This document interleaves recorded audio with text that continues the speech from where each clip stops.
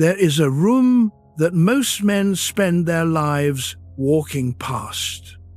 You know the one.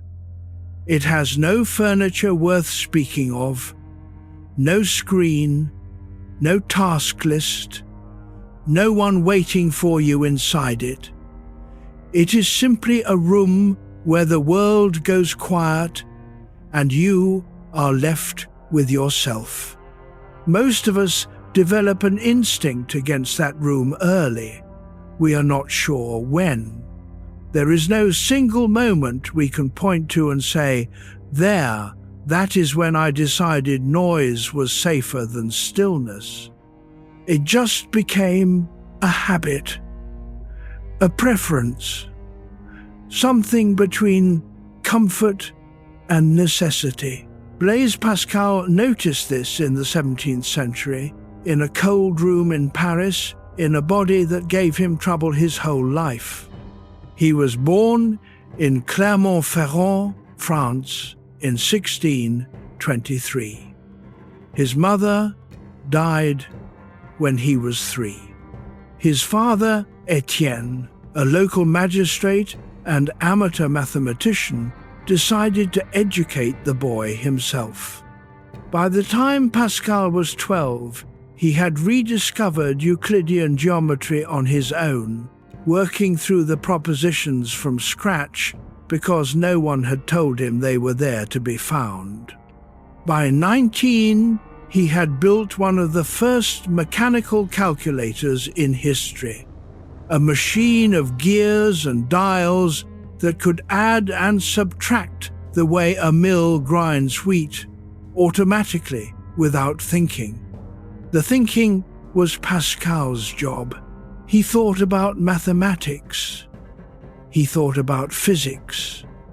He thought about the weight of air and the pressure of water, and the way fluid moves inside a closed space. He also thought about the way human beings move through their days, the restless energy, the packed schedules, the hunger for activity. And he arrived at a diagnosis so simple and so unnerving that people have been arguing with it for 300 years. All of humanity's problems, he wrote in the Pensées, stem from man's inability to sit quietly in a room alone. One sentence, 17 words. And somewhere in the distance between that sentence and your own life tonight, there is a space worth examining. Not to judge, not to prescribe, just to look. Pascal was not a monk. He was not a man who found stillness easy. He was brilliant, restless, often ill, and fully aware of how much easier it was to fill the hours than to let them empty. He was writing from inside the same condition he was describing. That is what makes the Pensées worth reading at this hour, in this quiet, with your body finally still and your mind still catching up. Feel where your weight rests. The mattress below you, the pillow under your head. Your shoulders are probably holding more than they need to right now. Let them drop a little. Pascal's insight was not that busyness is immoral. He was not a moralizer. His diagnosis was something quieter and stranger than that.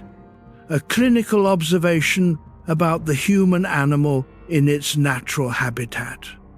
We move. We arrange things. We pursue small pleasures and large ambitions. Not always because we want what we are pursuing, but because the pursuit keeps something at bay. Something in the quiet room. Something we have not fully looked at. Tonight, we are going to look at it together. Not with urgency, not with the kind of self-help optimism that promises you will emerge and transformed.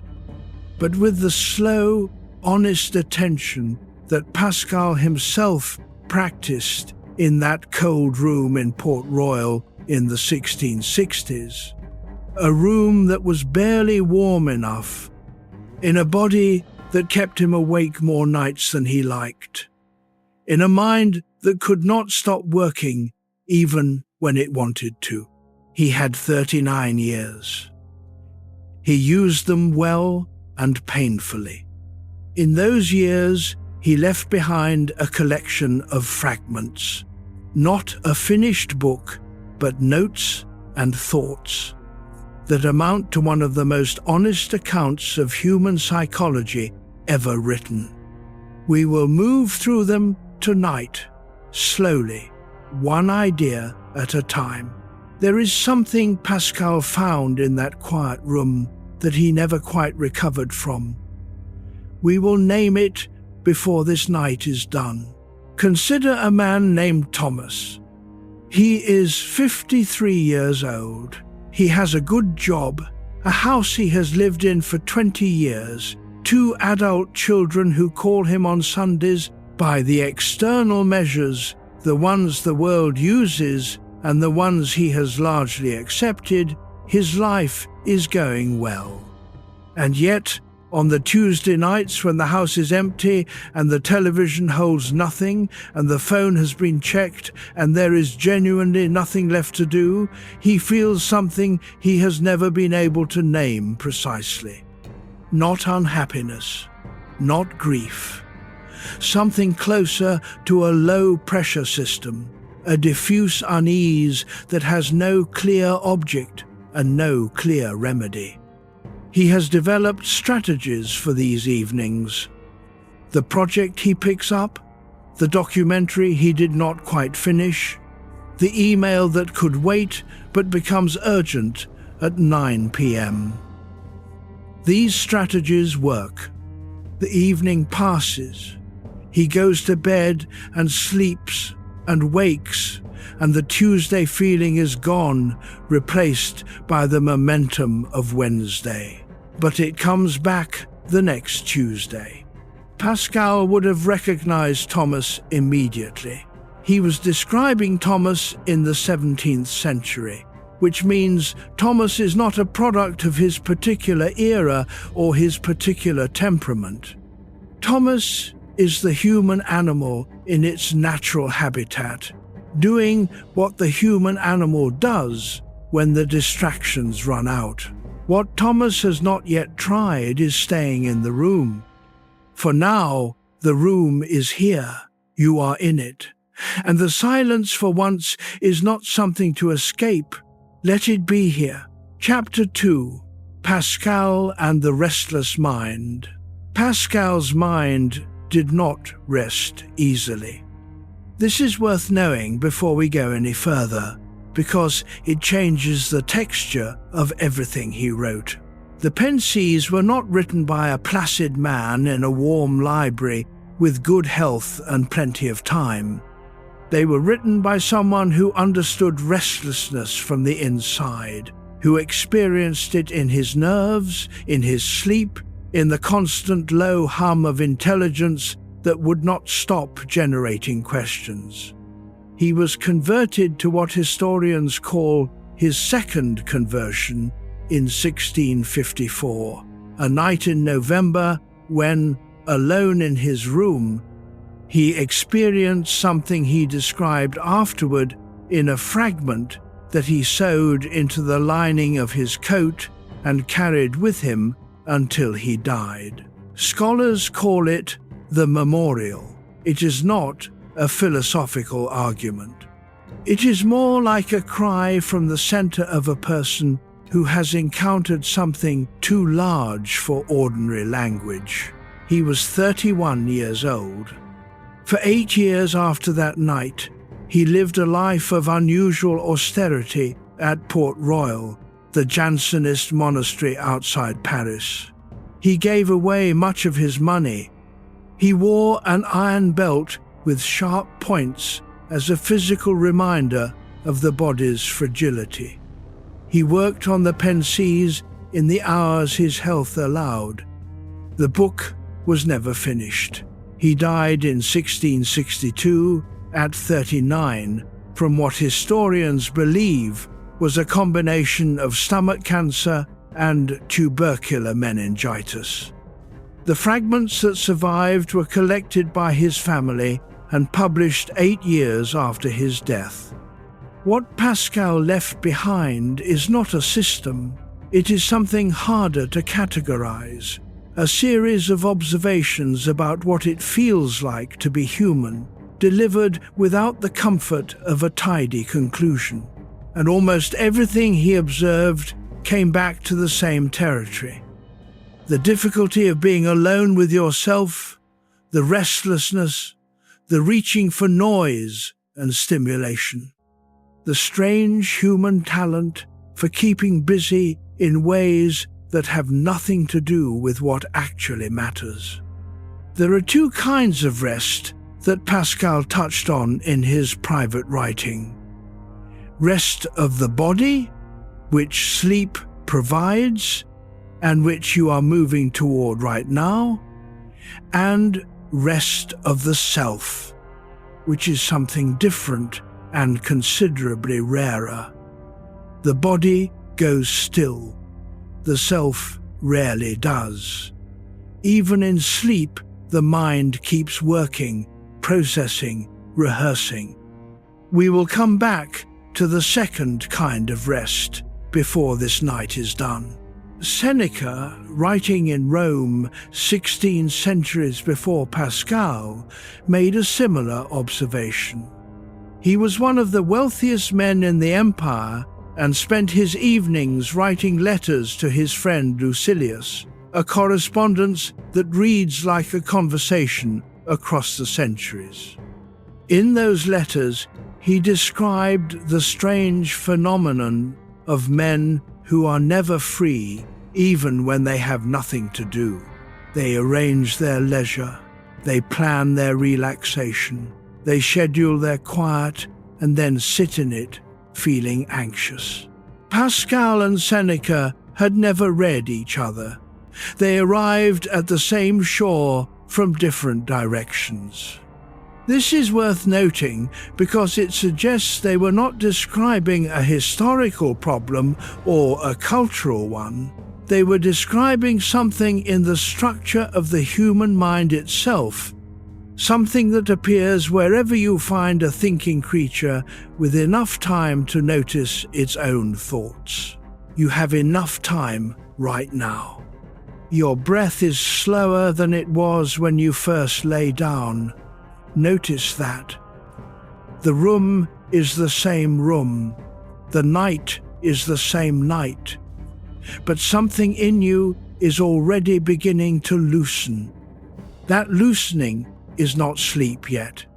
It is something earlier, the moment when the mind begins to slow its production of urgent things, the moment when the noise starts to thin. Pascal spent years sitting in that moment and asking what it revealed. He did not always like what he found, but he kept looking, and the looking, over time, became its own kind of peace. Not the peace of having solved anything, but the peace of having stopped pretending the questions were not there. You do not need to solve anything tonight either. You just need to be here, in the quiet, a little longer. Chapter 3: Why Solitude Feels Dangerous. The word solitude sounds peaceful when you read it during the day. At night, it feels different. At night, when the house has gone still and the last noise has faded and there is nothing left between you and yourself, solitude stops being an idea and becomes a condition, something you are actually inside of. And for many people, for most people, Pascal would argue, that condition carries a faint charge of danger, not the danger of a specific threat, nothing you could name to another person and have them take seriously. Just the low, persistent hum of unease that rises when the external world stops providing material for your attention. Pascal's word for the solution most people reach for was divertissement, usually translated as diversion or entertainment or distraction. But the French word is richer than any of its English equivalents.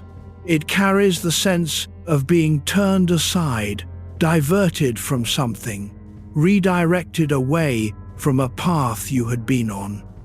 The question Pascal kept asking was, what are we being diverted from?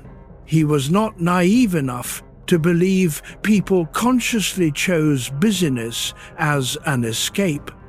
He understood that no one wakes up in the morning and thinks, "Today I will keep myself frantically occupied so that I do not have to face my own existence." It is not a deliberate decision.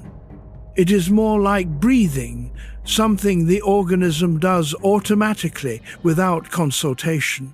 Michel de Montaigne, writing in the 1570s in his Tower Library in Bordeaux, had come to a related conclusion from a different angle. Montaigne had retired from public life at 38 after the death of his best friend, Etienne de la Boétie. He built himself a library in a round tower on his estate and began in the mornings to write.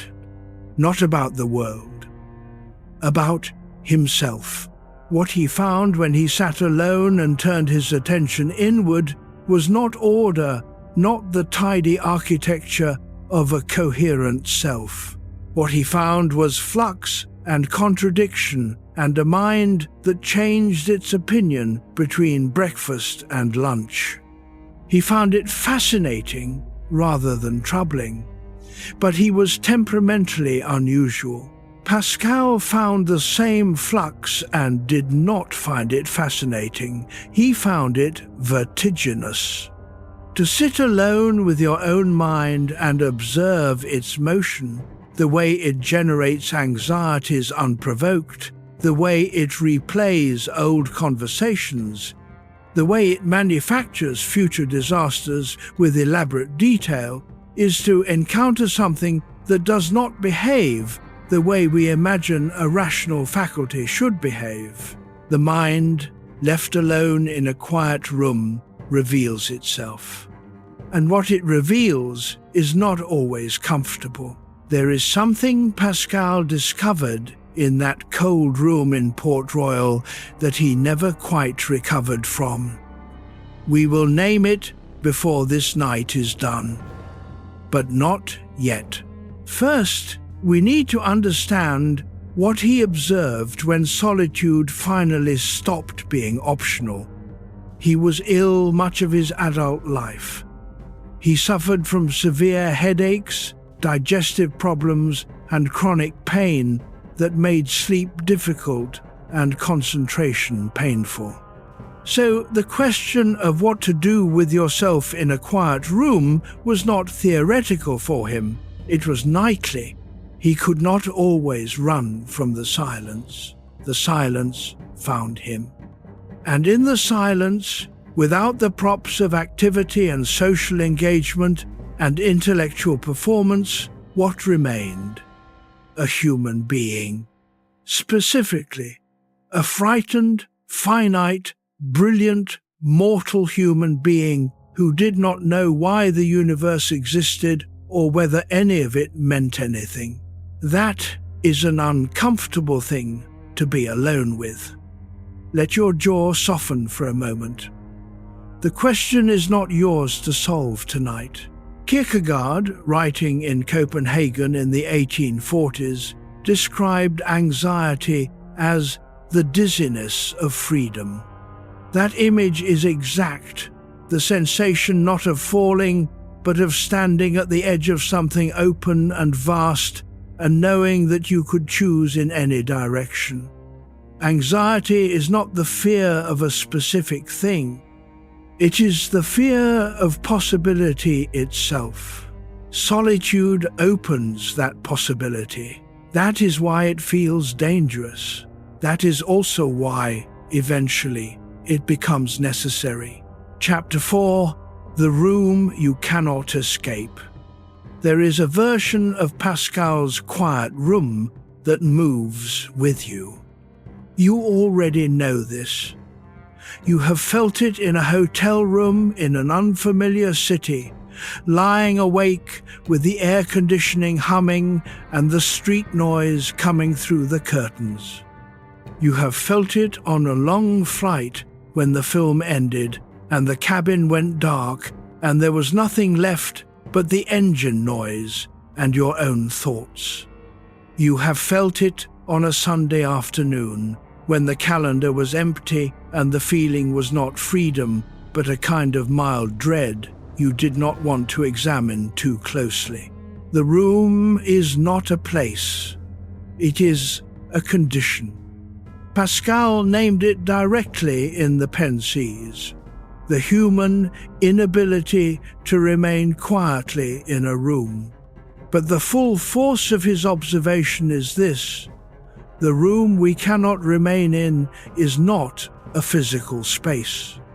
It is the room of our own company, the room of our own mind. Most of us are not very good at staying in that room. This is not a failing. Pascal was careful when he was being careful not to moralize. He was describing, not prescribing. Observation, not accusation.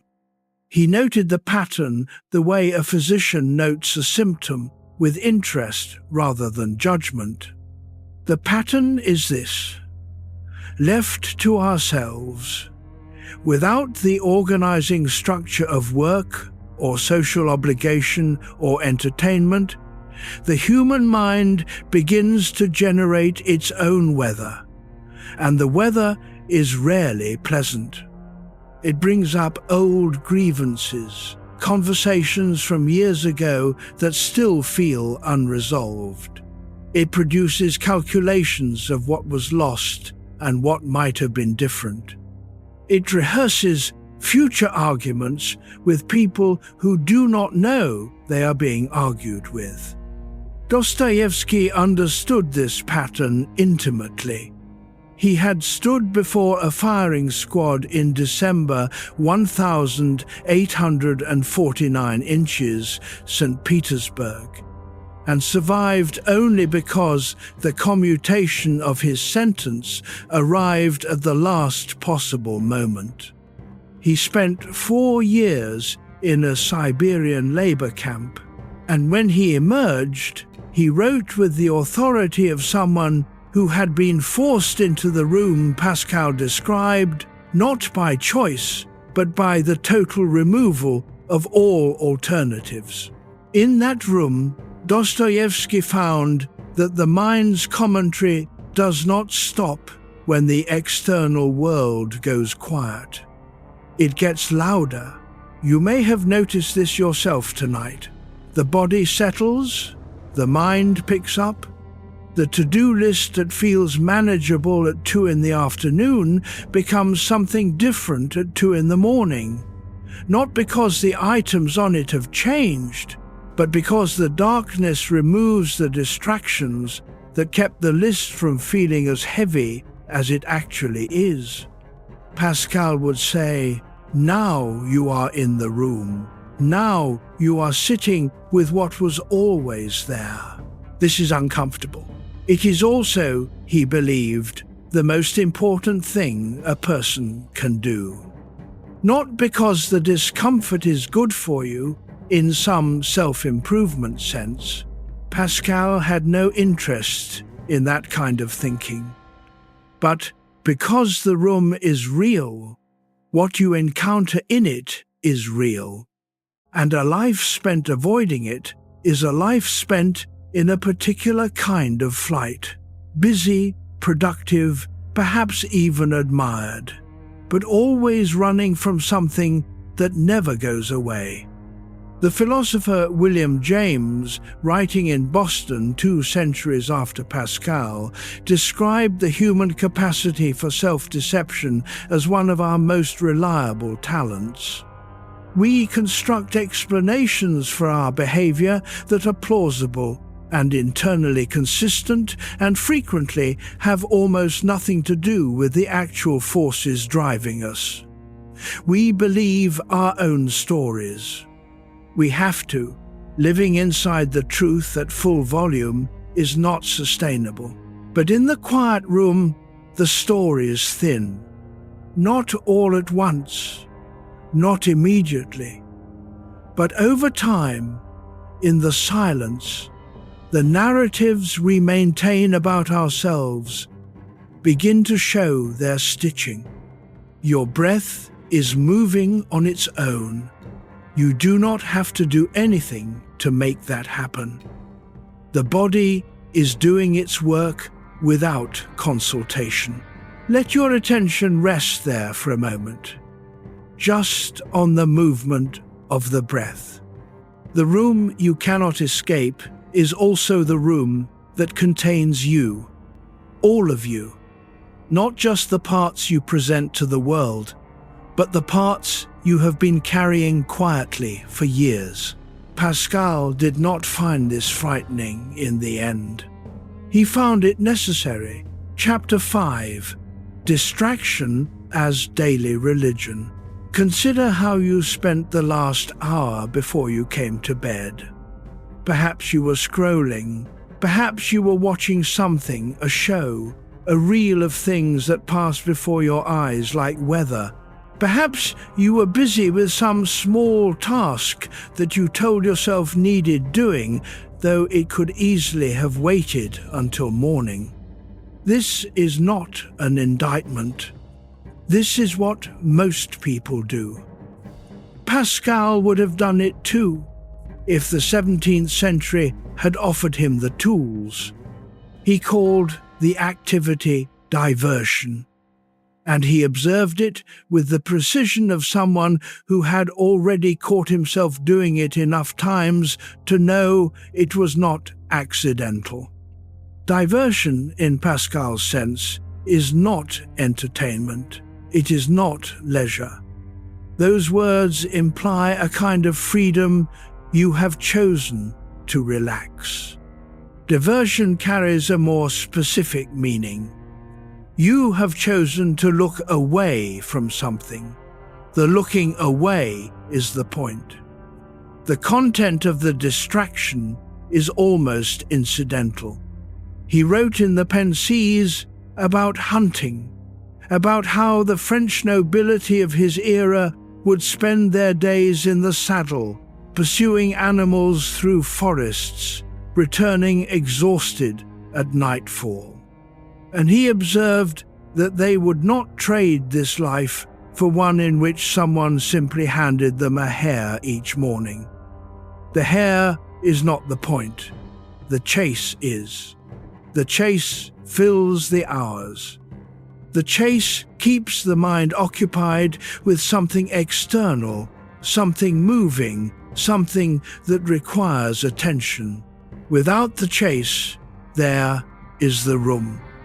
This is what Pascal called the misery of man without a destination. Not suffering exactly, but vacancy. The open space that appears when activity stops. The sensation of existing without a frame. Sigmund Freud, writing in Vienna in the early 20th century, described a similar dynamic in different language. He observed that civilization itself, the whole structure of human cultural achievement, might be understood as an elaborate management strategy for drives and anxieties that cannot be fully expressed or fully suppressed. We build, we organize, we make rules and institutions and art and law. And underneath all of it runs something that has not changed since before the first city was built. The buried thing surfaces in quiet rooms. There is a bargain the mind makes with itself. We will look at it closely before this night is done. For now, notice the impulse. Not to judge it, just to see it. The phone that you may have put down not long ago, notice that there is a small background pull toward it, a mild itch, something checking to see if anything has changed, if anyone has responded, if the world has produced any new information since the last time you looked. That itch is not weakness, it is information. It tells you something about the size of the silence. The philosopher and mystic Simone Weil, writing in Marseille in the 1940s, described attention as the rarest and purest form of generosity.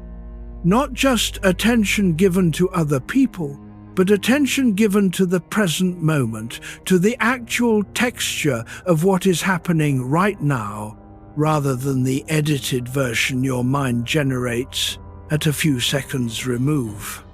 Most of us live slightly ahead of ourselves. We process experience into narrative almost before the experience is finished. The cup of coffee becomes the morning coffee before the first sip has cooled.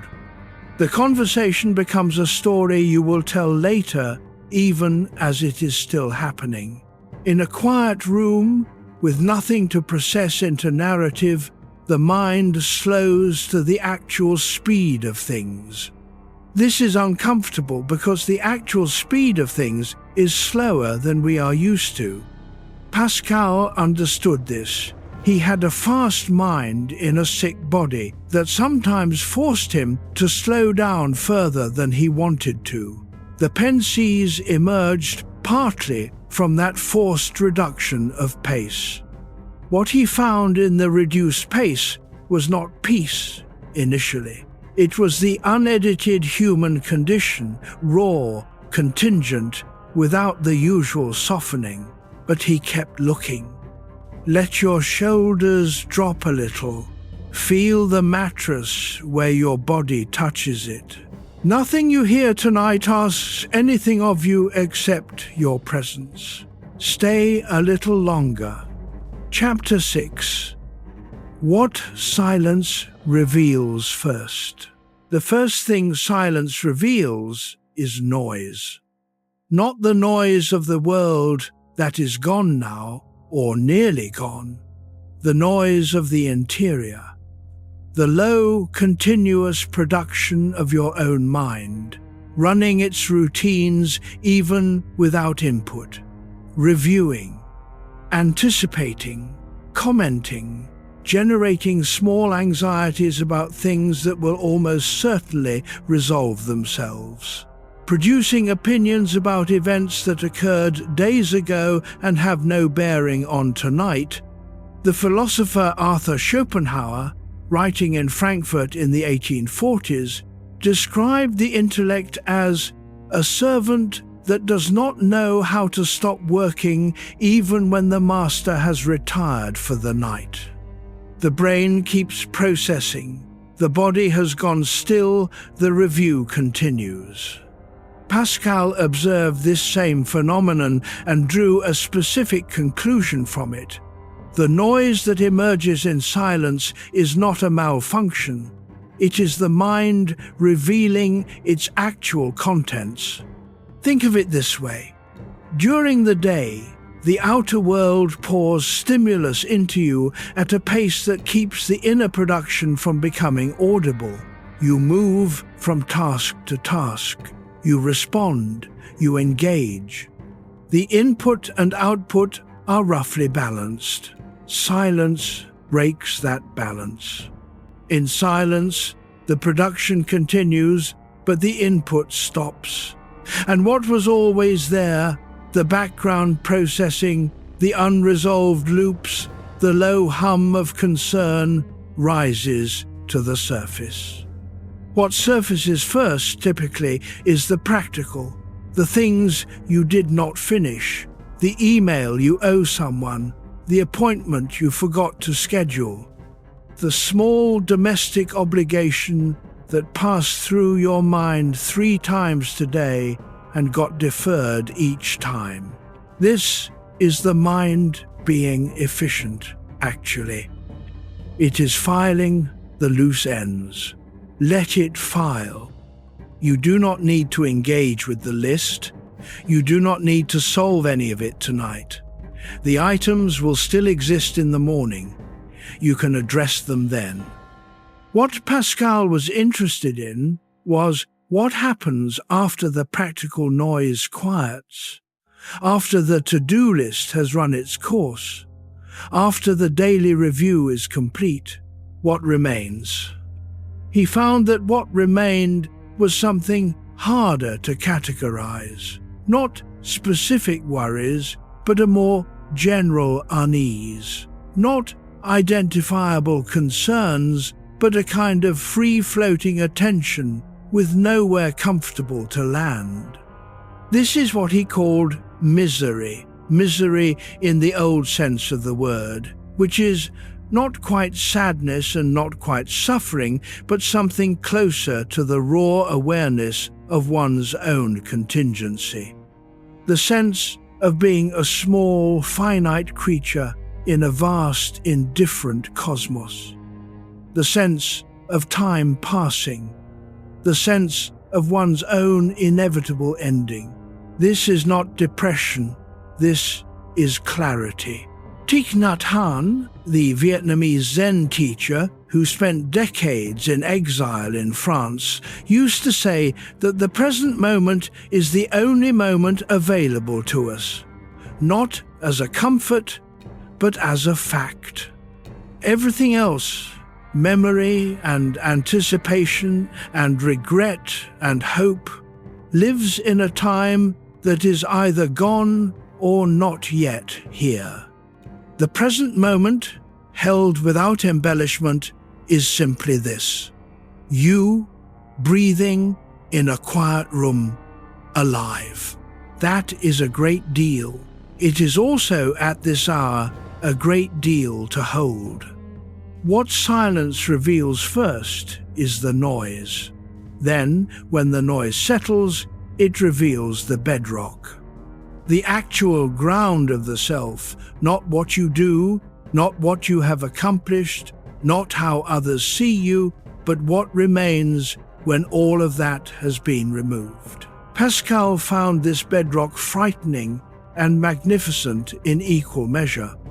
He spent the last years of his life trying to describe it accurately, not to resolve it, not to fix it, just to see it clearly enough to name. Let your breathing slow a little more. You do not have to control it, just let it move. There is a practice that Pascal recommended obliquely in some of the devotional fragments of the Pensées, not a formal meditation, not a religious exercise, but something simpler. The deliberate act of remaining in place, of not reaching for the next thing, of letting the present moment be the present moment without immediately processing it into something else. He was describing, in the language of his century, what mindfulness traditions have formalized in ours, the practice of staying.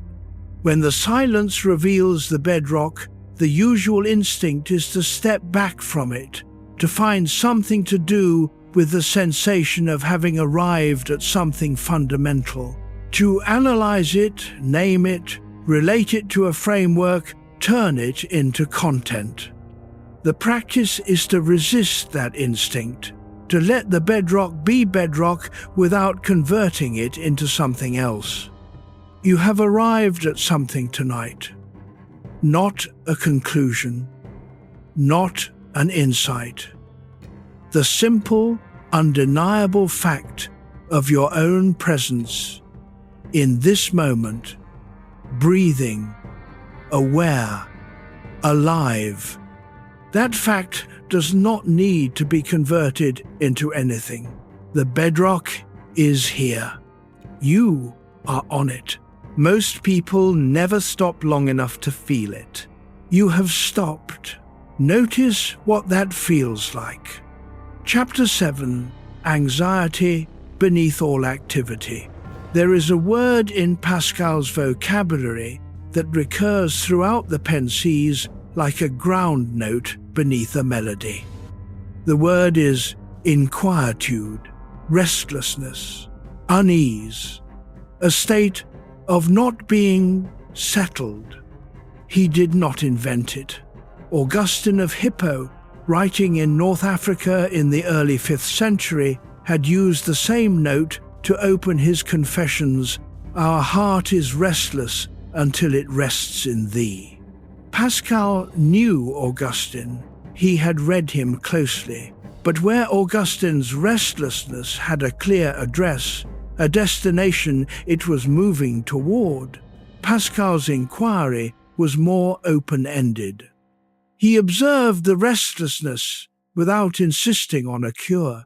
Søren Kierkegaard, 2 centuries after Pascal, published The Concept of Anxiety in 1844 under a pseudonym, a habit he had of giving his ideas a slight distance from his own name, as if anxiety itself were too personal to be owned directly. In that book, he described anxiety as the dizziness of freedom, the sensation of standing before infinite possibility and being unable to choose which step to take. This is not fear of a specific threat. Fear has an object. You are afraid of the barking dog, the medical result, the overdue bill. Fear can be addressed. You can run from the dog, treat the illness, pay the bill. Anxiety has no object. Anxiety is the experience of freedom itself, when freedom has not yet resolved into a choice. Pascal understood this before Kierkegaard had words for it. In the Pensées, he wrote about the condition of a man who has everything: sufficient money, sufficient health, sufficient friendship, and yet cannot remain at rest. He is not lacking anything. He is lacking something to lack. He is lacking the forward momentum that a specific problem provides. And without the momentum, he falls back into the awareness of himself. The awareness of oneself, unmediated, is not immediately comfortable. This is one of the things we do not tell children. We teach them to develop skills, to build relationships, to pursue goals. We give them plenty to do. What we do not teach them, what no one really teaches anyone, is how to be alone with themselves when there is nothing left to pursue. Most adults are still catching up on that education. You may be catching up on it tonight. The body can fall asleep before the mind does. This is common. You have probably experienced it. The strange intermediate state where you are physically tired enough to be still, but mentally active enough to generate an entire committee's worth of deliberation about things you cannot control. That committee is the mind's version of activity. It is generating motion even without a destination, the way a wheel keeps spinning after the vehicle has stopped. Pascal would recognize this. He wrote about it. The cure he proposed was not distraction. He had already diagnosed distraction as the problem. The cure he pointed toward was attention. Specific, honest, unhurried attention to what was actually present, what was actually real. In a room in 17th century France, this required discipline. In a bed in the 21st century, with the phone face down and the house finally quiet, it requires something similar: the willingness to stay in the room without reaching for the exit. The anxiety beneath all activity is not a message about danger. It is a message about depth. It says, there is more to you than the tasks you accomplish and the roles you perform. There is a person underneath those structures. A person who was here before the career and the relationships and the accumulated identity. A person who will be here in the quiet moments that the busy life keeps at a distance. That person does not need to be fixed. They need to be met.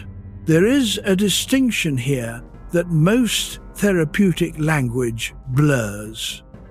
Fixing implies that something has gone wrong, a malfunction that requires correction.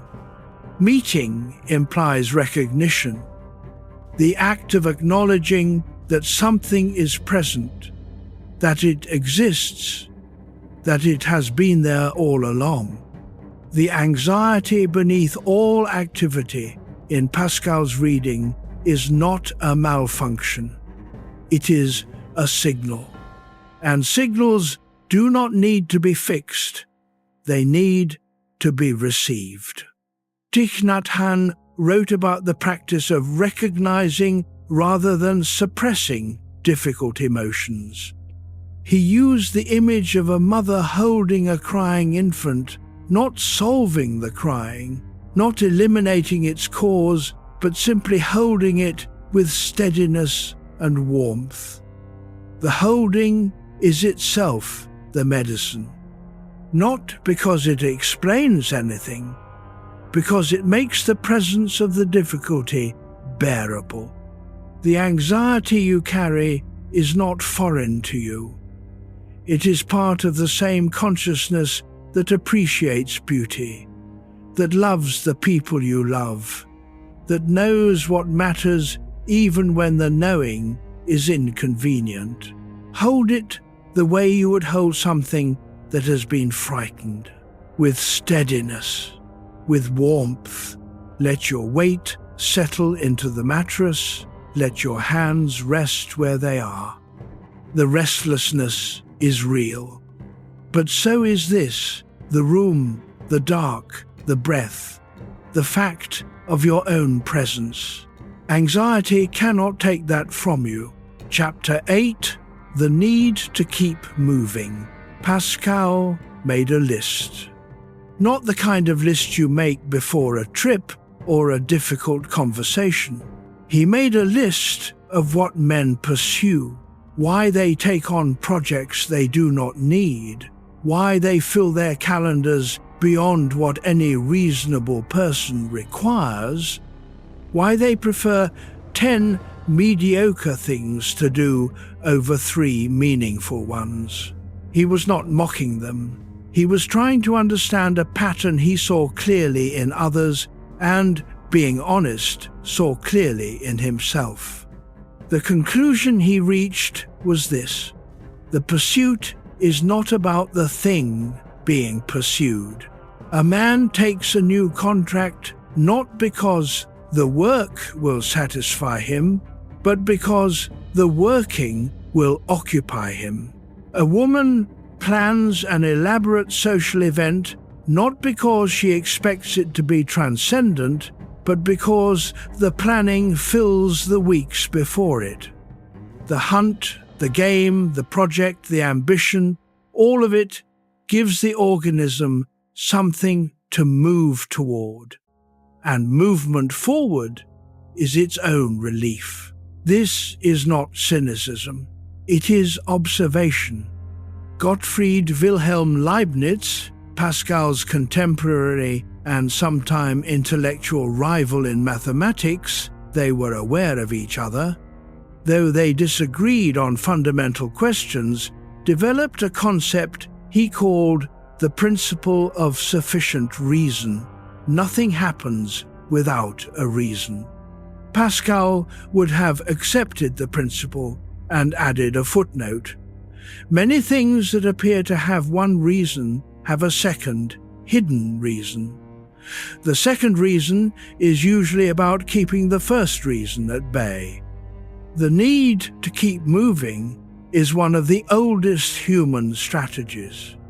Aristotle observed, long before Pascal, that human beings are political animals, not meaning that we love politics, but that we are built for engagement, for the company of others, for the shared project of civic life.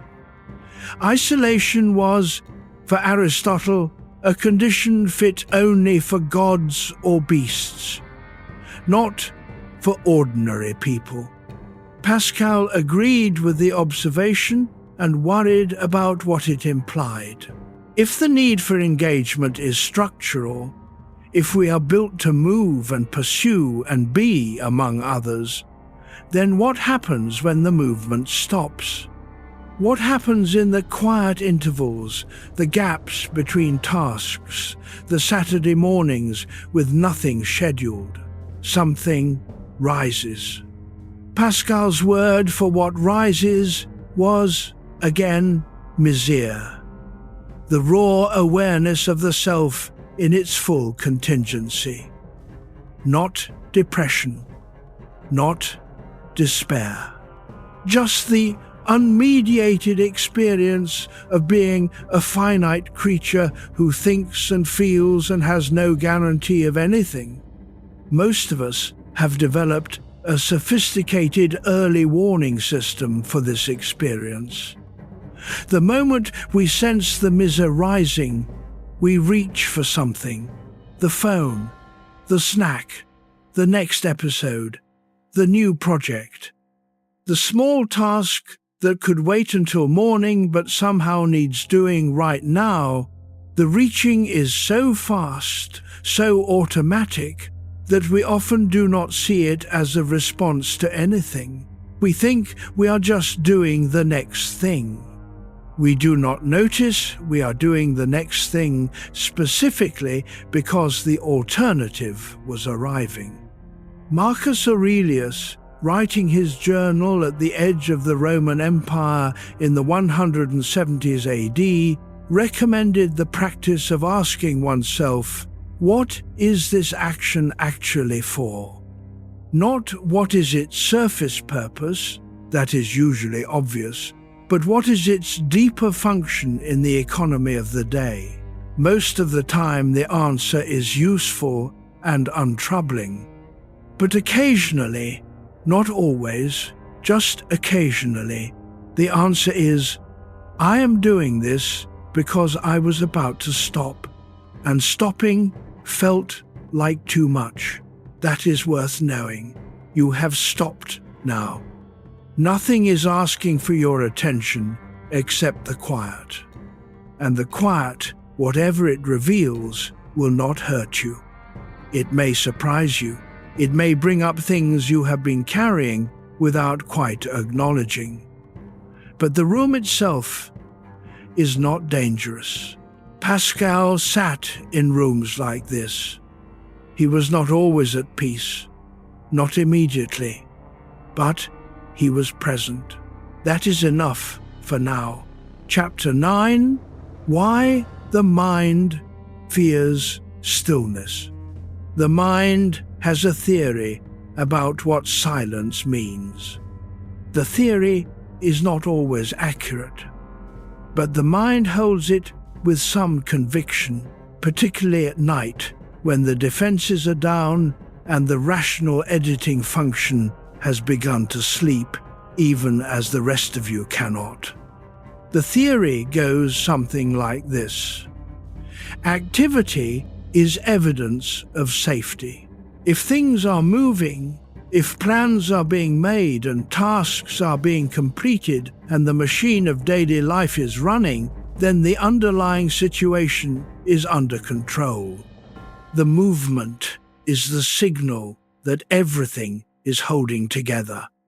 Stillness, by contrast, feels like a pause in the maintenance, like the moment between one breath and the next, extended, like the space where a problem might be waiting. Pascal diagnosed this theory in the 17th century and found it not irrational exactly, but incomplete. He understood where the theory came from.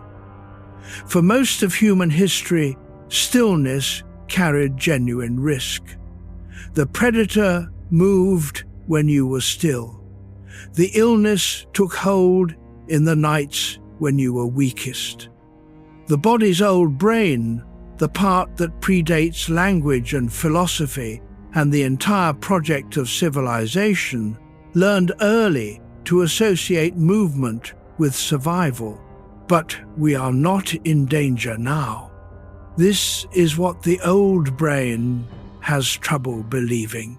Bessel van der Kolk, the Dutch-American psychiatrist who spent decades studying trauma and its effects on the body, observed that the nervous system does not distinguish cleanly between remembered threat and present threat. The body keeps the score, as he titled his most well-known work.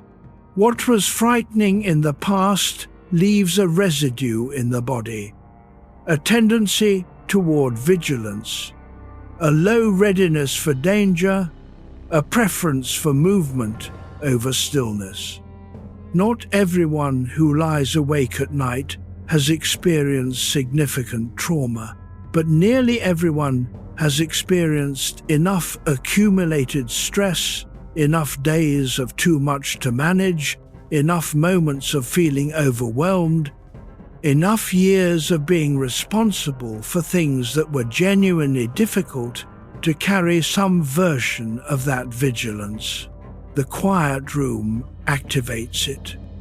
Not because the quiet is dangerous, but because the quiet removes the stimulus that has been keeping the vigilance occupied. Pascal would have located this in a different framework, less physiological, more philosophical, but he was arriving at the same shoreline. The human being in stillness confronts something it has been avoiding. The confrontation feels dangerous. The danger instinct reaches for activity. The interruption you feel when you try to sleep on a difficult night, the sudden urgency, the thought that crystallizes just as your eyes are closing, is often this mechanism at work. The mind generates a reason to re-engage before the stillness can deepen. You may have noticed it tonight. A thought arrives with the feeling of importance. Something you forgot. Something that cannot wait. It probably can wait. The thought is real. Its urgency is manufactured. Let it pass through without grabbing it. Imagine it the way a drifting cloud looks from the ground, present, moving, not asking anything of you. You can see it without becoming it. The philosopher Epictetus, who was born into slavery in the 1st century and spent his life teaching in a small stone room in Nicopolis, made a distinction that holds up well at this hour. He separated what is in our power from what is not. What is in our power, he said, is our assent, what we agree to give our attention to. The thought arrives, we do not have to follow it. Pascal understood this distinction. The mind's restlessness, for him, was a symptom of something deeper, the soul's awareness of its own incompleteness, reaching perpetually for something that would fill the gap.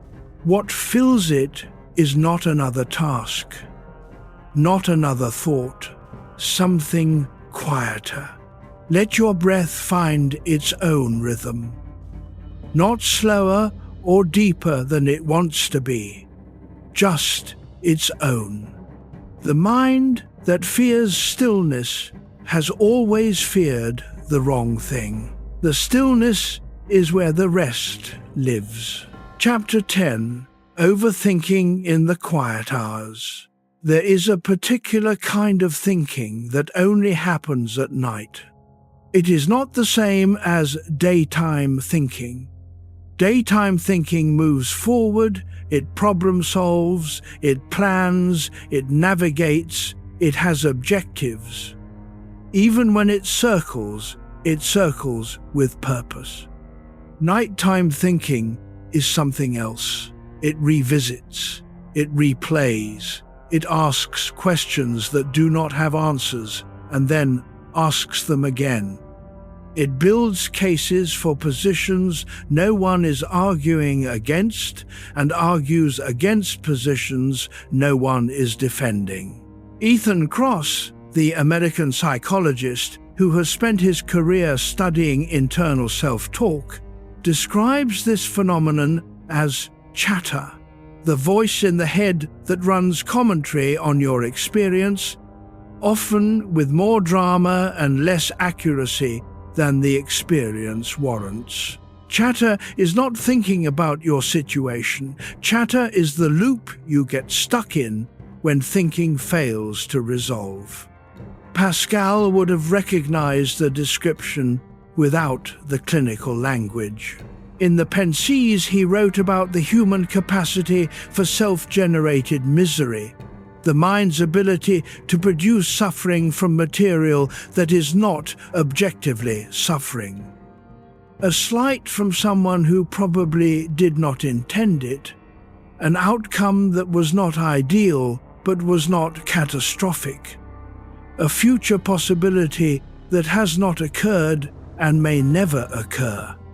The mind takes these things and works them, turns them over, finds the worst available interpretation, runs the worst interpretation forward into a series of increasingly unpleasant consequences. None of this happens in a single conscious decision. It happens in the same automatic way that breathing happens, a background process, running its routines, not especially interested in your permission. Overthinking, Pascal would say, is not a failure of intelligence. In some ways, it is evidence of intelligence. The capacity to model complex situations, to anticipate problems, to hold multiple scenarios in mind simultaneously. These are valuable capacities during the day. At night, without a real problem to solve, they generate fictional ones. The capacity for scenario modeling that keeps you safe in a genuinely difficult situation becomes, in a quiet room with nothing urgent to address, a machine that runs without raw material. It produces scenarios from memory fragments and mild anxieties. It populates the future with invented difficulties. The model it generates feels real because the model generation process is real. The neurological activity is genuine.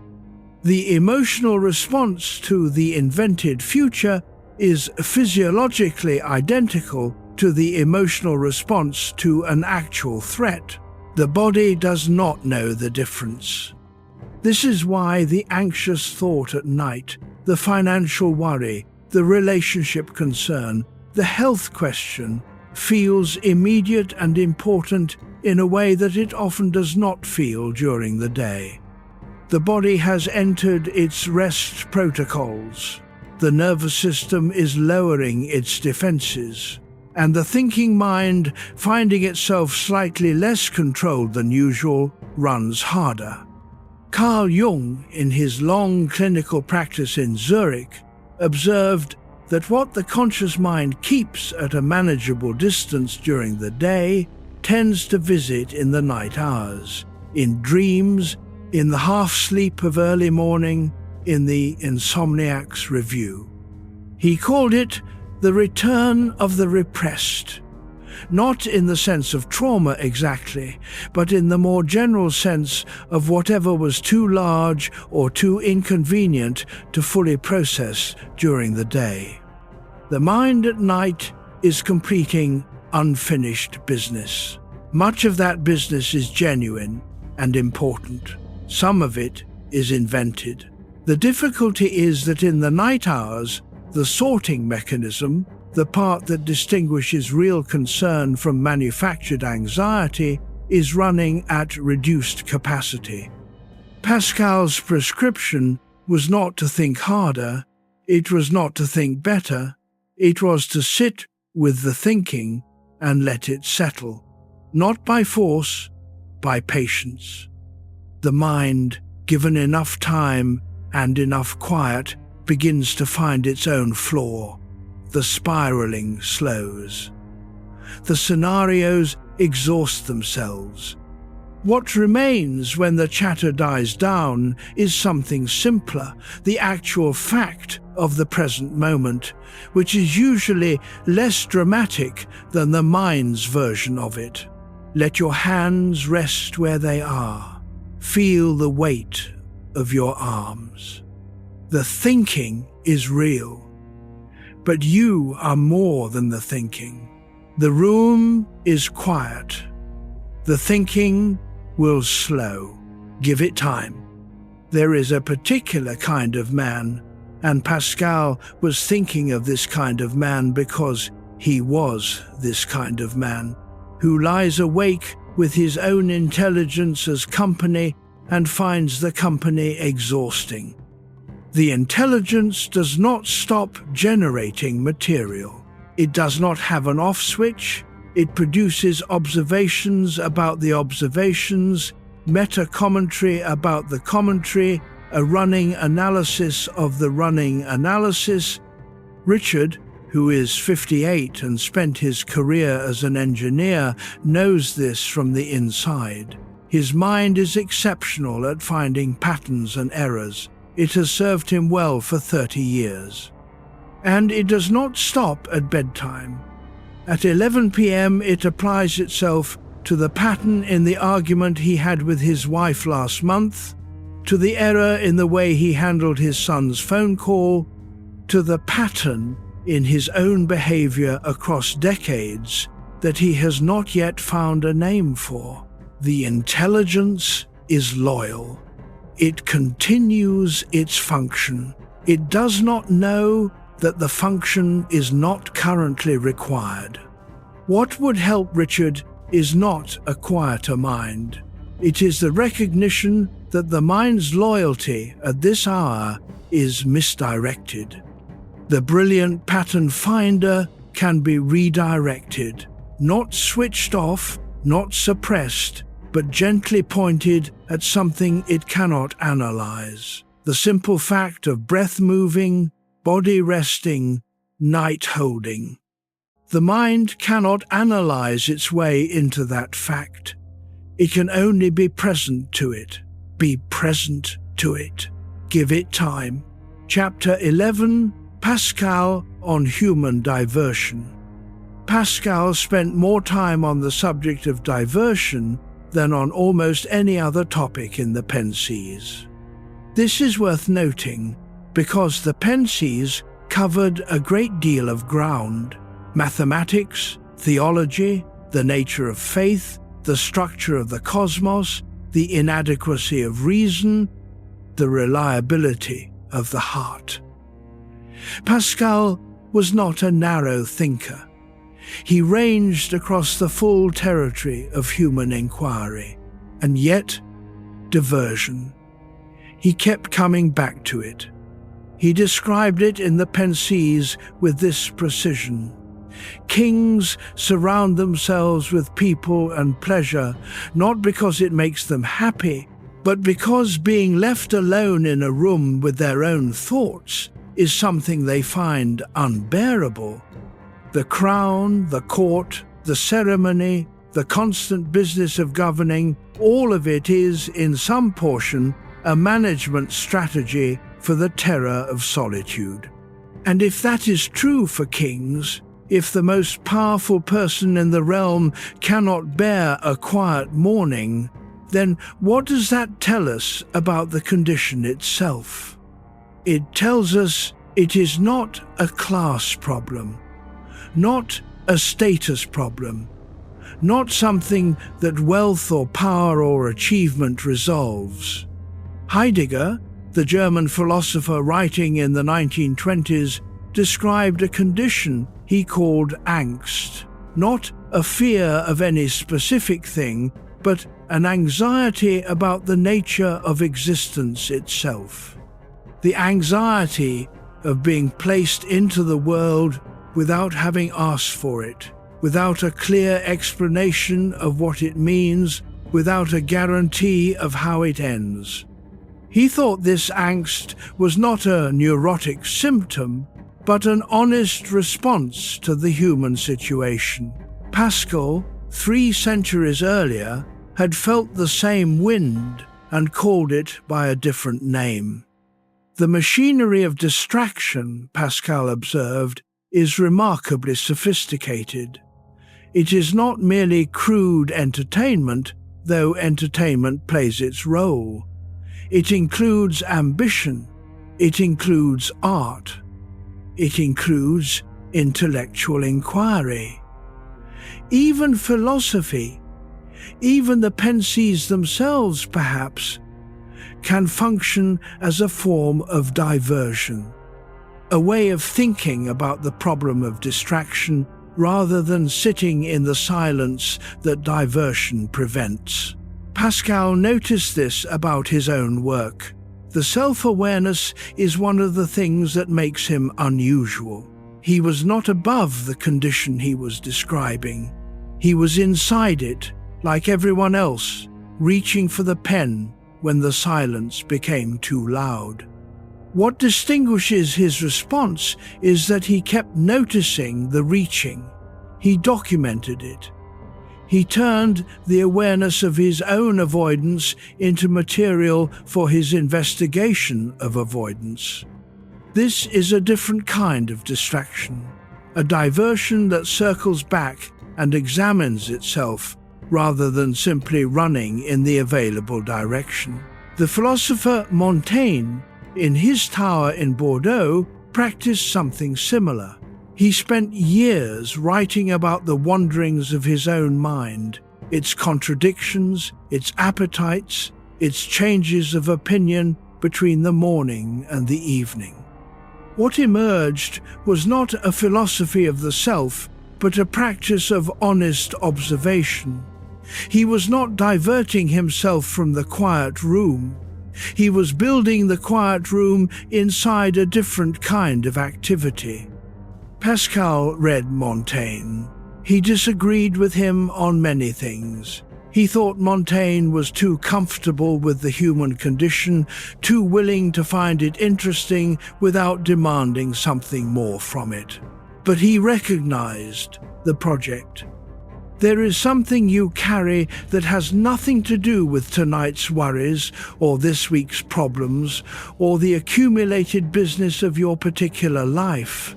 There is a condition you share with every other thinking creature who has ever tried to sleep in a quiet room. Pascal called it the human condition. He meant it literally, not a figure of speech, but a description of what it is like to be this kind of animal. A creature with enough consciousness to see its own situation clearly and not quite enough resolution to make peace with what it sees. Your shoulders can soften a little more. You are in good company tonight. Pascal is in the room. Montaigne is in the room. The whole long line of restless, brilliant, mortal humans who sat in their quiet rooms and looked honestly at what they found, they are all here. You are not alone in the silence. Chapter 12, The Void Behind Entertainment. There is a moment that most regular entertainment consumers recognize, even if they have never put it into words.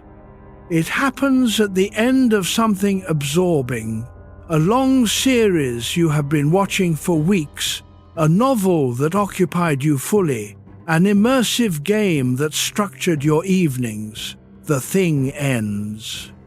You sit with the ending for a moment, and then, almost immediately, something reaches in the direction of the next thing. Not because you are bored, exactly. Not because the entertainment failed, but because the space that opens when the absorbing thing ends is slightly uncomfortable, and the fastest route out of the discomfort is the next absorbing thing. Pascal wrote about this pattern with remarkable precision for someone who lived in the 17th century. He described a man who has been eagerly awaiting a day of leisure, has built up the anticipation for weeks, imagined the pleasure of having nothing required of him, nothing pressing, nowhere to be. The day arrives. The man sits in his pleasant room, comfortable, free, with every resource he needs for enjoyment, and within a short time he is miserable. Not because anything went wrong, because everything is exactly as planned, because the absence of pressure has removed the one thing that was keeping the awareness of himself at a manageable distance. Pascal's conclusion, the one that takes him several pages to arrive at, and that still reads as startling when you encounter it, is that the man was not pursuing the leisure. He was pursuing the obstacles to getting there, the problems that needed solving, the arrangements that needed making, the whole productive mechanism of planning and anticipating and working toward the goal. The goal was never the point. The goal was the occasion for having a direction.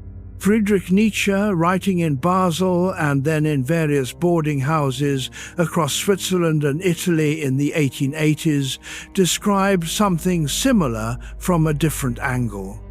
He was interested in the will, not in the sense of willpower, but in the more fundamental sense of the organism's orientation towards something. What he observed was that the thing the will most struggles with is not difficulty. Difficulty gives it something to push against. What the will struggles most with is emptiness, absence of occasion. Nietzsche wrote that man would rather will nothingness than not will at all. In simpler terms, the mind would rather generate suffering around an invented problem than sit in the vacancy left by the absence of real ones. This is the void behind entertainment, not a moral problem, not a sign that you are doing leisure wrong, but a feature of the kind of mind you have, a mind built for engagement, for problem-solving, for forward motion, dropped into a species that has, in the last century and a half, solved many of the immediate material problems that used to provide that engagement. Pascal would have said something more about the theological dimension. He always did. He believed the void had a specific shape, the shape of an absence that no entertainment could fill because the void was designed for something of a different order. You do not need to accept that conclusion to follow the observation. The observation stands on its own. Behind the succession of entertainments, the shows, the scrolls, the projects, the social plans, there is an open space that the entertainments are managing. The space is not the enemy. The space is where tonight is happening, where the quiet is, where your actual life is occurring. Right now, without editing or narrative frame, feel the room around you, the darkness, the slight weight of the air. Nothing is entertaining you right now, and you are still here. Notice that. The void behind entertainment, when you finally stop filling it, turns out to be not a void at all. It is simply the present moment, unoccupied, not performing, not producing anything, just here. The philosopher John Stuart Mill, who went through his own crisis of meaning in his mid-20s, described the moment he first understood what was missing from his conception of happiness. He had been pursuing his father's utilitarian program, the greatest good for the greatest number, with dedicated intelligence and considerable success. And he found himself at 20 asking whether the achievement of all his goals would make him happy. The answer, when he held it honestly, was no. He recovered, eventually, by encountering beauty in a form that did not ask to be useful. Wordsworth's poetry. The experience of something that simply was, that did not argue, did not persuade, did not produce anything, and that, in its simply being produced in him, something he had been missing. The void behind entertainment, when you stop filling it and simply sit in it, has that quality. Not beauty exactly, but being without purpose, existence without a program. The simple fact of being here now, without a reason to be here that is better than any other reason. Pascal spent years learning to recognize that as enough. You have a full night. Chapter 13. Why busyness feels like safety. A full calendar is one of the most reliable forms of anesthesia available to a person without a prescription. Pascal would have phrased this differently. He did not have the language of neuroscience or pharmacology, but he arrived at the same point. Busyness works. That is the first thing to acknowledge. It is not an irrational strategy. It is an effective one within its limits. When you are occupied, genuinely occupied, with something that requires the use of your capacities, the part of you that would otherwise be running its background worry program is otherwise engaged. The program cannot run at full intensity when the processor is busy with something else. This is why people who are grief-stricken sometimes throw themselves into work. Why people in crisis plan elaborate projects. Why the recommendation in many traditions for a person who is suffering is not to stop and examine the suffering, but to find something useful to do. Seneca wrote about this from Rome in the 1st century with a quality of understanding that suggests he was writing from inside the experience. He was one of the wealthiest men in the empire, a political advisor to Nero, a man whose schedule was genuinely full by any reasonable measure, and he spent his evenings writing letters to his friend Lucilius about the poverty of the busy life. The poverty, as Seneca saw it, was not in the busyness itself, but in what the busyness was for. There is busyness that emerges from genuine engagement, from work you have chosen because it connects to something that matters to you. And there is busyness that is essentially flight. Movement for the sake of movement. Occupation as strategy. The two look identical from the outside, They feel different from the inside if you slow down enough to check. The question, and it is a question you do not have to answer tonight, or possibly ever, is which kind of busyness fills the majority of your days? Pascal's diagnosis was uncomfortable, not because it accused anyone of bad faith, but because it applied so broadly. He was not describing the failures of lazy people or the moral defects of the spiritually shallow.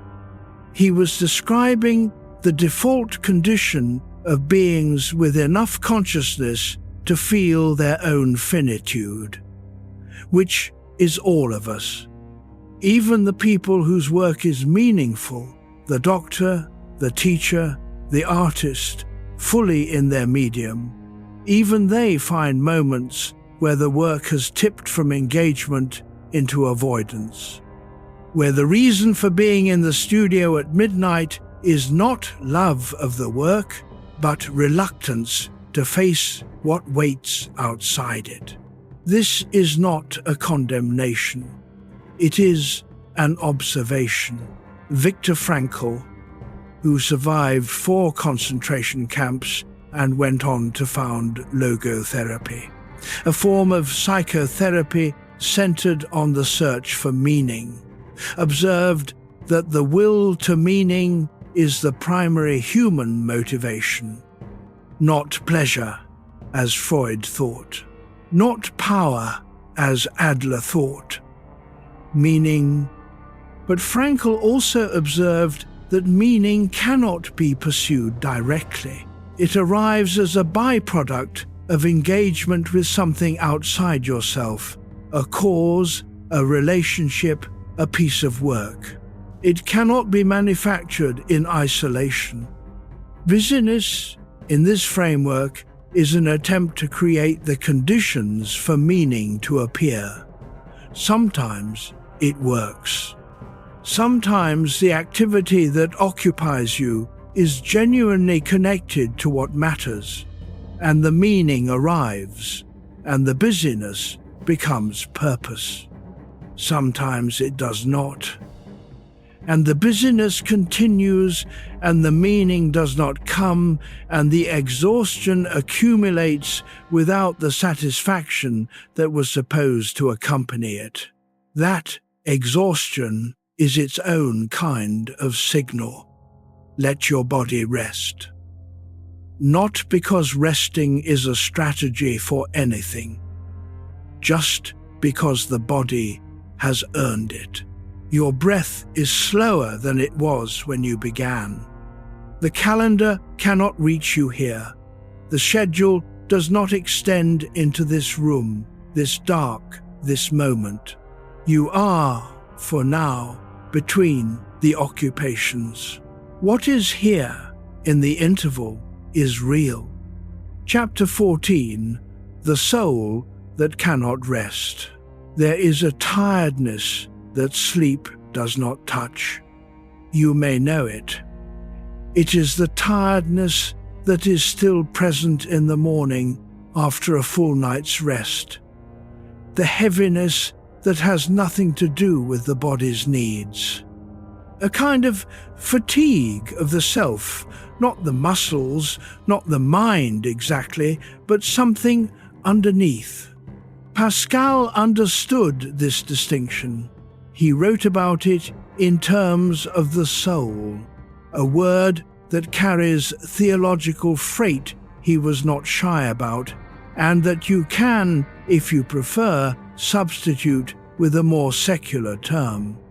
The self, the interior person, the thing that persists across all your roles and identities and performances. This self, Pascal observed, cannot rest in the way the body rests. The body's requirements are relatively straightforward. Horizontal position, warmth, stillness, time. The body will do the rest automatically. The self's requirements are considerably more complex and considerably less automatic. The self rests when it stops performing, when it is no longer organizing itself around external expectations, the professional expectations, the social expectations, the expectations you carry internally about who you are supposed to be in the various rooms of your life, when the performance, for once, is not required. Most people experience genuine rest of this kind rarely and briefly. A long walk alone in good weather, a morning of genuinely unscheduled time, a conversation with someone old enough and close enough to have no performance requirement attached. These moments are worth noticing when they arrive. The theologian and philosopher Simone Weil, working in London in the 1940s while her health was failing, wrote about attention as a form of radical openness. She described a quality of presence that was different from tiredness, a kind of receptive alertness in which the self stopped insisting on its own agenda long enough to simply receive what was there. She was thin and ill and working in a factory and writing some of the sharpest philosophy of the 20th century. She understood tiredness. She also understood its opposite. The soul that cannot rest, in Pascal's framing, is not incapable of rest. It is unaccustomed to it. It has developed habits, the performance habits, the productivity habits, the habits of being needed and responding and organizing and managing that run even in the absence of a stimulus to respond to. The habits run tonight, in this quiet room, in this still body. You can feel them perhaps, the background readiness, the subtle orientation towards something. Nothing is needed. John Bowlby, the British psychologist who developed attachment theory in the mid-20th century, observed that the earliest experiences of being held and settled by another person leave traces in how the nervous system organizes itself in moments of stress. Infants who are held consistently and gently develop a baseline sense of safety that allows them to fall still more easily. The safety was learned through the body before language. At this hour, in the dark, what the body remembers is that it was at some point simply held, before the performance requirements arrived, before the identity solidified, before the calendar filled. It is still capable of being held by the breath, by the darkness, by the simple fact of the horizontal rest. The soul that cannot rest has never been given permission. Pascal spent years giving himself permission, not without difficulty, not without resistance from his own restless mind, but with increasing willingness as the years went on and the body made its demands unmistakable. You have permission now. The roles can wait. The performance does not run tonight. What remains when the performance stops? That slightly undefended, quietly present thing underneath all the activity. That is the self that is trying to rest. Let it. Chapter 15, Mortality, enters the room. Pascal thought about death with a specificity that most people reserve for things they hope to avoid. He did not do this morbidly. There is nothing in the Pensées that reads as a person who was fascinated with death in a grim or theatrical way. What he was fascinated with was the effect that honest awareness of death has on the quality of a life being lived. He was 39 years old when he died. He had been in serious physical pain for most of his adult life. The prospect of his own ending was not abstract. In one of the most frequently cited fragments of the Pensées, he described the human condition with an image that has stayed in philosophical discussion for 3.5 centuries. He wrote of prisoners in a cell, watching each day as one of their number is led out and does not return. The remaining prisoners play cards. The image is not quite as bleak as it sounds in summary. Pascal's point was not that life is meaningless because it ends. His point was more careful, that the refusal to look at the ending shapes the living in ways that are not entirely honest. That the card games are real, and the camaraderie among prisoners is real, and the pleasure of a well-played hand is real. But so is the door through which each prisoner eventually passes. He wanted both things acknowledged. Seneca had argued the same point from Rome 16 centuries earlier, with his characteristic directness. "Let us think of death," he wrote, "and thereby order our hours, not as a spiritual discipline, as a practical one." The awareness of death, he thought, was the only reliable corrective to the human tendency to waste time, to squander the hours on things that feel urgent but do not matter. He called this meditatio mortis, meditation on mortality, and recommended it as a daily practice, not morose dwelling, just honest accounting. Marcus Aurelius returned to it again and again in his private journal, the Meditations, the acknowledgement that everything he was doing would end, that the empire would outlast him and then eventually not outlast itself either, that the emperors before him and the great men whose names he knew from history were now equally returned to dust.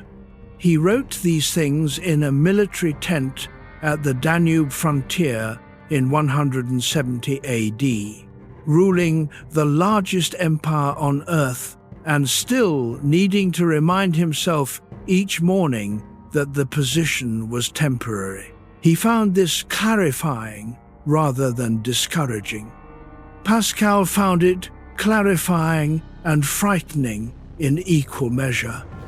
He did not have this stoic equanimity about death, but he agreed that pretending death was not present was a form of philosophical cowardice. At this hour of the night, with the body settling towards sleep and the mind loosening its grip on the day, mortality enters the room not as a threat, but as a fact, not a new fact, one you have always known. It changes the weight of things when you let it. The small resentments that felt important at 6 in the evening feel lighter at this hour, when the night has been quiet long enough. Not because they are not real, but because mortality provides a natural scale. Dostoevsky stood before the rifles in December, 1849 inches, St. Petersburg, and survived. And he spent the rest of his life writing fiction in which characters confronted the full weight of their existence without the buffer of false comfort. He understood what Pascal understood, that the proximity of the ending clarifies the beginning and the middle. You are not at the ending. Seneca wrote about this in his letters to Lucilius with a directness that has not dated. He described a practice of meditating each day on the possibility that it might be his last, not as an act of despair, but as an act of clarification. If this were your last day, he asked, would you spend it differently? Would the things that feel urgent still feel urgent? Would the things you have been postponing remain postponed? The question is not meant to frighten, it is meant to reorder. Most people, when they imagine it honestly, find that the urgent things become less so, and the postponed things become more so. The email that cannot wait until morning can wait indefinitely. The conversation that has been deferred for 6 months now seems urgently necessary. Pascal used a similar thought experiment, less systematically than Seneca, more in the mode of a person thinking aloud in a private notebook. He wrote about the proximity of death not as a philosophical exercise, but as a daily reality, given his own health. He could not pretend the proximity was theoretical. What he found was that proximity did not diminish life. It clarified it. The things that were real became more real. The things that were noise became easier to identify as noise. At this hour, in the quiet, a version of that clarity is available. But the night brings its own small proximity. The surrender to sleep is, in its modest way, a practice in letting go of the day's grip, a small rehearsal in trust. Let your body find the gravity of that. You are here. The room is quiet. The breath moves. This is the life that is happening. Chapter 16. What thought does in darkness. Thought behaves differently in the dark. You may have tested this already tonight, the way an idea that seemed manageable this afternoon has expanded in the hours since. The way a possibility that you held lightly during the day has found its worst available shape by the time the lights are out. This is not imagination running wild. This is thought doing its actual work, uninterrupted. During the day, thought is interrupted constantly. A message arrives. A meeting begins. A person walks into the room. The thought that was developing, gaining momentum, following its internal logic toward wherever it was going, stops. Gets picked up later, stops again. In the dark, at this hour, there are no interruptions. Thought follows its logic fully, which is useful when the thought is productive, and somewhat less useful when the thought is a worry following its worst available trajectory. Pascal was interested in this, in what the thinking mind produces when left entirely to itself. He called it imagination in the Pensées, using the word in a broader sense than we typically use it now. For Pascal, imagination was not just the capacity to picture things that are not present.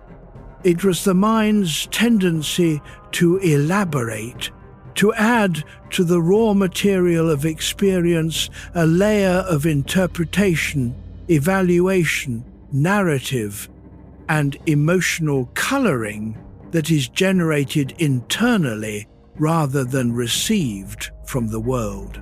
This imaginative elaboration, he thought, was the source of most human misery that was not strictly necessary.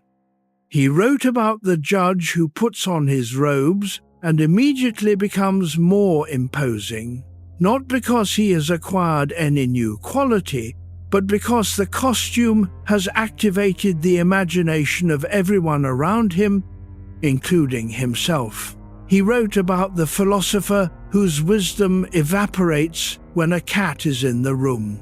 He wrote about the lover who suffers not from the actual behavior of the beloved, but from the stories the mind tells about what that behavior might mean.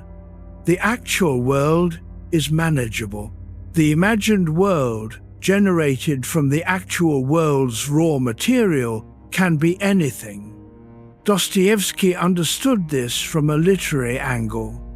In his novels, characters suffer enormously from what they imagine is true, about others, about themselves, about the structure of the universe. The suffering is real. The imagined causes are sometimes accurate and sometimes entirely wrong. The mind does not wait for confirmation before generating its response. In Notes from Underground, published in 1864, his unnamed narrator tortures himself endlessly with what other people must be thinking about him, interpretations of social interactions that become more elaborate and more damning with each repetition. The actual social interactions were probably unremarkable. The imagined versions are epic. This is what thought does in darkness. It takes the unremarkable and makes it remarkable, the slight and makes it significant, the passing comment and makes it proof of something about yourself. In a sense, this is the mind being thorough, going back over the evidence, checking its conclusions, running the numbers again. In another sense, it is the mind being insufficiently skeptical about its own productions. The response Pascal proposed was not to think less. He did not think less. It was to introduce a specific kind of attention between the thought and the response to the thought. A brief moment of observation. Is this what I know or what I am imagining? Epictetus taught his students in Nicopolis to pause at the threshold of a disturbing thought and ask whether the thought described something real or something the mind had constructed from anxiety and habit.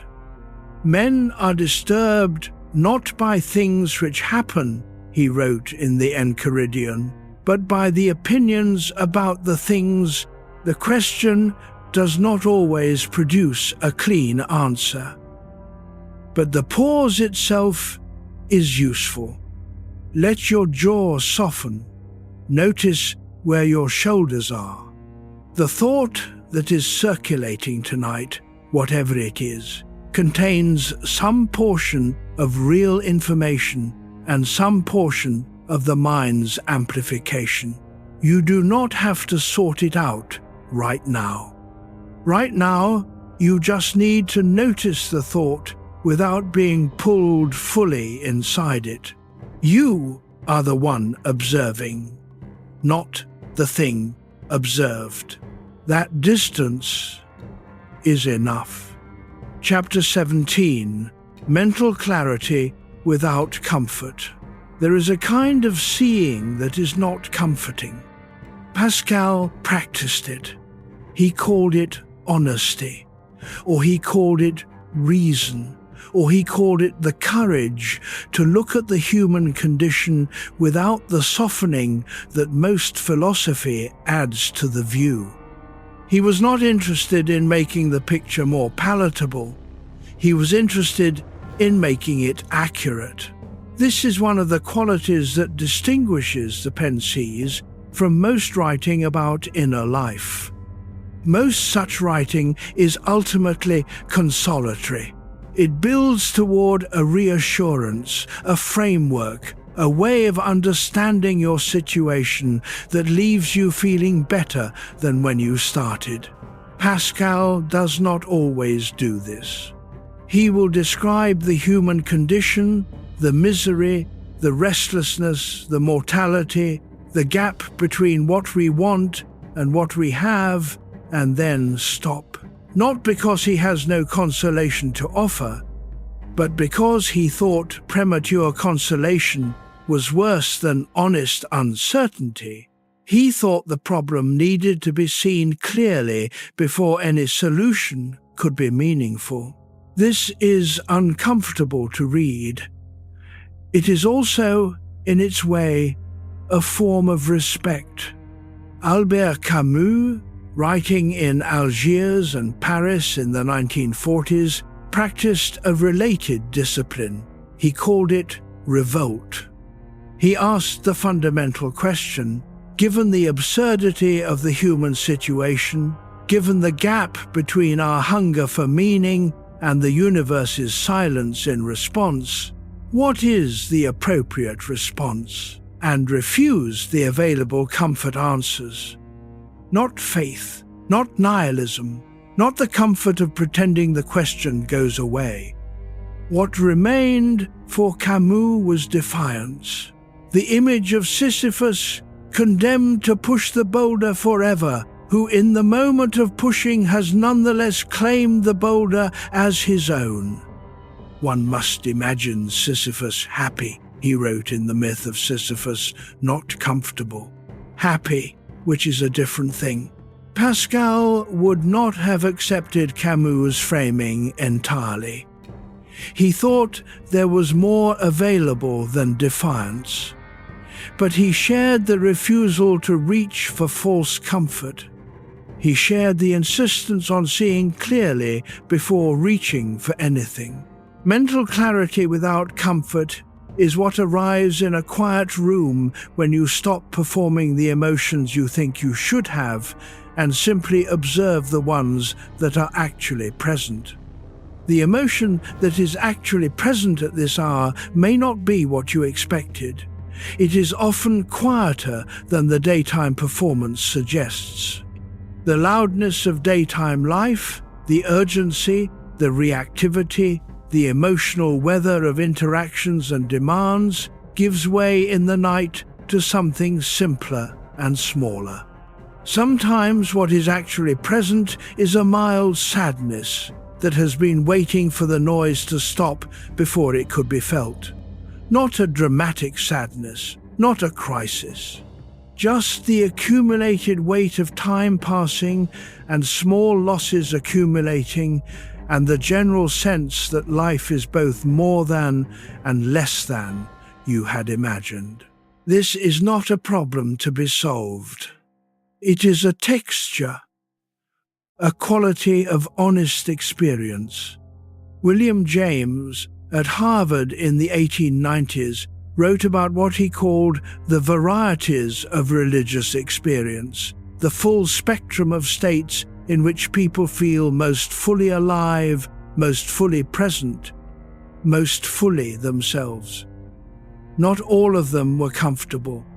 Some were encounters with loss or darkness, or an acute awareness of mortality. But they were, he argued, more real than the managed performances of ordinary social life, more genuinely one's own. The quality of presence that arrives in a quiet room, in the dark, when you have stopped managing your emotional experience, that is closer to what James was describing than anything produced by a self-improvement program. Let it be what it is. Clarity is not the same as peace, but it is an honest place to be. And from an honest place, rest becomes possible. Not by resolving anything, not by fixing anything, but by stopping the performance. The room is quiet.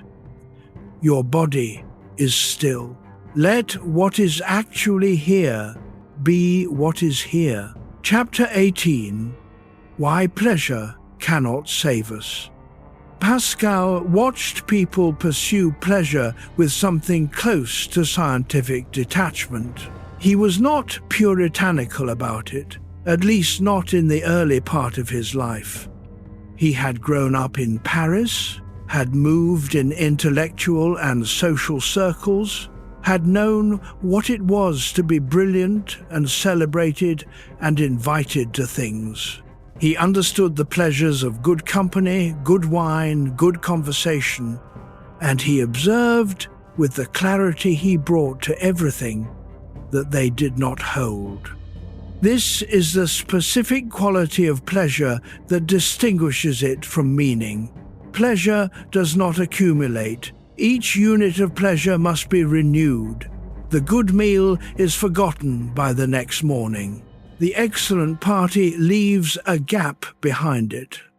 The achievement that was supposed to be satisfying, the project finished, the goal reached, the ambition realized, produces a brief sensation of completion, and then the appetite resumes, already organizing itself toward the next thing. Aristotle distinguished between hedoné, pleasure, the immediate satisfaction of an appetite, and eudaimonia, which he translated as flourishing or happiness in the deeper sense.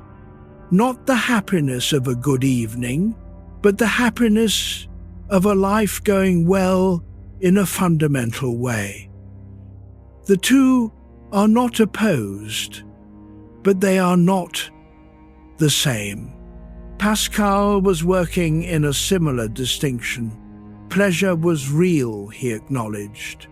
It was not a sin to enjoy a meal or a conversation or a game of cards. But the person who built their life primarily around the renewal of pleasure would find, Pascal predicted, that the life did not add up to anything that satisfied in the deeper register. The pleasure was always in the moment of the renewal, never in the state of having had. Schopenhauer, writing in Frankfurt 2 centuries after Pascal, arrived at a related conclusion from a metaphysical direction. He thought the will, the fundamental striving force in nature and in human beings, was inherently unsatisfied. It reached for things not because it expected satisfaction, but because reaching was its nature.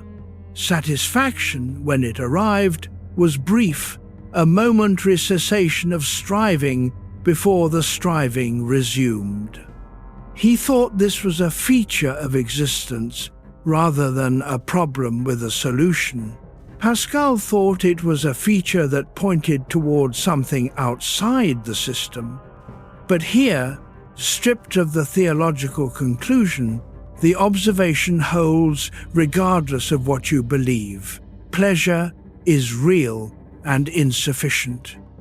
Not because there is something wrong with pleasure, because pleasure was not designed to be a structural support for a life. When we treat it as a structural support, it gives way. You have probably felt this. The evening you look forward to that turned out fine but not transformative. The purchase that satisfied for a week and then became furniture. The vacation that reset things beautifully and whose benefits were gone within a month of returning. None of these are failures. They are just pleasure being what it is. The question Pascal kept raising, and he raised it more urgently in the last years of his life, when his health removed many of the easier pleasures from his reach, was what remains when pleasure has been reduced to its minimum. What holds? For Pascal, the answer was specific and religious. But the question itself is useful regardless of the answer. What holds in your life when the pleasures are subtracted, when the calendar empties, when the entertainment stops? When the physical comforts are reduced to their necessities, what is left that still feels like yours? It does not have to be answered tonight. Let your body settle. The breath is slow and steady, doing its work without asking for your attention. This is enough for now.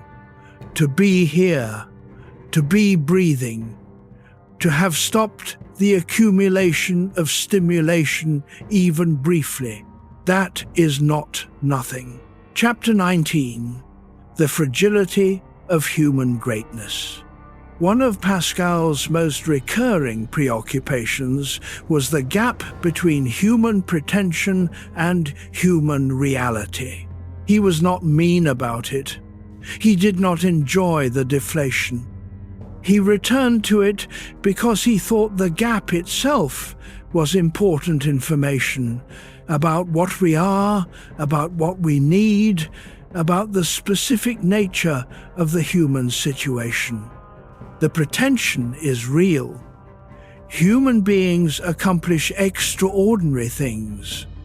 Pascal himself was one of the more obvious examples, a man who, before the age of 20, had contributed substantially to the foundations of mathematics, physics, and probability theory.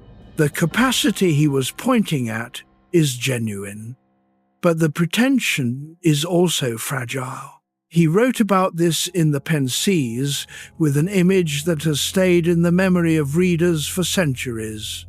Man is but a reed, the most feeble thing in nature, but he is a thinking reed. A reed needs only a drop of water to be destroyed.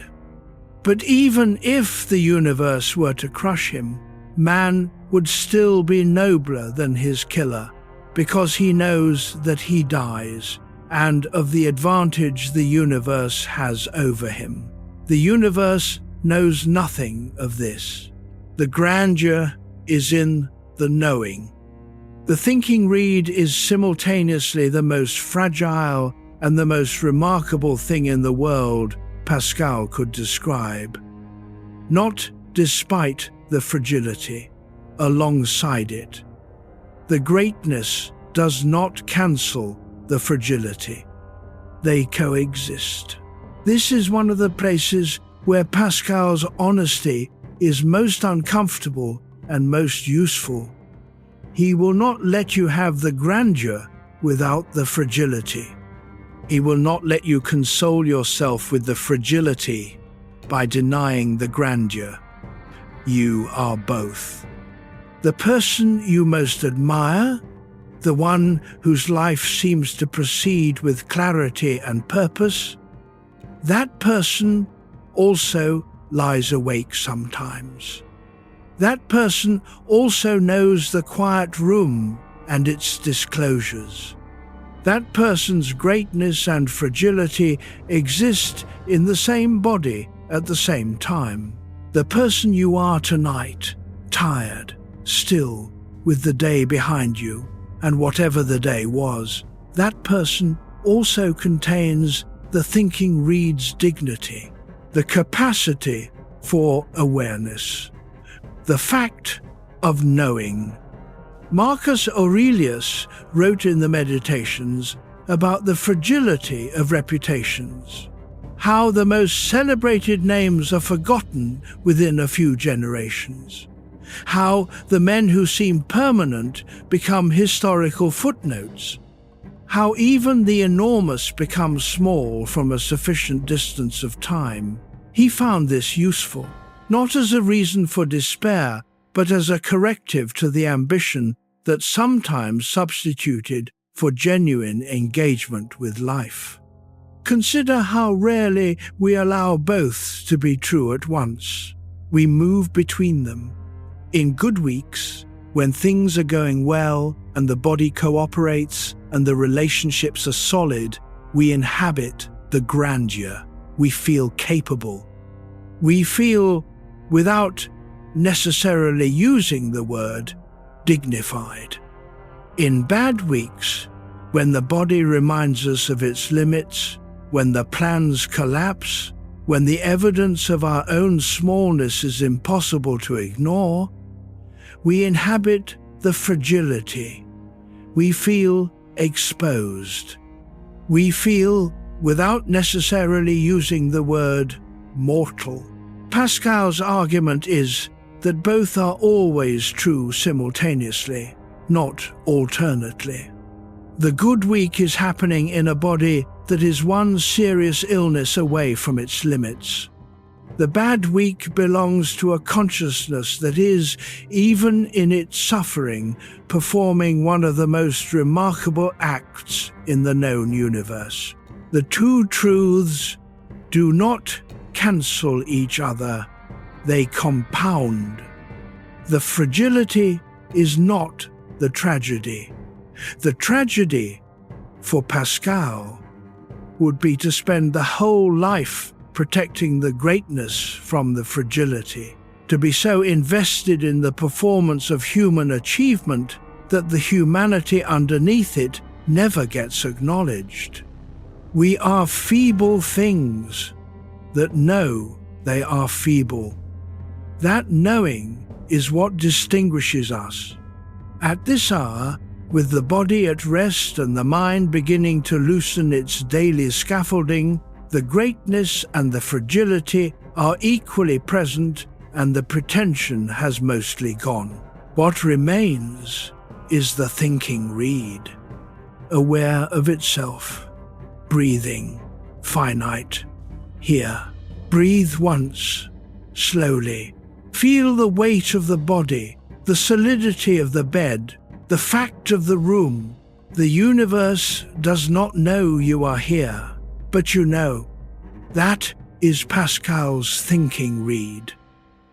That is the fragility and the grandeur, inseparable. It is enough. Chapter 20. Misery without distraction. Pascal used the word misère without apology. He meant it carefully, not as an accusation, not as a clinical diagnosis, but as a precise description of a specific state. The state of the human being when distraction has been removed, and what remains is the unmediated experience of one's own situation. Misère, misery, the raw condition. It was not, for Pascal, a pathological state. It was the honest state, the state that reveals what has been present all along, underneath the distraction.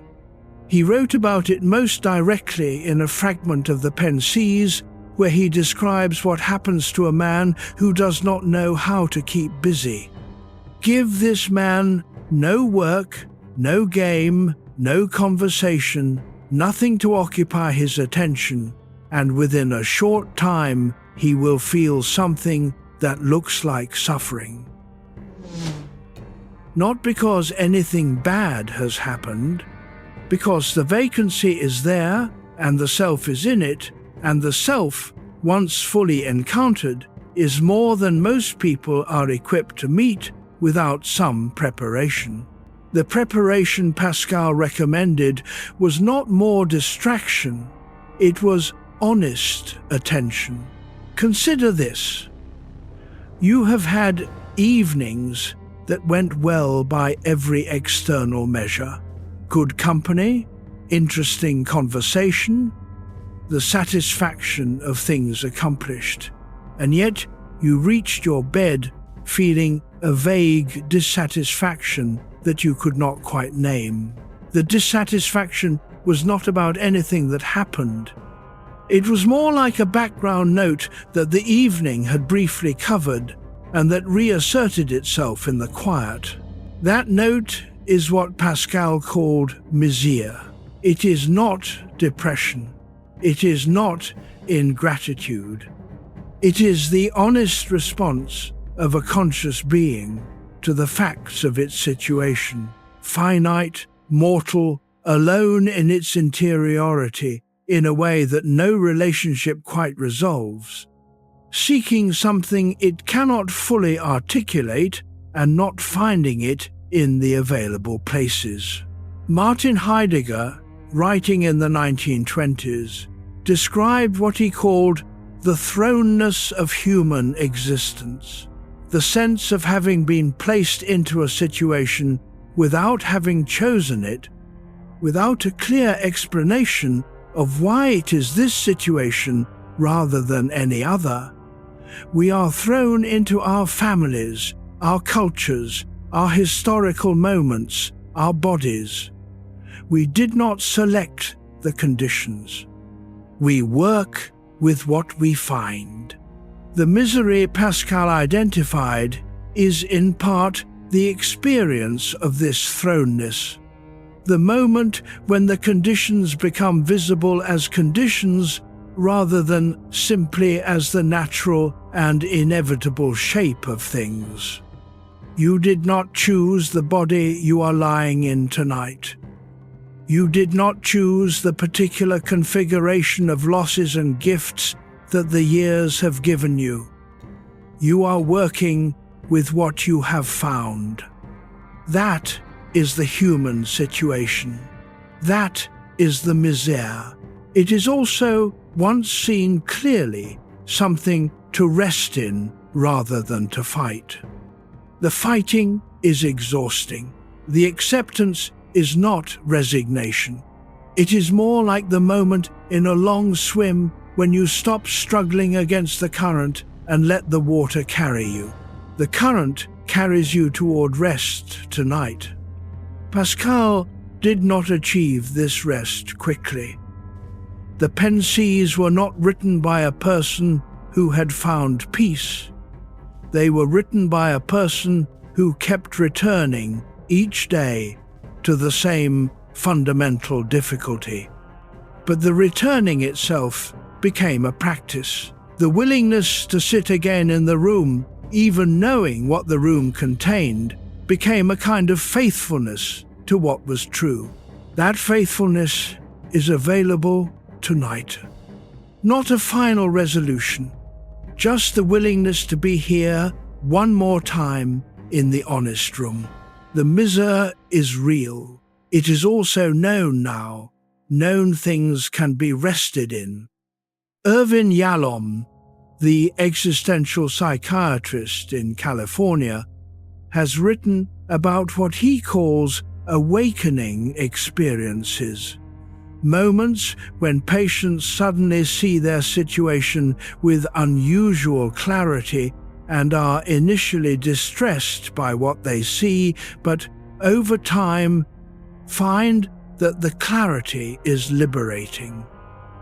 The things they were managing and avoiding lose their grip when they are fully seen. The quiet room is an awakening experience in miniature. The misery Pascal named is real. And it is, once acknowledged, something you can set down. Let the body go heavy. You are not fighting anything. The misery has been acknowledged. Now rest. Chapter 21, The Grandeur of Consciousness. The thinking reed does not only suffer, it also perceives. It also wonders. It also stands at certain moments in a relationship to the world that cannot be reduced to any biological function. Pascal was a scientist before he was a philosopher. He had measured the weight of air. He had calculated the behavior of fluid under pressure. He had built a machine that could add. He understood the material world with unusual precision for his era, and he concluded from that precision that the material world was not the whole of the picture. Not because the material world was insufficient in itself. The mathematics was real, the physics was real. The mechanics of the natural world were genuine and fascinating. But because the person doing the measuring was something that no measurement could fully account for, consciousness, the fact of there being a perspective inside which experience occurs, remains one of the hardest problems in philosophy and science. You know that you are here. You know that you are aware. That knowing is not itself a physical object. It cannot be pointed to, it cannot be weighed. And yet it is, arguably, the most certain thing in your experience.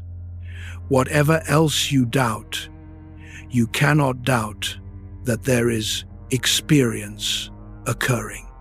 René Descartes, Pascal's predecessor and sometimes intellectual adversary, had established this in his Meditations on First Philosophy, the cogito, the irreducible fact of the thinking thing.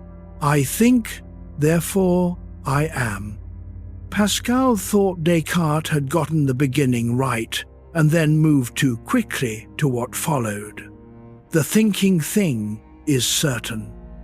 The rest requires more care. But the fact of the thinking thing, the fact of your own awareness, here, tonight, in this dark room, that is the grandeur. You are the universe's most elaborate way of knowing itself. You are the point at which matter became aware of its own existence. That is not small.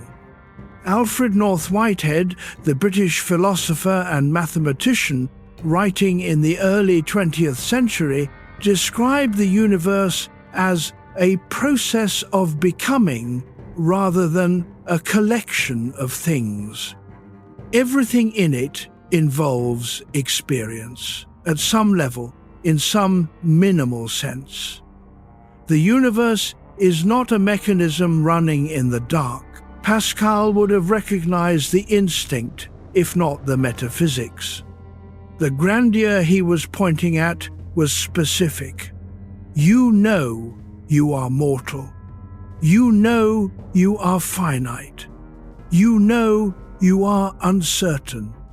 And in that knowing, you are doing something no other object in the physical world does. The stone does not know it is a stone. The river does not mourn its eventual vanishing. The sun does not worry about burning out. You know, you feel, you wonder. That capacity, the same capacity that keeps you awake tonight with its relentless production of worry and review, is also the capacity that has produced every great thought and every genuine compassion in the Sepris. History of the species, the restlessness and the grandeur come from the same source. This is worth sitting with. At this hour, lying still in the dark, the grandeur is quiet. It is not announcing itself. It does not feel like grandeur from the inside. From the inside, it feels like you, tired, somewhat uncertain, carrying the ordinary weight of a particular day in a particular life. But that ordinary weight is borne by a thinking reed in a universe that does not otherwise think. That is something. Let the breath move. Let the body rest.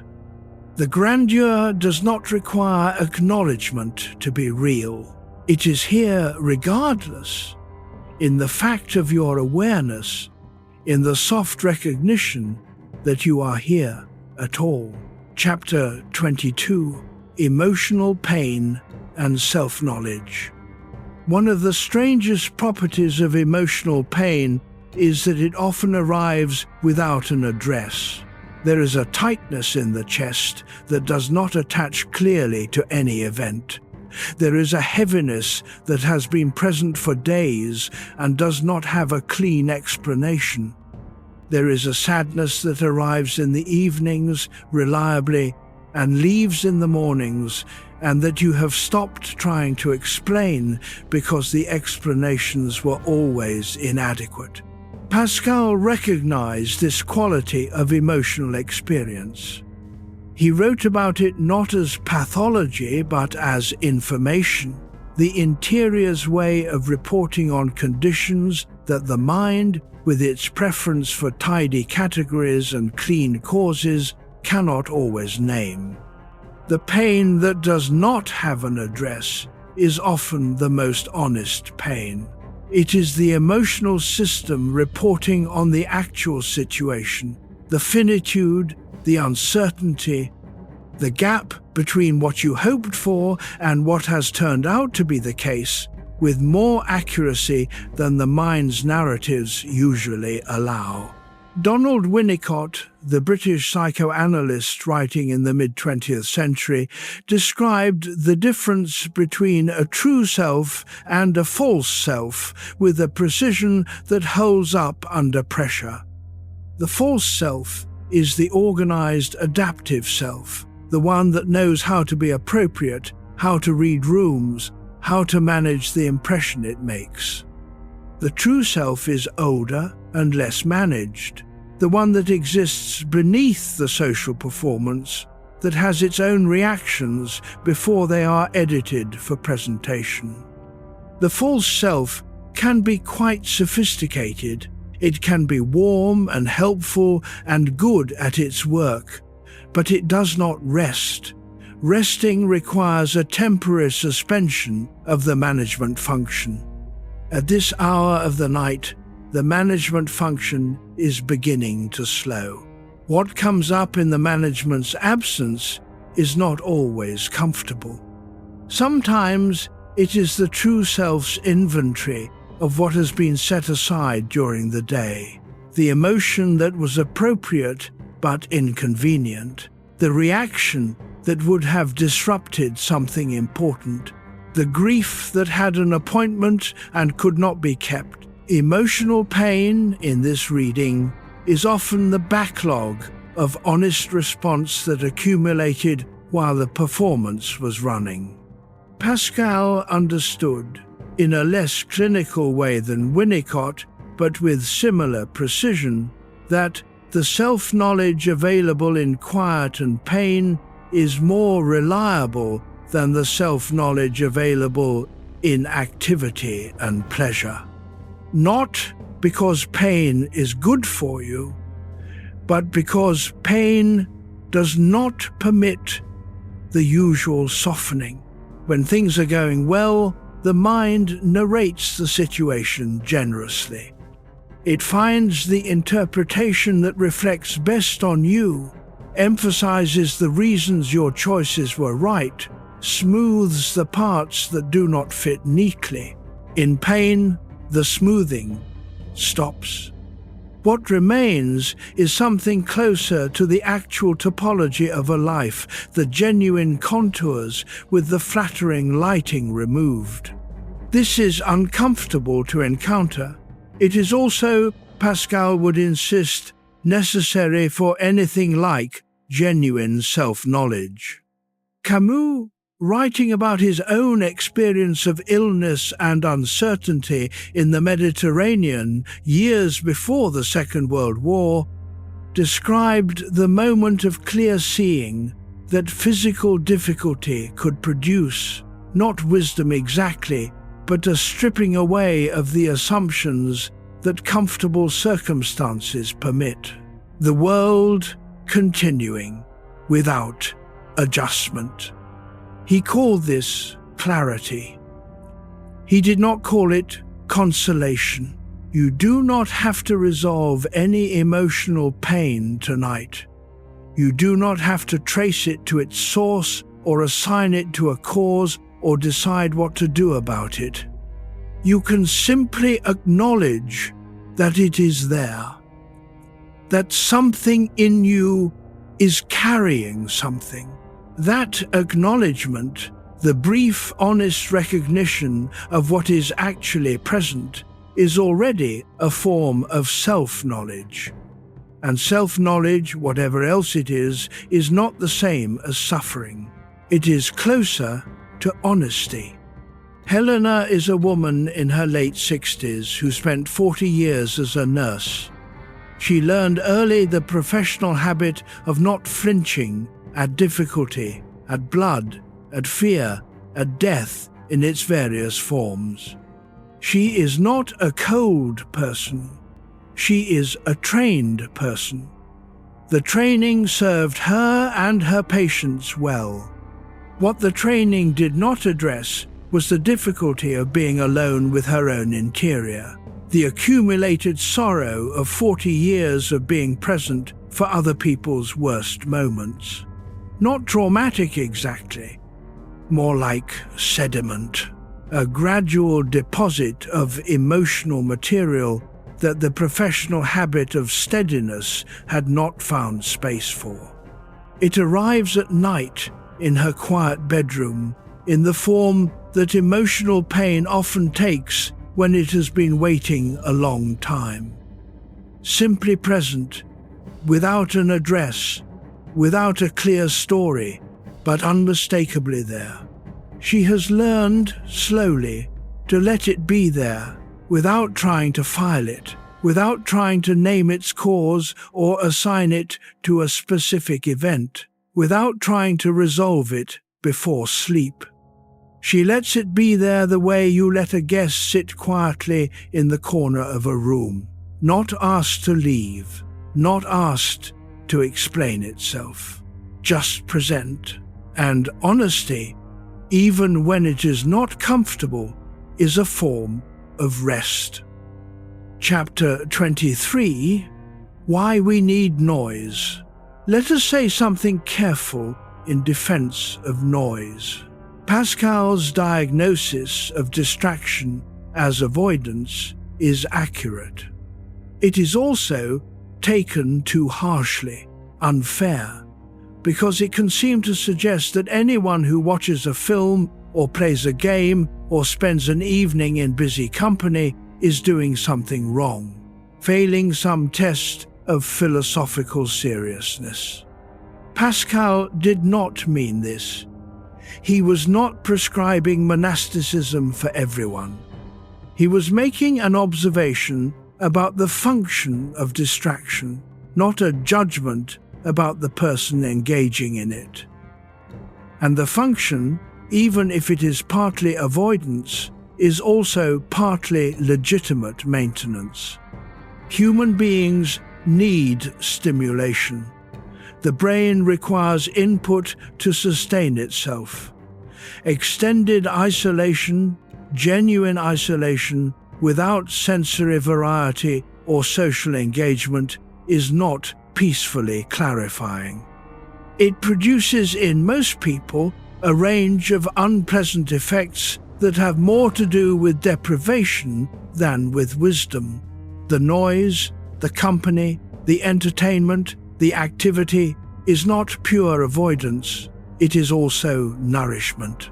What Pascal was diagnosing was the case where nourishment becomes substitution, where the function that should serve the self, providing variety, rest from inwardness, the pleasure of engagement, becomes instead the self's primary organizing principle, where the filling of time becomes an end in itself rather than a means. John Stuart Mill, the British philosopher, described a crisis in his mid-20s when he asked himself whether, if all the social reforms he had worked toward were achieved, he would be happy. And he realized, with something like horror, that the answer was no. He had confused the project with the reason for the project. He resolved it, eventually, by reading Wordsworth's poetry, by encountering, in the experience of beauty, something that was not in service of anything else, something that simply was. The capacity for that kind of encounter, the absorption in something not for its sake, but for the encounter itself, is what the right kind of noise can sometimes provide. Music that makes the mind go still, a conversation that forgets its own social protocols, a piece of writing that stops being processed and starts being experienced. These are noise, technically. They fill the silence, but they fill it with something that connects rather than distracts. That points inward rather than redirecting away from inward. Pascal enjoyed music. He enjoyed good conversation.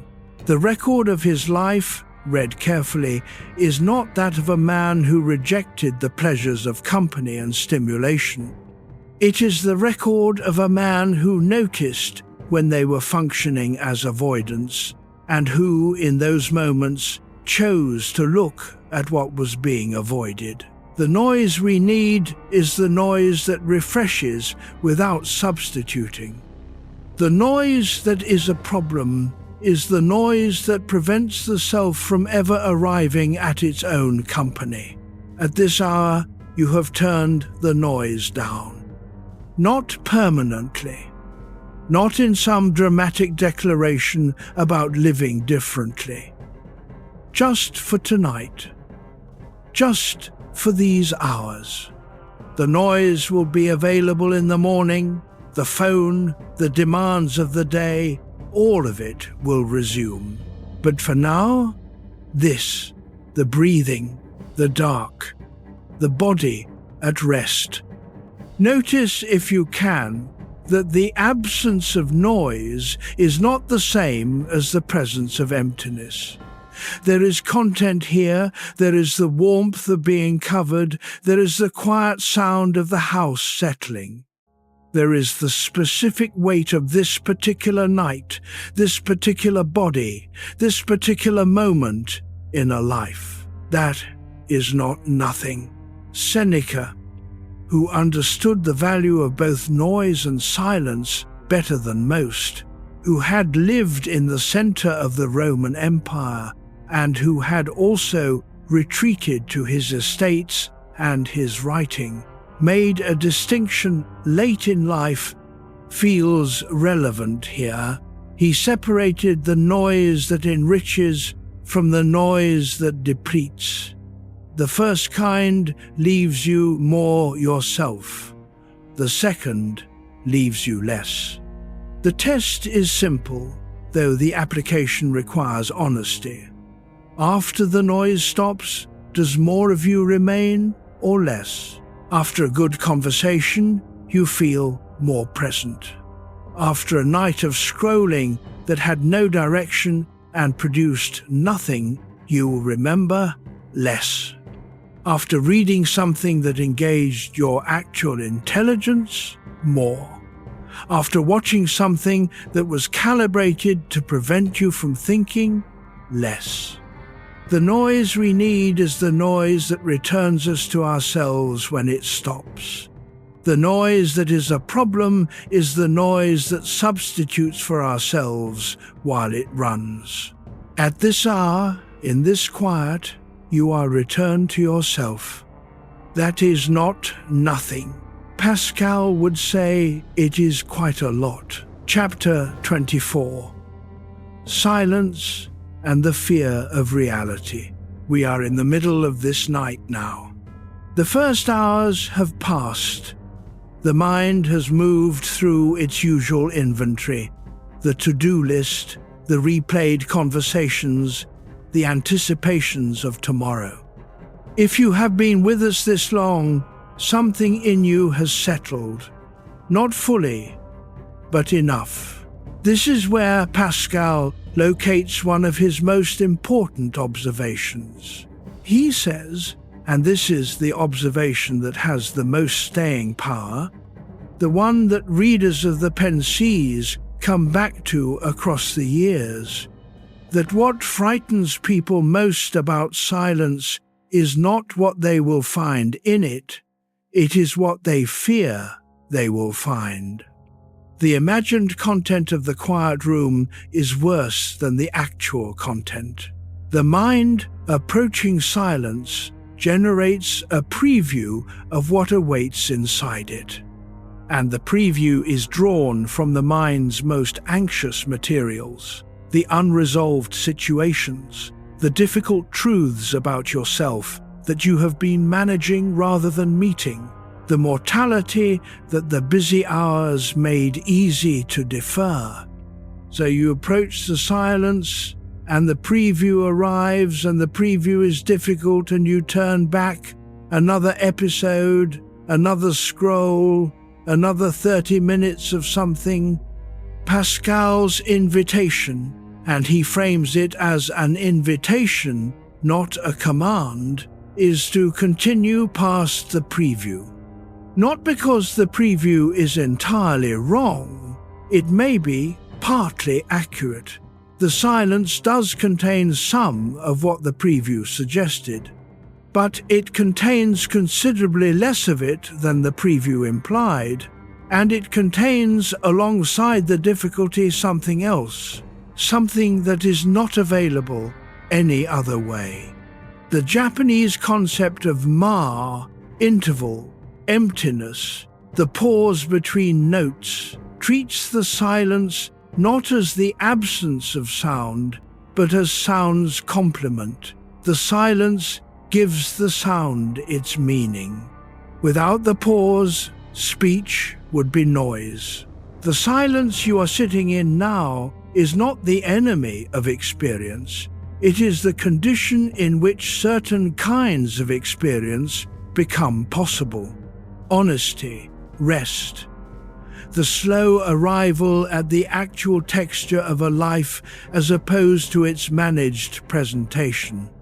The fear of reality, in Pascal's framework, is not the fear that reality will be unbearable. It is the fear that reality will be smaller and stranger and less controllable than the management structures suggest. That without the props of activity and identity and role, what remains will feel insufficient. What remains is the thinking reed. Fragile and grand, finite and aware. And the thinking reed is not insufficient. It is simply honest. It is simply what is here. Montaigne, in his tower in Bordeaux, learned this through years of writing, by recording his own thoughts over time, their contradictions, their changeability, their ordinary self-interest and occasional generosity. He arrived at a portrait of himself that was neither flattering nor devastating. It was simply accurate. The accuracy he found was a relief.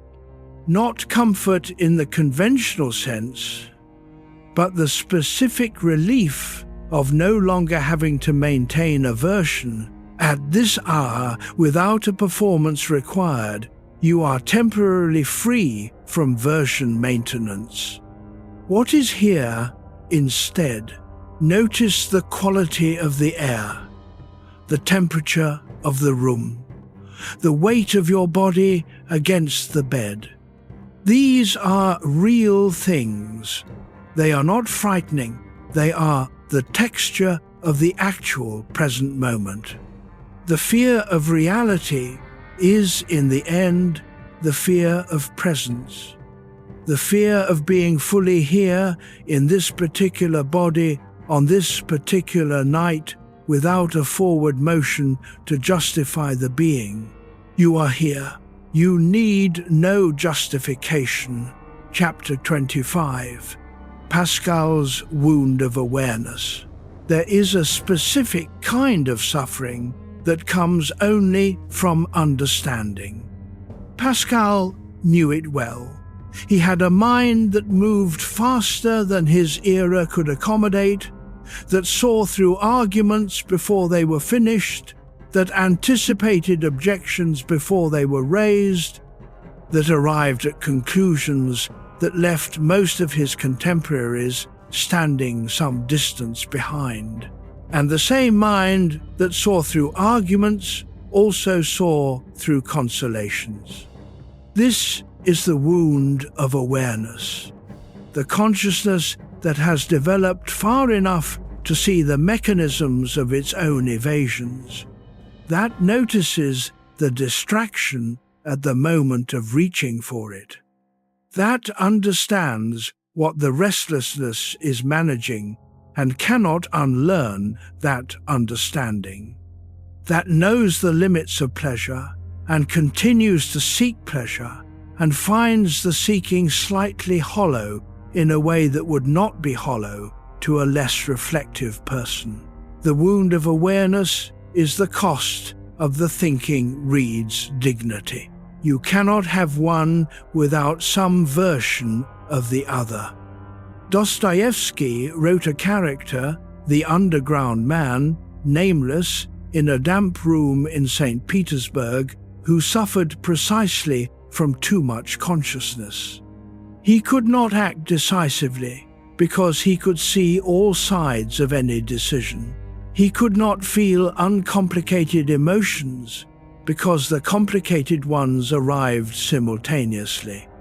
He could not perform the normal social rituals without seeing through them, and seeing through them made them both impossible and necessary. Dostoevsky was not endorsing this state. He was describing it with painful accuracy for the benefit of readers who recognized it. They recognized it because they lived versions of it. The person who knows why the argument feels urgent, but still feels it as urgent. The person who understands that the anger is about something older than this situation, but still experiences the anger as about this situation. The person who can narrate their own patterns of avoidance while in the middle of enacting them. This is not weakness. This is what awareness looks like when it is developed enough to observe itself. Pascal's response to the wound was not to seek less awareness. It was to seek what he believed awareness at its deepest level was reaching toward. His conclusions were religious, but the wound itself is secular. It belongs to anyone who thinks carefully enough and long enough to see the mechanisms at work. The wound of awareness has a particular quality at night. During the day, action partially compensates for it. You can move, respond, produce. The movement generates a sense of agency that softens the wound. At night, in stillness, the wound is simply present, not infected, not dangerous, but there. That presence is not something to be driven away. It is part of you, part of what makes you the particular kind of person you are, the kind who notices things, who does not entirely accept easy answers, who sits with uncertainty rather than collapsing it prematurely into a position. That capacity, as uncomfortable as it is at this hour, is also what makes you capable of genuine thought, genuine relationship, genuine engagement with a life that is actually complicated. Let your breathing slow. The wound of awareness does not need to be healed tonight. It needs to be recognized. You are aware, more than you sometimes wish you were. That awareness, held gently, is also a gift. Chapter 26. The Human Animal That Thinks. Darwin had not been born when Pascal wrote the Pensées. The understanding of evolution, of the human animal's continuity with all other life, came 2 centuries later. But Pascal had arrived from a different direction, at a related sense of the human situation, that we are creatures of a particular kind, shaped by forces larger than ourselves, carrying drives and instincts and appetites that predate the philosophical tradition we inherit. We are animals that think. The thinking does not cancel the animal. This is one of the productive tensions in the Pensées. Pascal's insistence on holding together the biological and the metaphysical. The human being who is made of matter, who hungers and sleeps and ages and eventually stops, and the human being who knows they are made of matter, the animal and the witness. Freud made this explicit in the 20th century with his model of the psyche. The oldest stratum does not reason, it wants, it fears, it registers threat and opportunity. The newer layers do the reasoning, the moralizing, the long-term planning, but the oldest layer is always present, running its calculations beneath the others. Pascal did not have Freud's framework, but he understood that the person who sits in the philosophy seminar is the same animal who freezes in the presence of danger and who reaches for food when afraid and who prefers the company of others to solitude, because company offered, for most of our evolutionary history, protection. The animal's preferences are old. The philosopher's projects are recent. At night, lying horizontal in the dark, the animal is prominent. The horizontal position signals rest to the body. The darkness signals the absence of immediate threat. The warmth signals safety. The old brain, receiving these signals, begins its rest protocols: the slowing of heart rate, the deepening of breath, the gradual reduction of vigilance. But if the new brain, the thinking brain, is running a background review of tomorrow's challenges or last week's conflicts, the rest protocols cannot fully engage. The animal wants to rest, and the philosopher is still at the lectern. Pascal understood this conflict. He did not have the neuroscience. He had the phenomenology, the direct observation of what it is like to be this creature at this hour. The body wants one thing, the mind produces another. Gentleness is the response to this conflict. Not force, not a decision to think harder about how to stop thinking. Simply the gradual, patient recognition that the animal has earned its rest and that the philosopher can finish in the morning. The thinking can wait.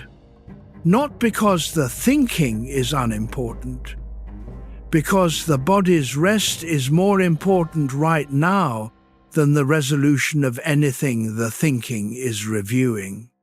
Thich Nhat Hanh, in his decades of practice and teaching, consistently returned to the body as the starting point for peace of mind, not the mind as the starting point for peace of body. The sequence mattered to him. Settle the body, and the mind follows. Try to settle the mind first, and you are fighting against the current. Feelings come and go like clouds in a windy sky, he wrote. Conscious breathing is my anchor. The body is lying still. The breath is slow. The animal has already begun its rest. The philosopher can step back from the lectern.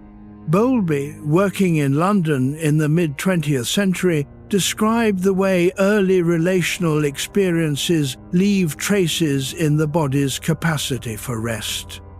The infant who is held securely develops a nervous system that knows at some cellular level that stillness is safe. The holding was not instruction.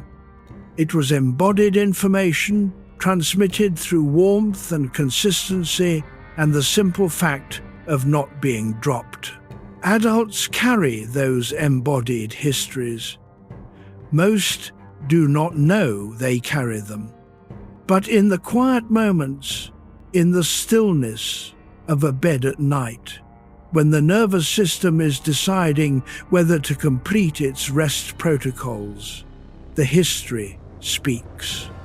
If the history includes enough of the right kind of holding, the rest comes more easily. If it includes other things, unpredictability, overstimulation, the need to be vigilant because vigilance was once necessary, the rest requires more work. Not impossible, but effortful. This is not a diagnosis. It is an acknowledgement. Whatever your history, you have arrived at this moment, in this room, in this bed, in this darkness. The nervous system is doing what it can with what it has been given. Let it work. You are an animal that thinks. Tonight, the animal is resting. The old brain and the new brain can coexist tonight. The animal resting, the philosopher gently silent. Both here, both necessary, both finally, for these hours, agreed on what is needed. The thinking will resume. For now, breathe. Be here. Let the body do what it knows. Chapter 27. Loneliness in a thinking creature. There is a specific loneliness that belongs to consciousness. Not the loneliness of having no one, that is real and its own subject. The loneliness of being a mind inside a body that no other mind can fully enter. The loneliness of the interior, which is always, finally, one's own. You can share the external. You can describe what you see, report what you feel, narrate your experience in language that lands close to its target. But the interior itself, the specific texture of being you from inside right now, that is not transferable. Pascal felt this acutely. He was brilliant and ill and isolated by both. Brilliance creates a kind of loneliness because the arguments that resolve themselves quickly for you require more time for nearly everyone else. Illness creates a loneliness because the experience of the body in pain is irreducibly private. He experienced both kinds. He wrote about this in terms that carry their own precision. The human being is fundamentally unknown, even to those closest to it. There is a room inside the self that no human relationship fully enters. This is not a complaint. It is an observation. Martin Buber, the Austrian Jewish philosopher, wrote in the 1920s about what he called the I-thou relationship, moments of genuine meeting between two people when the other is encountered not as an object to be managed or used, but as a full subject, present and real. He believed these moments were possible and that they were among the most important things available to human beings. But he also acknowledged that they were moments, peaks, intervals, rather than a sustained condition. Most of human relating is what he called I-it, functional, transactional, maintaining rather than meeting. The loneliness of the thinking creature is what occupies the intervals between the I-thou moments. At night, it is particularly present. Whatever company you have, a partner, a family, friends, close enough to tell the truth, to, in this room, at this hour, you are with yourself. That is the condition. And the condition is not a failure of the people in your life. It is the structural fact of consciousness. Pascal, I think, was comforted by this in a particular way. He believed the loneliness had a specific shape, that it was the shape of an absence, and that the absence was not accidental. That the loneliness of consciousness was pointing toward a connection that ordinary human relating could not fully provide. You do not have to accept his conclusion to receive the observation. The observation is this: the loneliness is real. It is part of being this kind of creature. It does not mean something has gone wrong in your life. It does not mean you have failed to connect adequately. It means you are a mind inside a body, and the mind's interior is its own. And in that interior, tonight, there is this: the breath, the darkness, the specific sensation of being here, alive, aware. No one else can be inside this moment with you, but the moment itself is not lonely.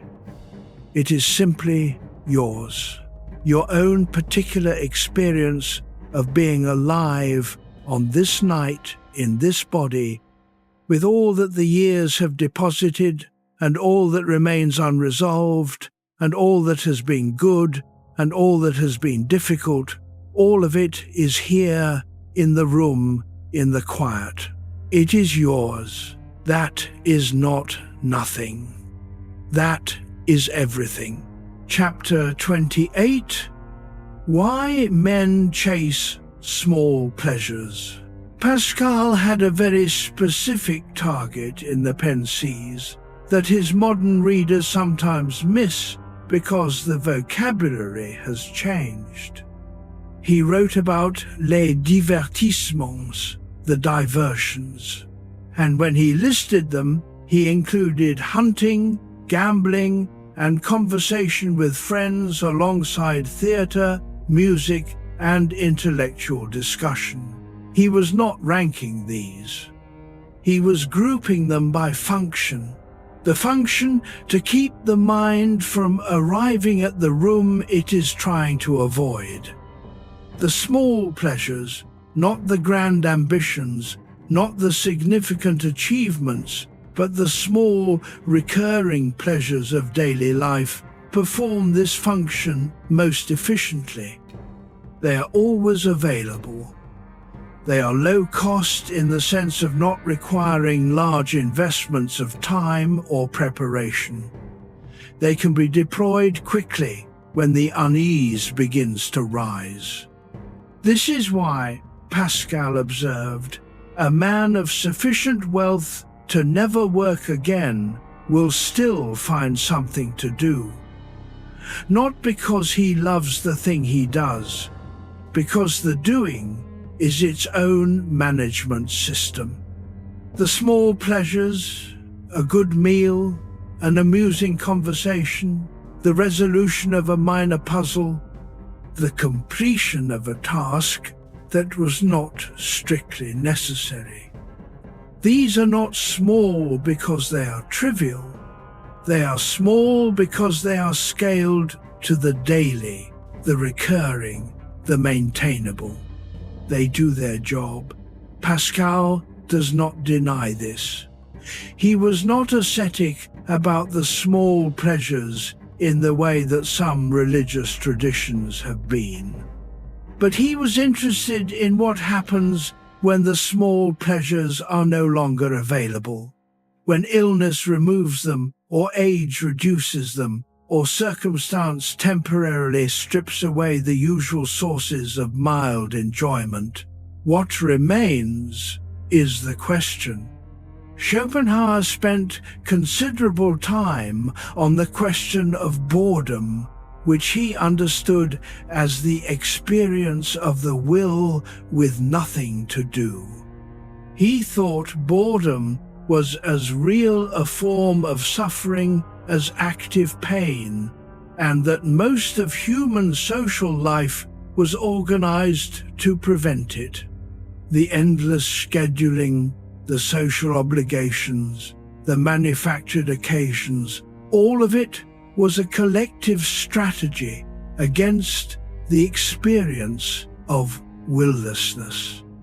He was gloomy about this in a way that Pascal was not quite gloomy, because Schopenhauer did not have Pascal's sense of what might be available beyond the willless state. But the diagnosis was similar. The small pleasures serve the function of keeping the will engaged. They provide direction. They provide occasion. They provide the experience of time passing purposefully. When they run out, the question arises, what else is here? Tonight, they have run out or been set aside. The phone is face down, the show is finished, the conversation of the day is over. You are in the space that remains. Notice what is here. The breath, the weight of the body, the specific quality of this darkness. These are not pleasures in the conventional sense. They do not provide entertainment. They do not resolve into satisfactions you can report to anyone tomorrow. But they are here. They are real. They are the actual texture of this moment, unmediated. Seneca wrote near the end of his life about learning to enjoy the simplest things with the most attention. Not because the simple things were superior to complex pleasures, but because the simplicity revealed the experience more clearly. Without embellishment, without the social dimension, just the weight of a book in the hand, just the sun on the wall, just the breath moving, the room dark, the night here. Pascal would not have called this enlightenment, he would have called it honesty. Small pleasures serve their purpose. In their absence, something more fundamental is visible. Rest in what is visible. Chapter 29. The Night Mind Without Escape. This is where the night mind is. After the day has ended and the usual exits have closed, and the body is lying still and the thoughts are moving through their late routines, this is the place. This is the condition Pascal was describing from the inside, in a cold room in 17th century France, with a body that would not let him sleep comfortably and a mind that would not let him sleep at all. You are in the same place. Not the same room, not the same body, but the same condition. A thinking creature at the end of a day, without distraction, without the forward motion of task or obligation, left finally with itself. This is the night mind. It is not a problem.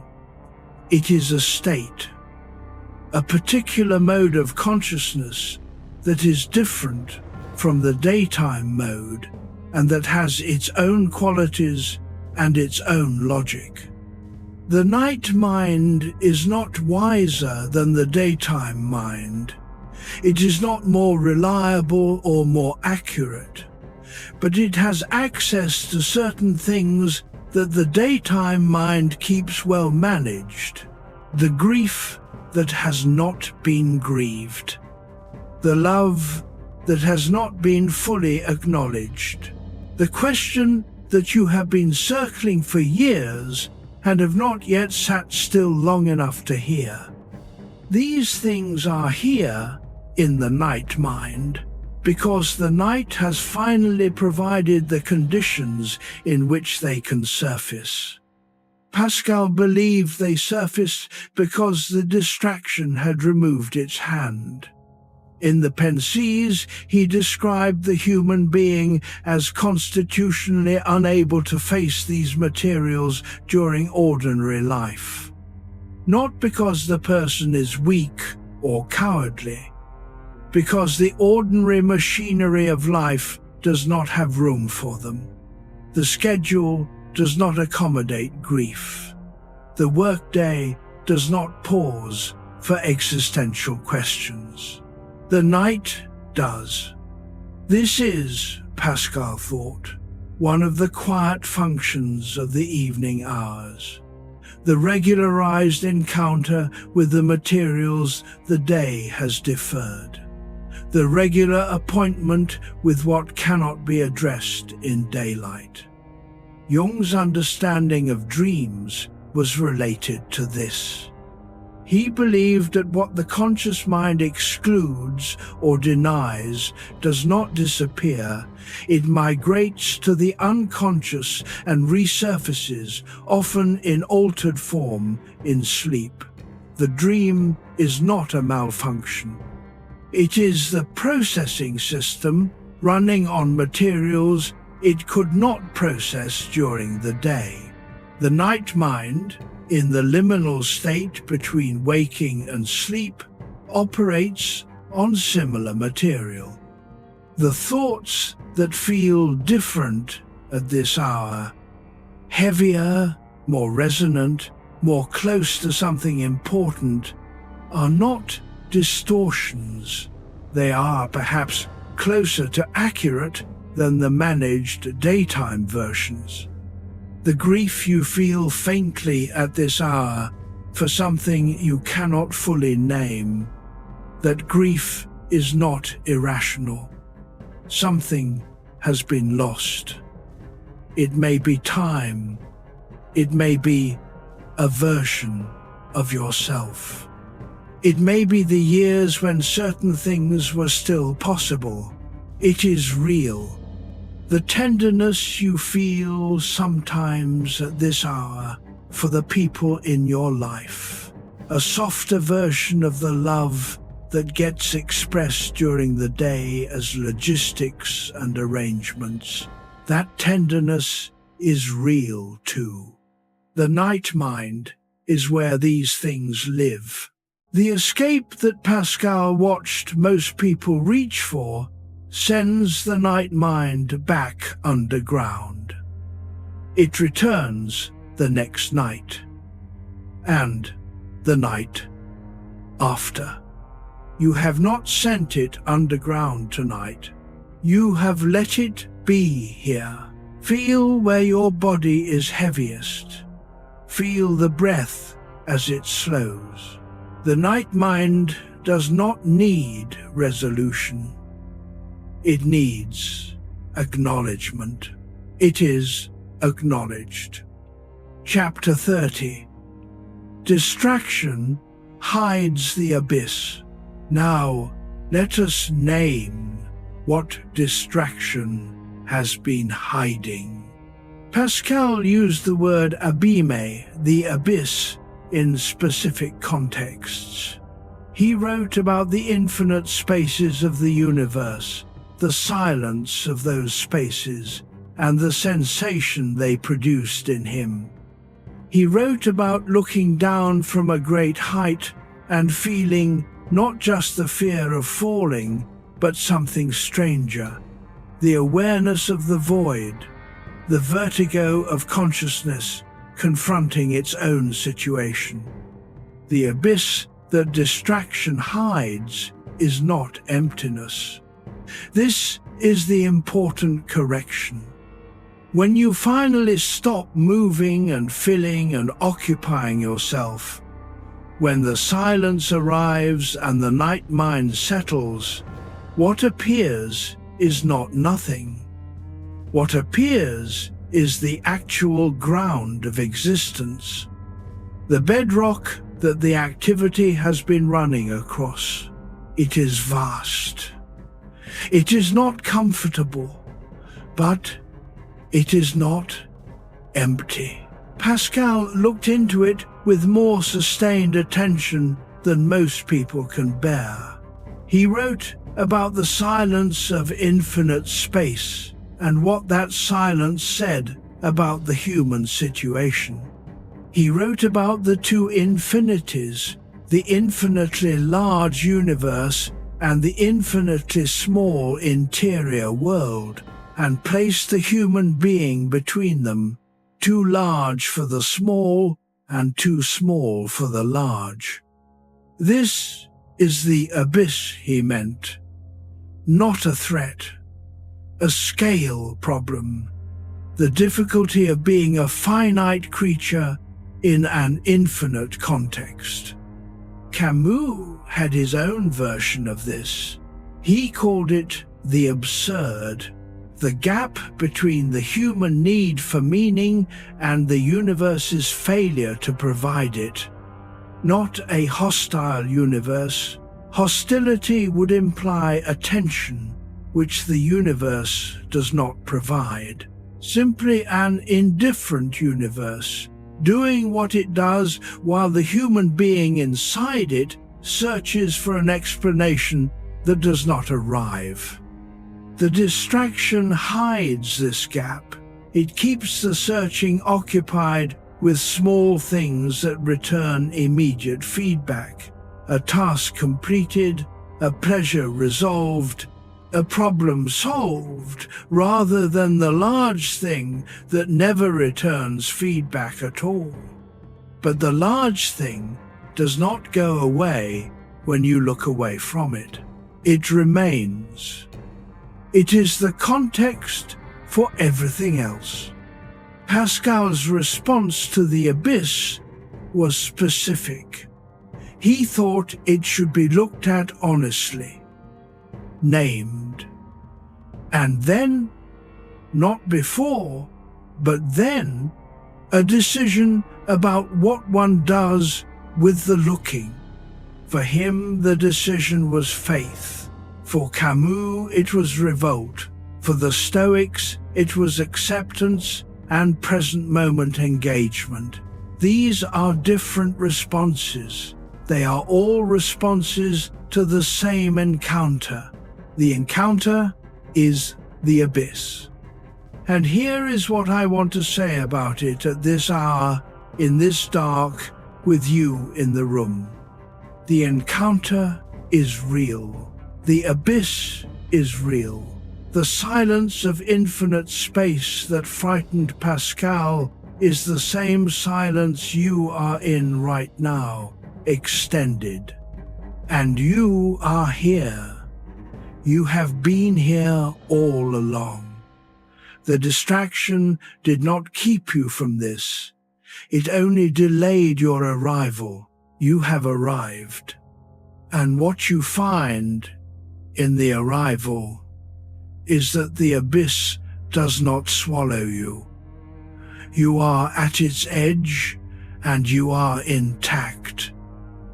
The finitude and the uncertainty and the mystery are all present, and you are present alongside them. This is the bargain we mentioned earlier in the first hours of this night. The bargain the restless mind makes with itself. If I keep moving, the abyss cannot find me. If I fill the time, I can stay ahead of it. But the bargain was never on the abyss's terms. The abyss does not pursue, it waits. And when you arrive at it, as you have tonight, you find that the waiting was not for your surrender. It was for your presence.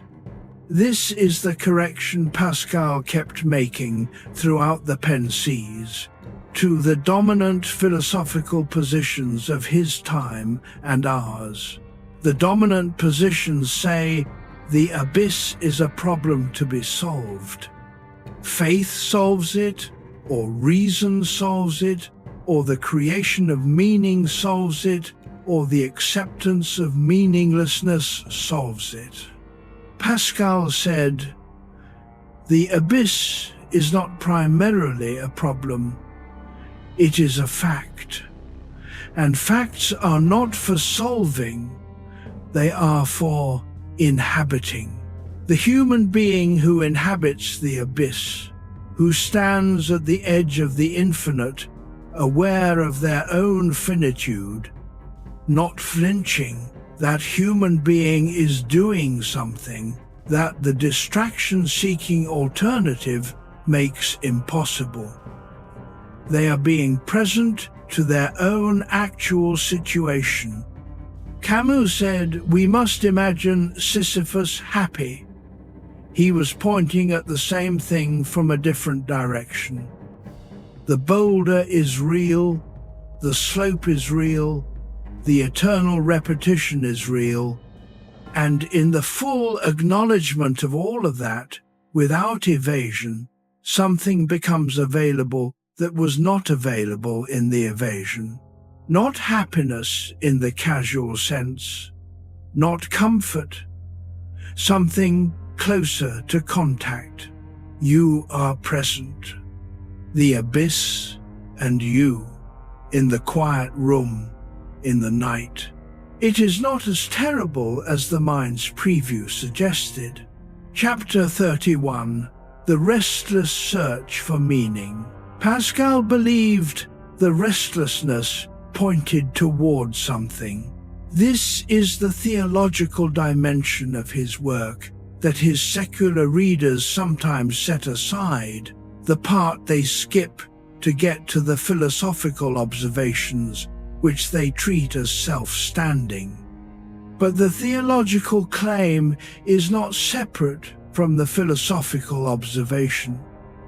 For Pascal, the restlessness had a direction. The anxiety was not free-floating. It was oriented, reaching, searching, never quite reaching what it was searching for in the available places.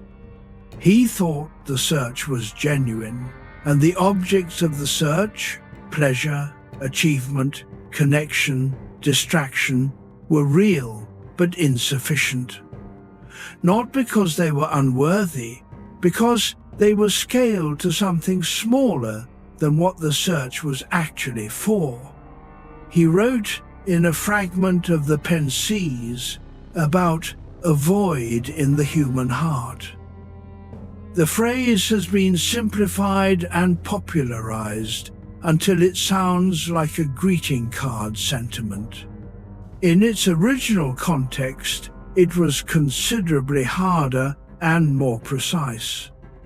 The specific shape of the emptiness corresponds exactly to the shape of what would fill it.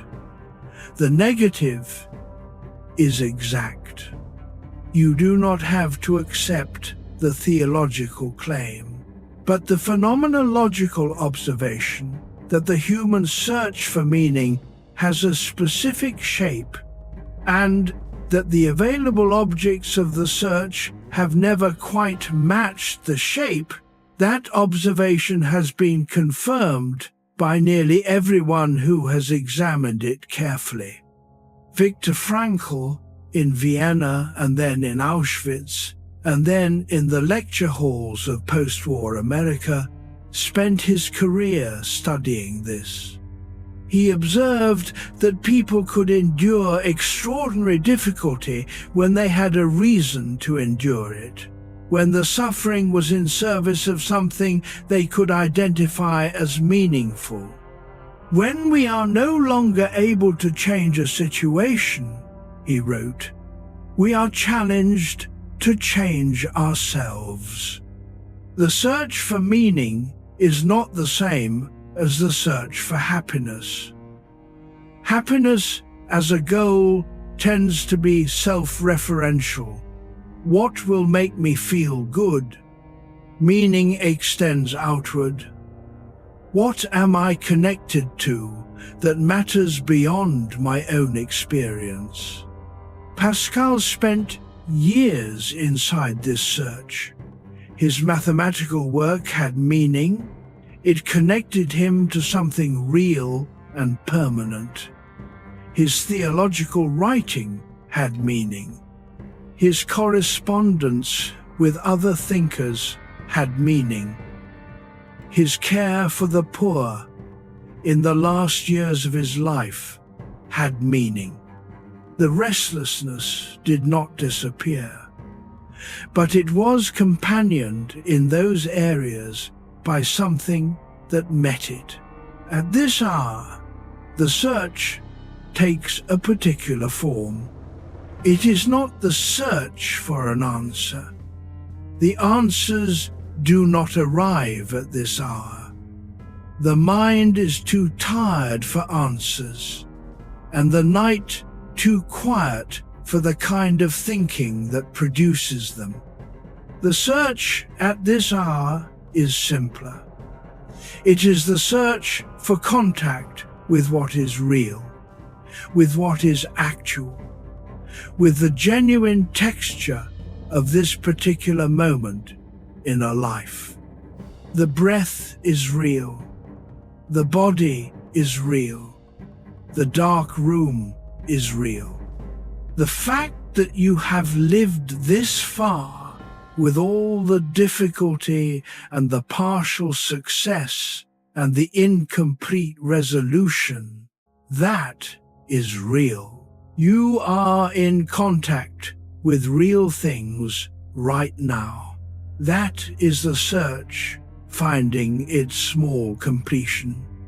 Not the final answer, but a genuine point of contact with what is true.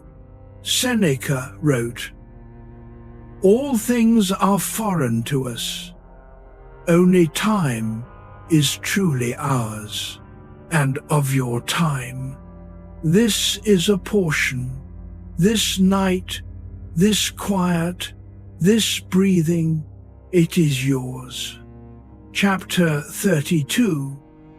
Self-worth in a passing world. There is a version of self-worth that depends on things that pass. The career passes, the physical capability changes, the social role that provided the sense of being needed and useful is renegotiated or ended. The body that felt like a reliable instrument becomes something that requires more management with each decade. Pascal watched this process in others, and, in his compressed lifetime, in himself. He was accomplished before 30 and ill through most of his 30s. The arc was fast. What he produced in 39 years was extraordinary. What he lost, in the sense of the future he might have had, was also real. The version of self-worth that depends on the accomplishments, the papers written, the theories proven, the social capital accumulated, is real and valuable and also insufficient as a foundation. Pascal's concern was with what happened when the external scaffolding was removed. When the career ended, or the health failed, or the social role became unavailable, what remained of the person? The Stoics had addressed this question directly. Epictetus, who had owned nothing his entire life except his mind and his philosophical practice, taught that the things which can be taken from you were never truly yours. What is yours, the one possession that cannot be removed, is the quality of your attention, your assent, your response, not your circumstances, your relationship to your circumstances.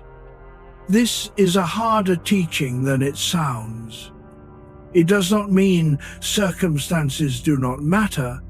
It means that self-worth built on circumstances is structurally vulnerable, and self-worth built on the quality of engagement, on how you show up inside whatever circumstances you have, is built on something more stable.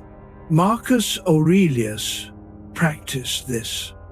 He was emperor, the most externally advantaged position available in his world, and he wrote to himself regularly about not placing the worth of his inner life in the external position. The empire was borrowed. The philosophy was his. Pascal's version was different in emphasis. He thought the question of self-worth resolved into the question of what the self was ultimately oriented toward. If toward the finite, the accomplishments, the recognition, the pleasures, then self-worth was as finite as those things. If toward something deeper, toward what he called the infinite, and what you might call, in secular terms, the most enduring level of meaning available, then self-worth had a different ground. Regardless of the theological conclusion, the observation holds. Self-worth placed exclusively in things that change is vulnerable. Self-worth that has some purchase on what does not change, honesty, the quality of attention, the willingness to show up fully, is less vulnerable. You are lying in a dark room right now, not performing anything, not being evaluated by anyone. The roles are off. The accomplishments are not visible. What is here is you, the specific self that exists underneath the roles and accomplishments, the one that will still be here tomorrow even if nothing goes as planned, the one that has persisted through everything the years have produced. That self has worth that is not contingent on tonight's performance. Not because self-worth is automatic or unearned, but because it belongs to the fact of being a thinking, feeling, aware creature. The thinking, read again. The dignity of consciousness. You are here. You are aware. You have carried the years with whatever combination of grace and difficulty was possible. The philosopher and theologian Paul Tillich wrote about what he called the courage to be. Not courage in the heroic sense, but the more fundamental courage of existing at all, of persisting through the anxiety that existence generates, of continuing to be a self in spite of the forces that press against self-being. He thought this courage was available to everyone, not the grand courage of the battlefield, but the quiet courage of getting up in the morning when getting up is difficult, of continuing to try to connect when connection is uncertain, of refusing to collapse into either cynicism or denial, but remaining open to the actual complexity of being alive. Pascal called it something different. He called it the bearing of the human condition, not heroically, just honestly. You have borne it this far. That is enough for a foundation. Let your body rest in that. Chapter 33, The Terror of Empty Time. Sunday afternoons have their own particular quality of dread for some people. Not all people. Some are genuinely comfortable in unscheduled time. But for a significant number, perhaps more than would admit it, the empty Sunday afternoon carries a mild anxiety that has nothing to do with anything that needs doing. The anxiety is about the emptiness itself. Pascal named this directly in the Pensées. He described the man who has nothing pressing, nothing urgent, nowhere to be. The man who has, by the usual measures, exactly what he needs, and who sits in his room and becomes, within a short time, profoundly uncomfortable. The discomfort is not boredom in the simple sense. It is not that the man has nothing to do. It is that the nothing to do has removed the structure that was keeping something at arm's length. The something is the awareness of the self in its full situation. Finite, mortal, uncertain, without distraction. Pascal was not unsympathetic about this. He understood that the terror of empty time is not a character flaw. It is what happens when the architecture of activity that organizes a life is temporarily removed and what it was organizing is suddenly visible. What it was organizing was the person, the self, the bare fact of existing, which turns out to be both less alarming than the preview suggested and more difficult than the busy schedule implied. Bertrand Russell, writing in the 20th century, observed that one of the genuine marks of an educated person was the ability to be bored without suffering. Not the ability to find everything interesting, that is a different gift, but the ability to tolerate the interval between interesting things without the interval producing distress.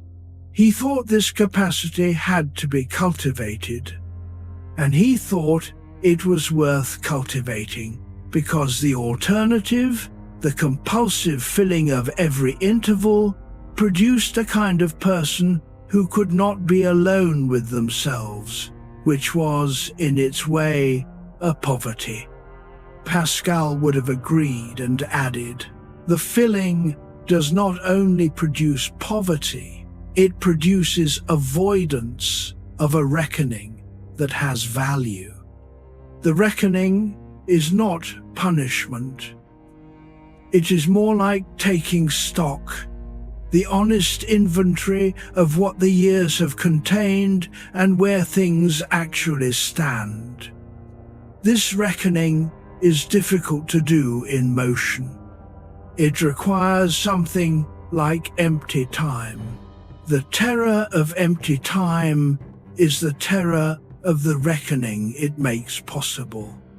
Adam is a man who retired at 64 after a career he found genuinely meaningful.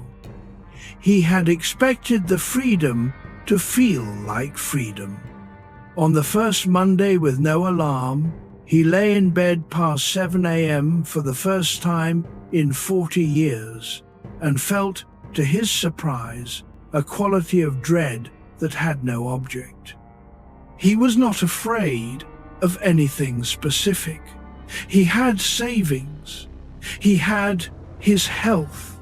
His wife was still with him. His children were managing well. He was afraid of the space, the open, unscheduled, unmeasured space of the day. Pascal would have recognized it as the most honest moment Adam had experienced in years. The schedule had been doing a job Adam had not known it was doing.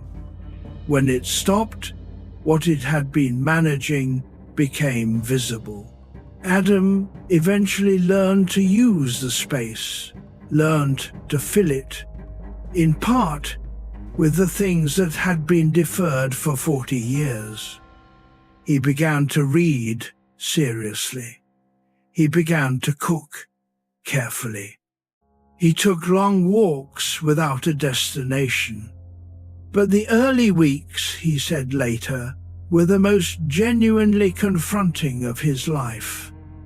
More than the difficult moments at work, more than the medical scares, because those things had had shapes. The empty time had no shape. It was just open, and he was in it. Pascal would have said, "Now you are in the room. At this hour, the time is empty. There is nowhere to be. No performance required. The calendar ends here, at this bedtime, and does not resume until the alarm. This is the empty time. And the reckoning, if it arrives, and it may, in some small form, is not the disaster the anxiety suggested. It is the moment in which you see your life with relative clarity. Not complete clarity, but more than the busy hours provide. What do you see? You do not have to answer. The question has been here all night, patient, not demanding a response, just asking to be acknowledged. It is acknowledged. The empty time is here. The reckoning is quiet. The body is at rest. This is enough. Chapter 34. Why silence feels like judgment. The inner critic does not announce itself. It does not arrive with credentials or a clear agenda. It does not say, "I am here to evaluate your performance for the day," and find it wanting. It simply produces a quality of atmosphere, a mild sense of being insufficient, of having managed things poorly, of having fallen short of something that has no specific address but covers everything. Pascal understood this interior voice, though he described it in the language of conscience rather than the critical superego. In the Pensies, he wrote about the self-knowledge that solitude enforces, the recognition of one's own inconsistencies, the gap between who one presents to the world and who one encounters in a quiet room. The quiet room, as Pascal described it, is not a hall of mirrors reflecting an inflated image. It is more like a room with clear windows. The light comes in without editing. Freud named the mechanism in the 20th century the superego, the internalized judge. The standards that were external in childhood, what was acceptable, what was shameful, what was required for love, become internal in adulthood. The person who violates them does not need external punishment. The punishment arrives from within. At this hour, the inner judge is running on a reduced but still active version of its daytime routine. It has the day's material to work with. The moment in the meeting that felt mishandled, the response to the person you love that came out harder than intended, the resolution you made 3 months ago that has not been kept. It is working through these with its characteristic thoroughness. The response Pascal recommended was not argument with the voice. He knew from experience that argument fed it, that the mind, trying to defend itself against its own critic, extended the process and sharpened the weapons on both sides. The response was something more like acknowledgement and release. Acknowledgement, yes. Some of that was imperfect. Some of it I would do differently if I had the chance again. Release. And the imperfection is not the sum of what today was. And today is over. And the morning will come with its own material and its own possibilities. Irvin Yalom, the existential psychiatrist in California, observed in his clinical work that the patients who suffered most from the inner critic were not those who had done the most wrong.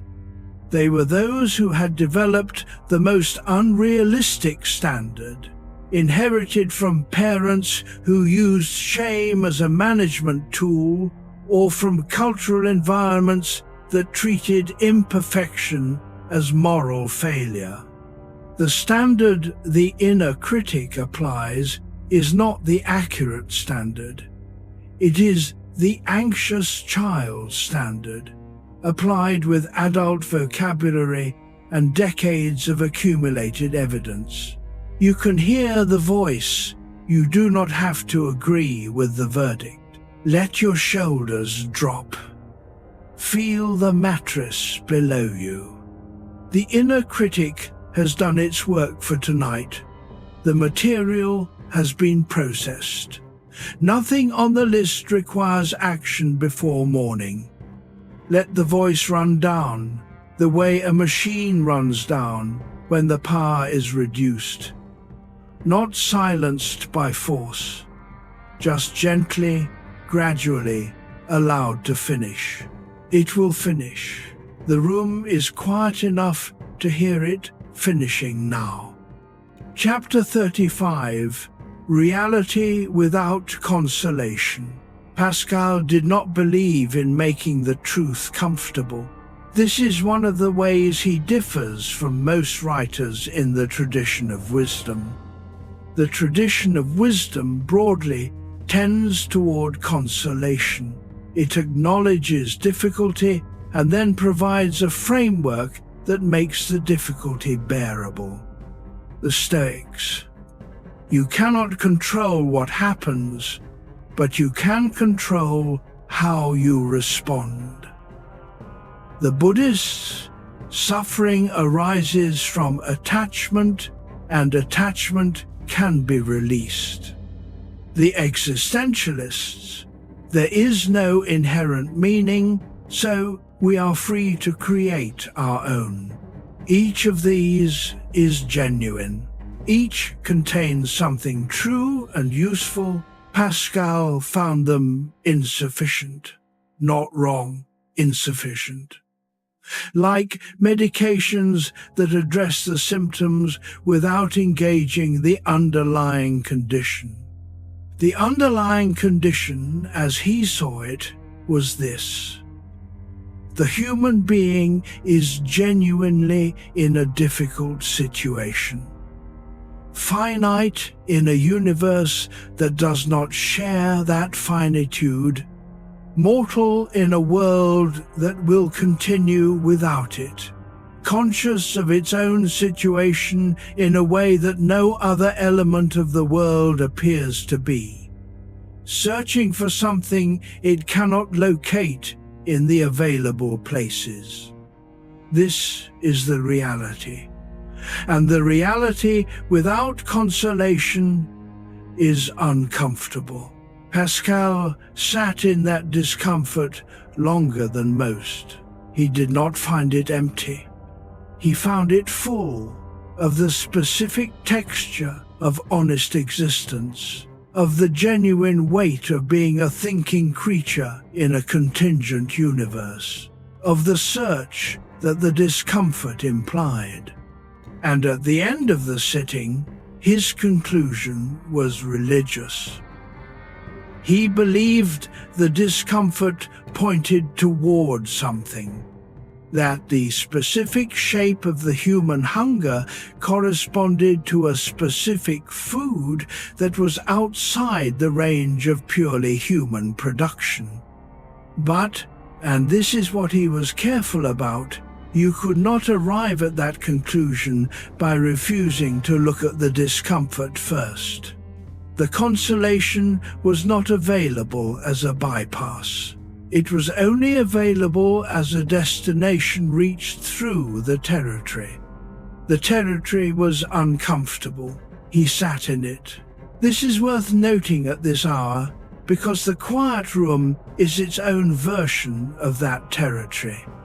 The silence that has settled around you tonight, the absence of distraction, the presence of whatever is actually present, is not the place where comfortable answers arrive.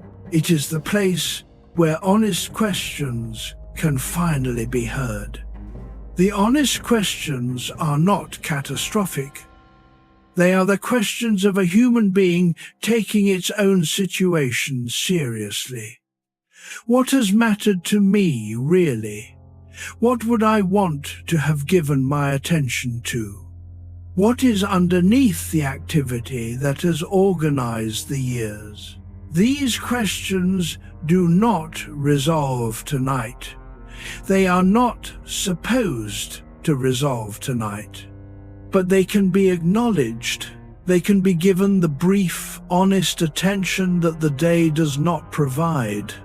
And in that acknowledgement, in the willingness to sit with reality without requiring it to become comfortable first, there is something that is not consolation, but is, in its way, even more reliable.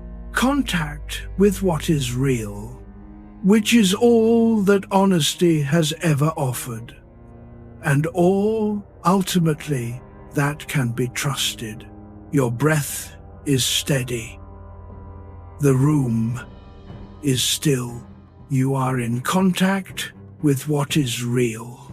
That is enough. Chapter 36. The mind that sees too much. There are minds that are constitutionally unable to look away. Pascal had one of them. He could not encounter a problem without seeing its full complexity. He could not accept a comfort without examining what the comfort required him not to look at.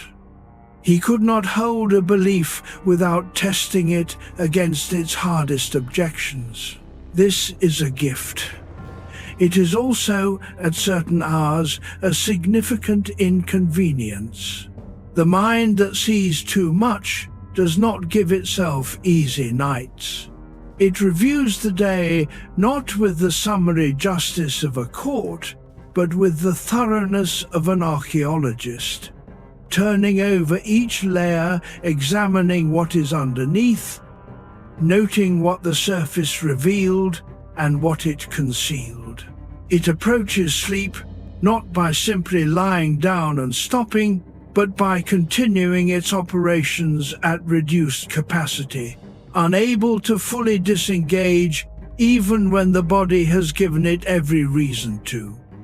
You may know this from the inside. Kierkegaard wrote in his journals about the burden of consciousness, not in the sense of a complaint, but in the sense of an honest accounting. The person who thinks clearly about their situation is not always happier for it. The examined life, as Socrates said it must be, is not always a comfortable one. It is more honest. Whether it is more happy depends on the individual and the circumstances and the depth of the examination. Pascal chose the examination. He could not have done otherwise. But he chose it also in the sense of turning toward rather than away, of using the capacity he had for honest observation on the most important questions rather than on safe and answerable problems. The mind that sees too much sees everything, including the limits of what it can do with what it sees. It sees the questions it cannot answer, the territory it cannot map, the places where the honest conclusion is, I do not know. This is where the most honest thinkers arrive, sooner or later. Not ignorance, not the absence of thought, but the specific humility of a mind that has thought carefully enough to know the edges of thinking. Wittgenstein, at the end of the Tractatus Logico-Philosophicus, wrote, "Whereof one cannot speak, thereof one must be silent."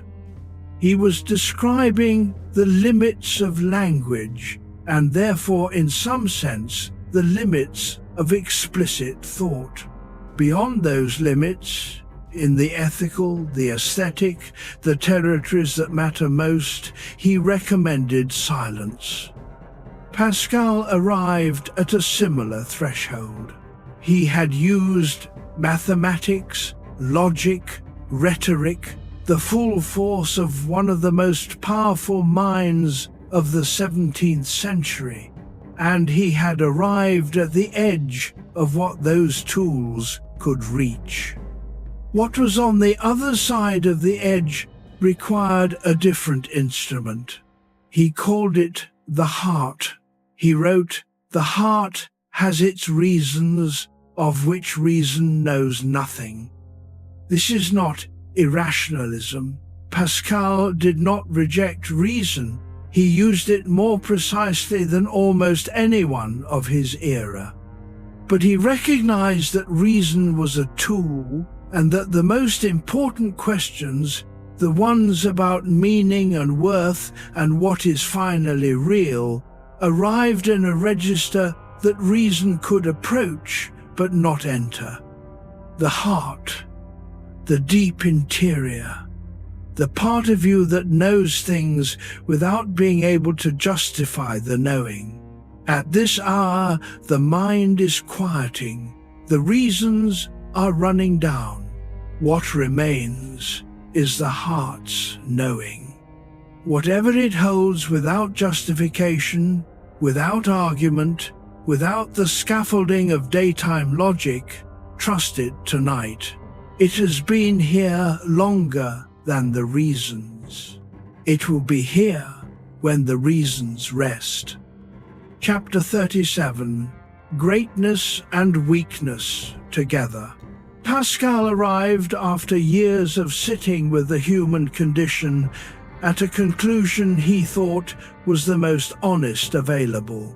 Not a resolution, a description. The human being, he wrote, is both great and miserable, not alternately, not sometimes one and sometimes the other, depending on the day's success, both at once. The same creature, in the same moment, containing both the dignity of consciousness and the fragility of the mortal body.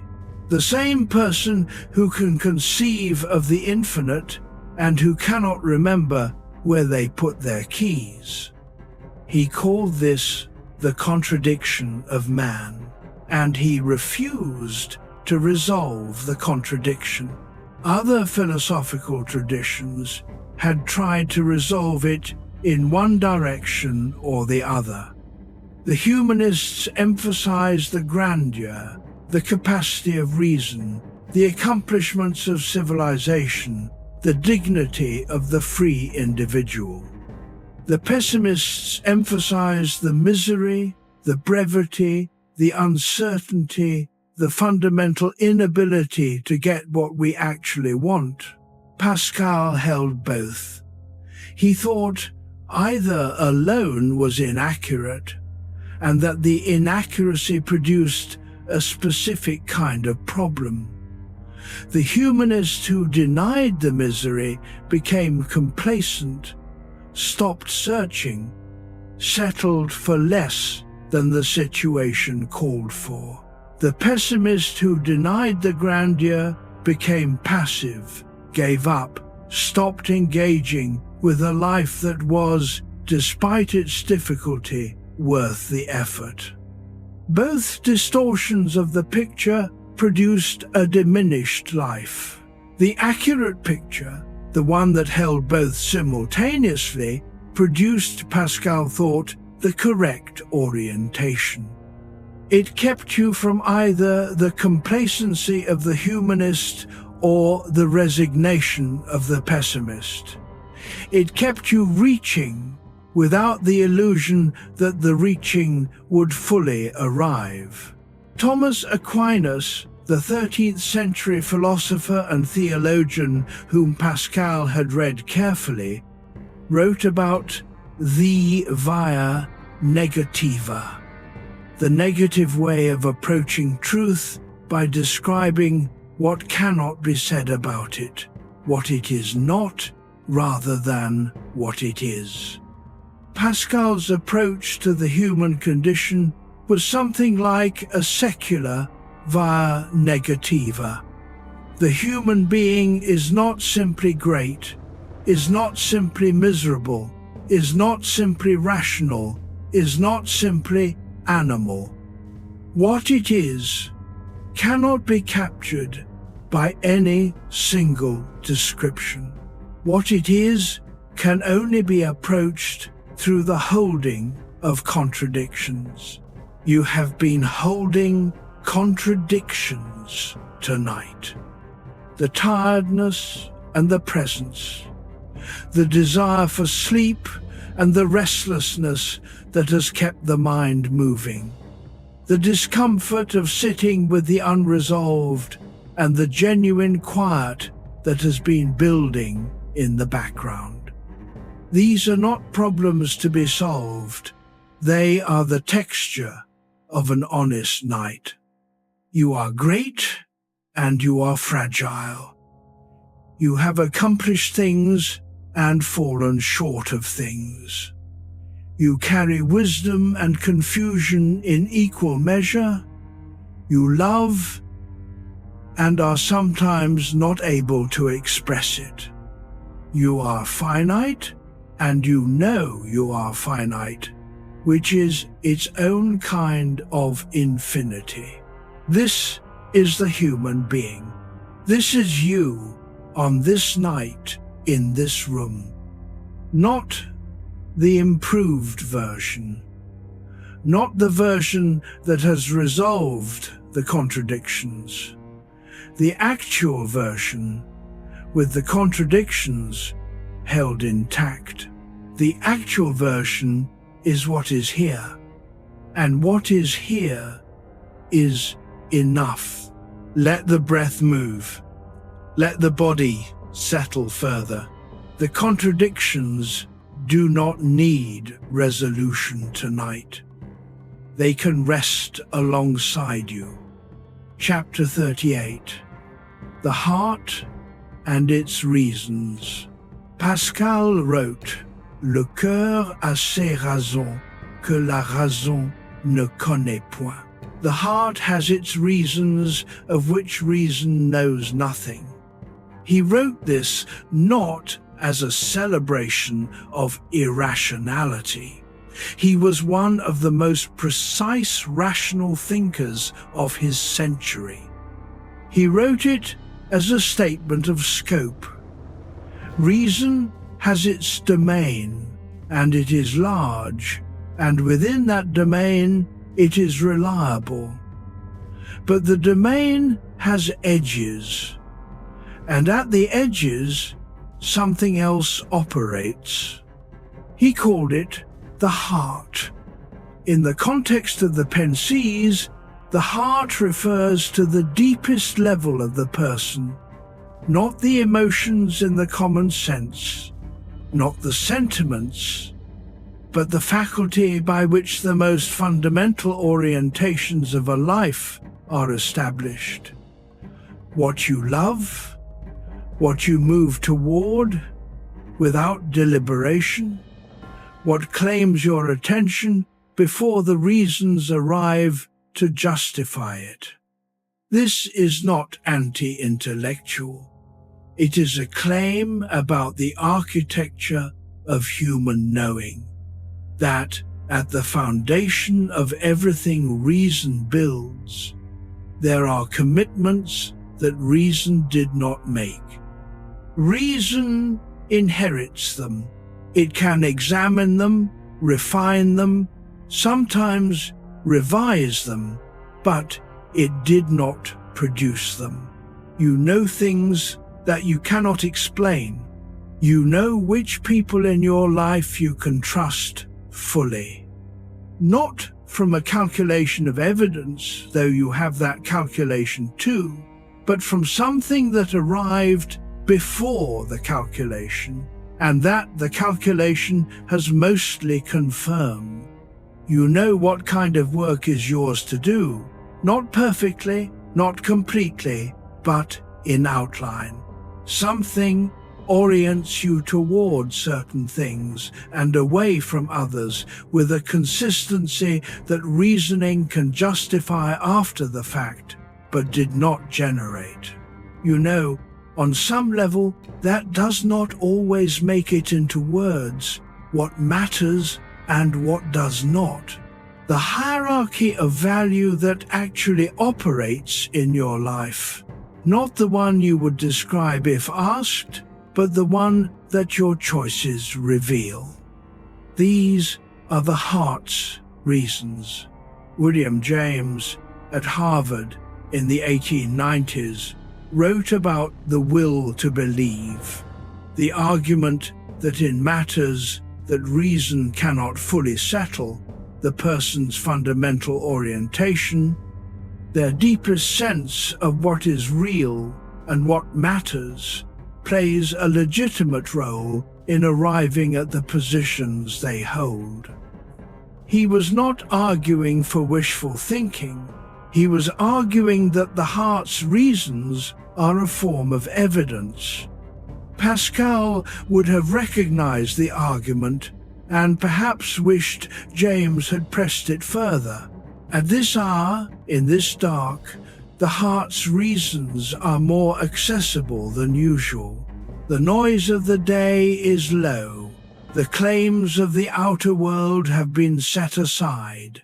The interior has room to be heard if you are willing to listen to it. The mind is quieting. The rational review is winding down. The defenses are lowering. What remains is something older and less managed, the actual commitments of a life, the real hierarchy of value, the things that have mattered enough to stay and the things that were tried and found insufficient. You know these things. You may not say them often, they may not have been examined recently, but they are there, in the heart's keeping, in the deep structure of who you have turned out to be across the years. They do not require examination tonight. They can simply be here, acknowledged the way the floor is acknowledged by simply standing on it. The heart's reasons are your reasons. Even when the reasons are silent, they are present. There is something Kierkegaard observed about the deepest commitments of a life, the ones that constitute what he called the self's absolute relationship to the absolute. These commitments cannot be communicated directly, they cannot be transferred through argument, they can only be lived and observed in the living, and recognized by someone who has their own. At this hour, in this quiet, the heart's commitments are more visible than usual. Not to the analytical mind. The analytical mind is slowing, but to whatever is watching the analytical mind slow. Whatever you are committed to, in the deepest sense, whatever you would not abandon even if you could not explain why, whatever has remained constant across all the changes the years have produced, that commitment is present here. It does not require explanation tonight. It does not require justification. It has persisted this far without either. It is the heart's reason for everything else. Let it be acknowledged. The heart's reasons are your reasons. Even when the reasons are silent, they are present. Rest in that. Chapter 39. Why reason cannot finish the task. Reason is very good at certain things. It is good at calculation, at examining evidence, at testing internal consistency, at identifying contradictions and resolving them, at moving from premises to conclusions with precision. These are large and important capacities. Pascal had them in unusual measure and used them for genuine advancement of human knowledge. He is not disparaging them when he says reason cannot finish the task. He means something specific. The task of meaning-making is larger than the task of problem-solving. And reason, which is the right tool for problem-solving, runs into its limits when the questions shift from the solvable to the fundamental. Why is there something rather than nothing? What makes a life worth living? What do we owe to one another, and how do we know it? Is the universe indifferent, and if so, what follows from that for the creature inside it who notices the indifference? These questions can be examined by reason. Philosophers have examined them carefully for millennia, but they do not resolve in the way that mathematical proofs resolve. The examination generates more sophisticated questions rather than closing the inquiry. This is not a failure of reason. It is a description of the landscape. Some territories cannot be fully mapped by the tools available. Immanuel Kant, who came after Pascal and in some ways extended the same problematic, argued that reason pushed to its limits generates what he called antinomies, contradictions that cannot be resolved from within reason itself. Is the universe finite or infinite in time? Reason can construct a proof for each answer. They cannot both be right. And yet neither proof is defective. At the edges, reason generates its own contradictions. Pascal had arrived at this boundary by a different path, more experiential, less systematic than Kant. He got there by being brilliant enough to see through the arguments and honest enough not to pretend the seeing through had answered what he was asking. What do we do at the edge? The Stoics recommended acceptance of the limits and engagement with what is within reach. Kant recommended a different kind of epistemic humility, the recognition that certain questions are permanently outside the domain of knowledge and must be addressed, if at all, through practical reason and moral commitment. Pascal recommended the leap, not the irrational leap of someone who has not thought, but the leap of someone who has thought as hard as possible and found that the destination cannot be reached by thinking alone. You may have your own relationship to the edge. You may have arrived in the course of a life at certain things that feel true and that cannot be fully justified, that are held not by argument but by something more persistent than argument. The edge is real. It is not a failure to have found it. The most honest thinkers in every tradition have found it. What you do at the edge is a question for waking hours, for days with energy and clarity, not for tonight. Tonight, the edge is simply acknowledged. It is here. Reason has brought you to it, and the night takes over from there. The breath, the dark, the body at rest. Beyond reason. This. Chapter 40. The Inner Critic in Solitude. We have met the inner critic before tonight, briefly, in the early hours. Now, in the deeper part of the night, it tends to run more freely. It has had time to compile its materials. The day is full of them, the moment of poor judgment, the response that came out harder than intended, the opportunity that was seen and not taken, the thing left undone that should have been done.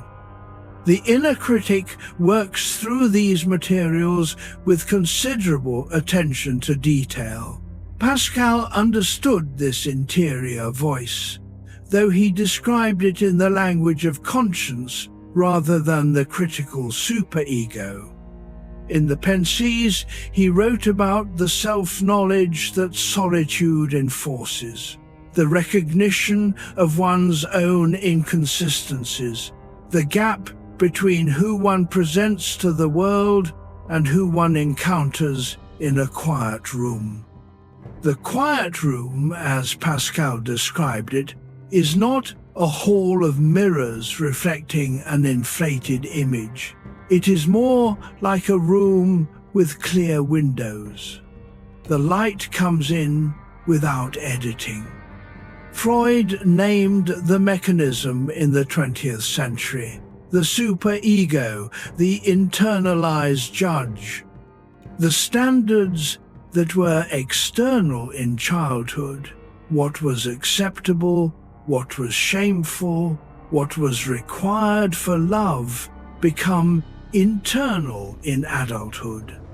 The person who violates them does not need external punishment. The punishment arrives from within. At this hour, the inner judge is running on a reduced but still active version of its daytime routine.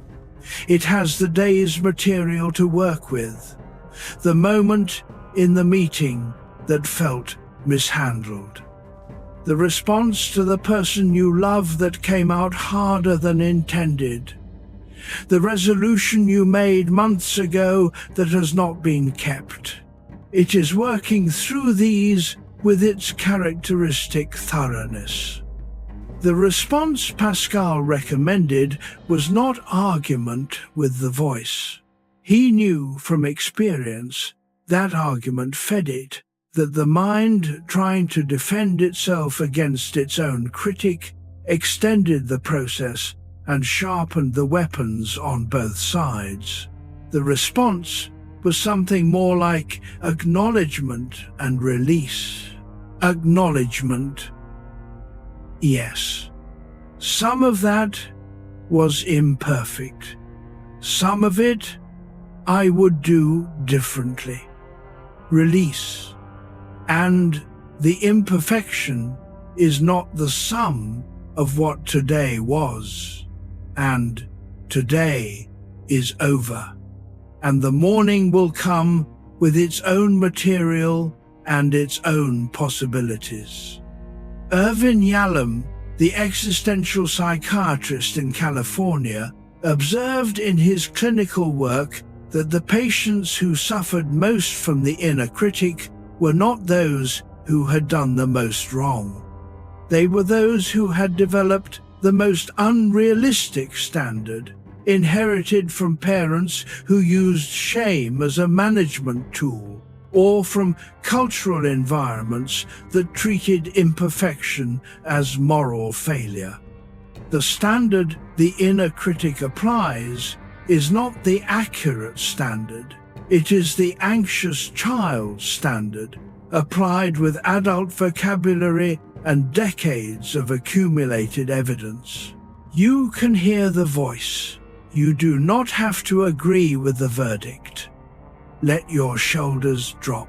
Feel the mattress below you. The inner critic has done its work for tonight. The material has been processed.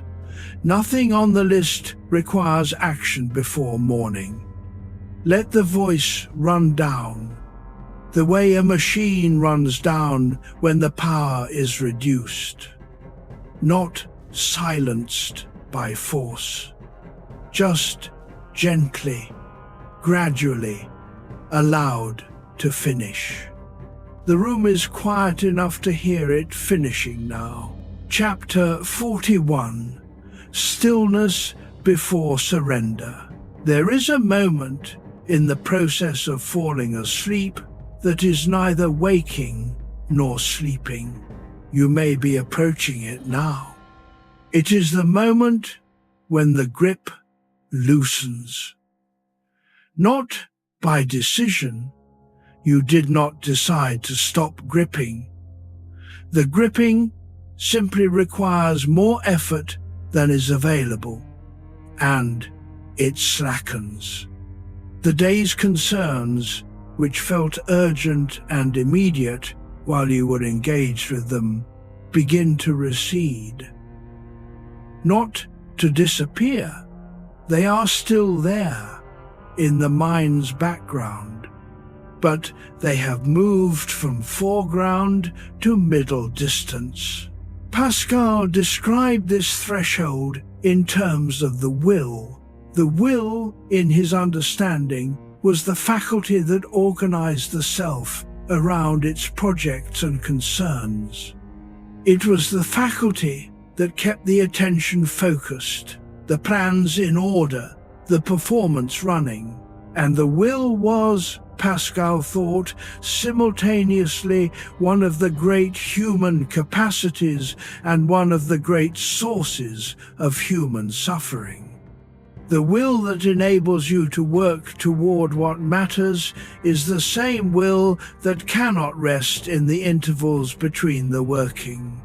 It continues its organizing function even when there is nothing to organize. It produces concerns when no genuine concerns are present.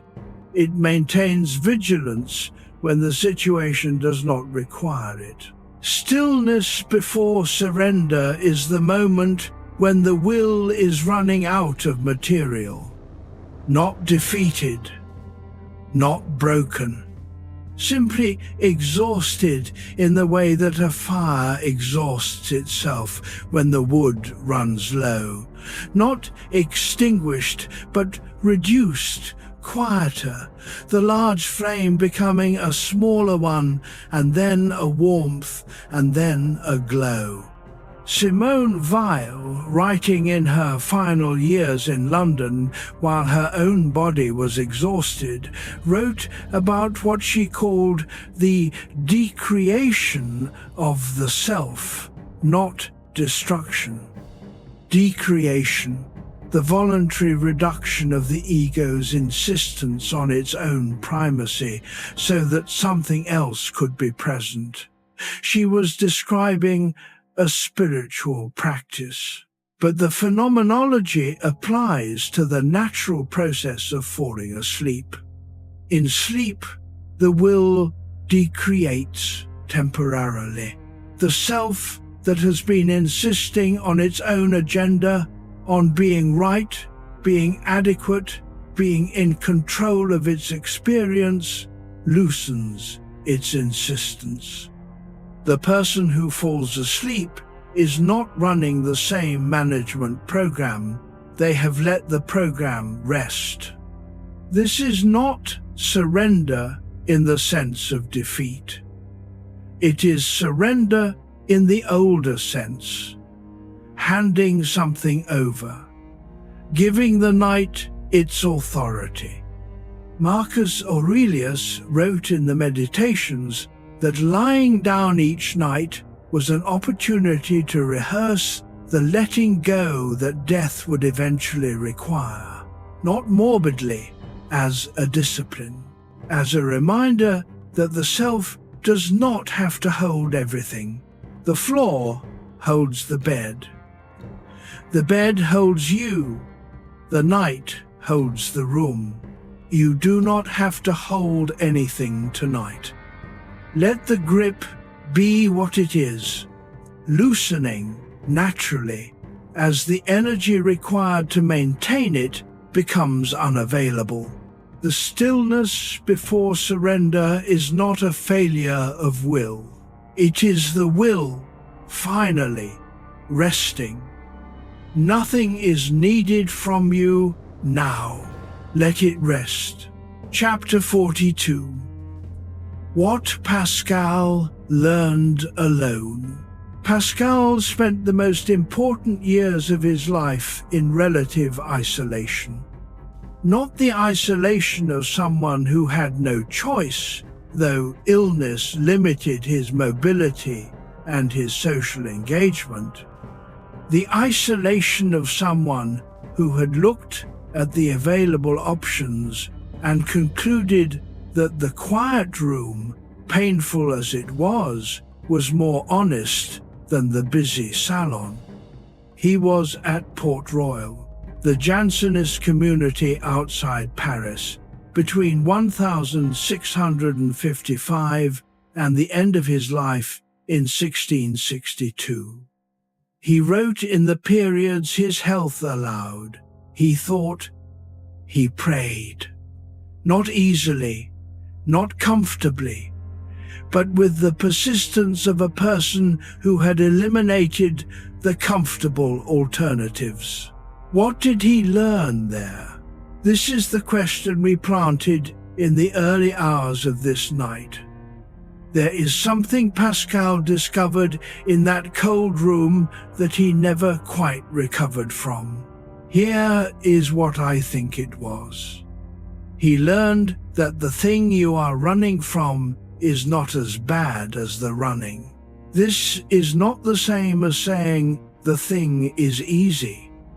The thing, the awareness of the self in its full situation, the encounter with mortality and uncertainty, and the specific difficulty of being this person in this life is not easy.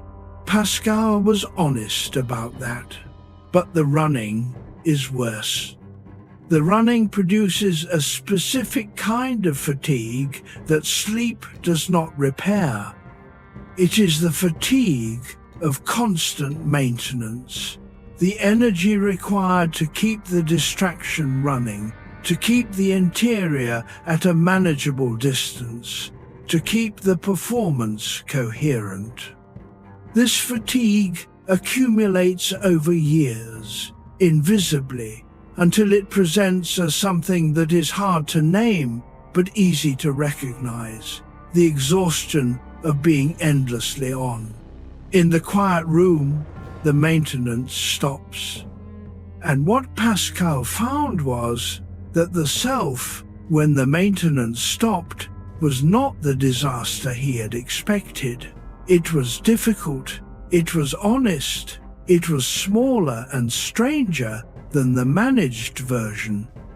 But it was also, in a way that required no argument and no justification, real. He had been managing a version of himself for public consumption. The mathematician, the scientist, the debater, the brilliant young man of Paris. In the quiet room at Port Royal, with the performance requirements removed, what remained was the actual person. Sick, uncertain, searching, not always admirable, but present, but honest. But finally, after all the running, here. The discovery that what you find in the quiet room is yourself, not a monster, not a void, just the actual self with its actual contents. This is what Pascal never quite recovered from. He never went back to the running. Not because he achieved serenity. The pensies are not the work of a serene person. They are the work of a person who has decided to stop pretending. And in the stopping of the pretending, there is a particular kind of rest that has nothing to do with the body's horizontal position. It is the rest of no longer needing the pretense to hold. You have been in some version of the quiet room tonight. Not Port Royal, not a stone building in the 17th century, but a bed in the dark, without the usual exits. What is here is what is here. And what is here, the breath, the body, the specific texture of this life and this night, is not a disaster. It is the actual thing. Rest in it. Chapter 43, The Strange Peace After Restlessness. The second kind of rest is not dramatic. It does not arrive with a sensation of resolution, of something having been figured out or fixed or achieved. It does not feel like the relief after a problem is solved or the satisfaction after work is done. It is quieter than that, less event-like, more like a quality that has been building almost invisibly, and that you notice only when you realize the restlessness has gone still. This is the rest of the self, which is different from the rest of the body.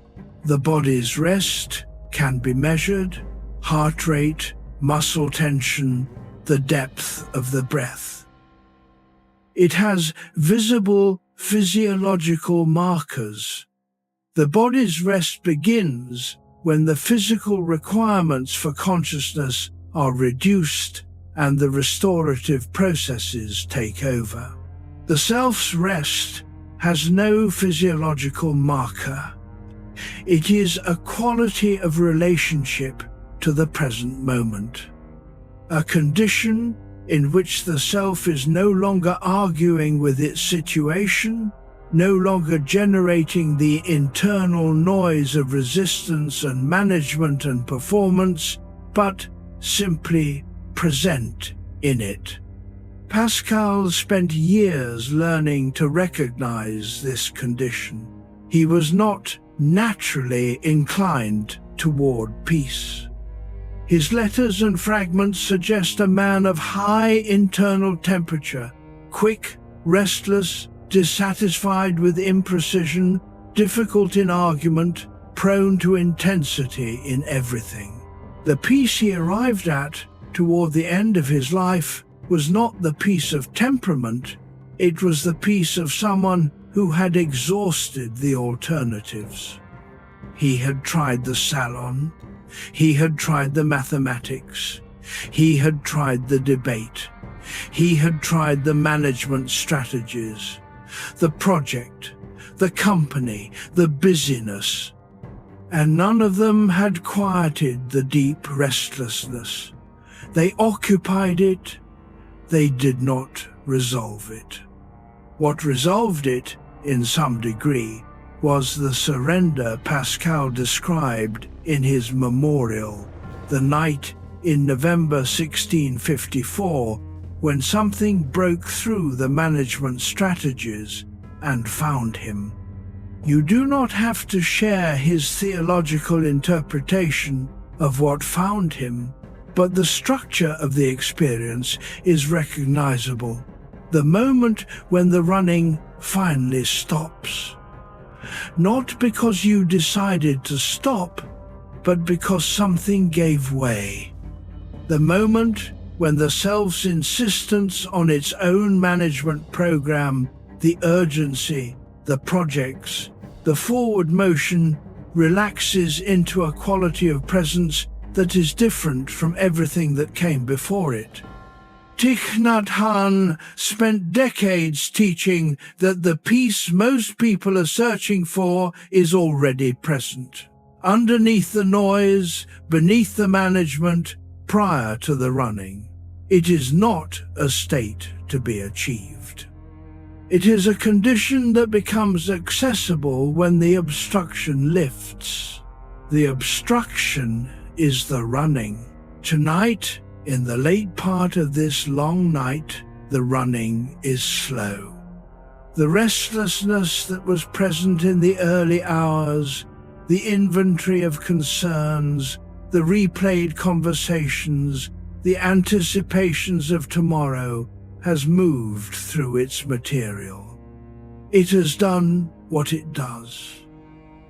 It has reviewed and categorized and worried, and gradually, finding nothing that can be resolved in this dark room, it has settled, not disappeared, settled. And in the settling, something else is present, something that was always present, underneath the restlessness, waiting with the patience that only the truly foundational things possess. The strange peace after restlessness is not the absence of difficulty. Your life has the difficulty it has.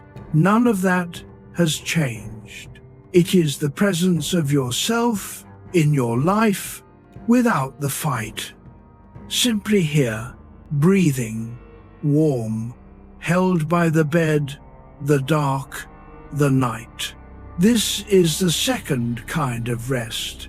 It is available now. Chapter 44, when distraction finally fails. There are nights when the usual exits do not work. You have probably had them. Nights when the show failed to hold your attention even though it was good. When the scroll produced only mild irritation. When the next podcast felt hollow before it started. When the book whose pages have carried you through many evenings sat in your hand without speaking. On these nights, distraction fails.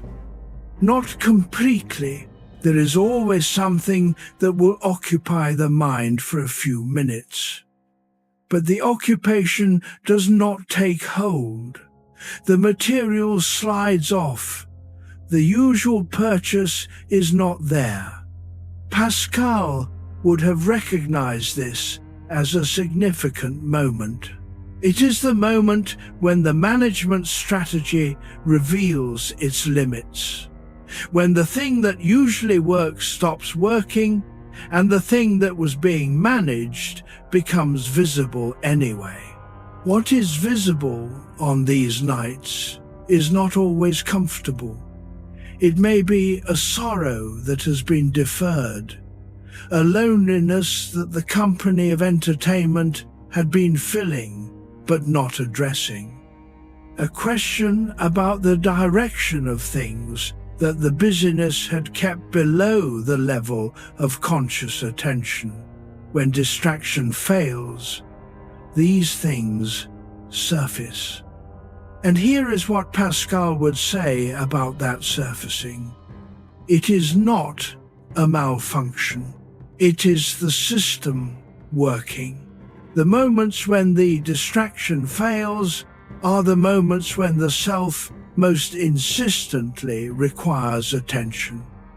When the interior has accumulated enough material, enough unprocessed experience, enough deferred grief, enough genuine question that it overrides the external management strategy and presents itself, the soul, as Pascal understood it, does not forget.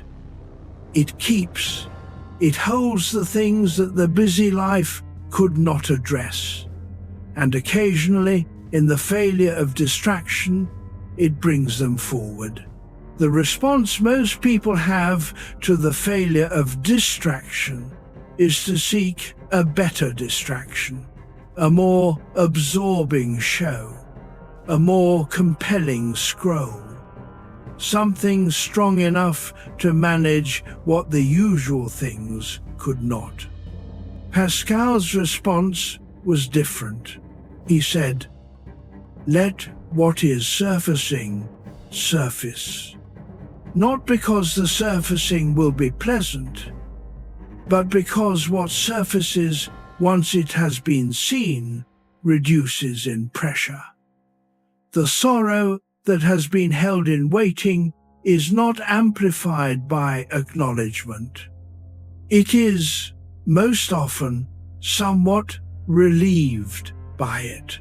The thing that has been waiting for attention does not grow in the waiting. It grows in the not seeing.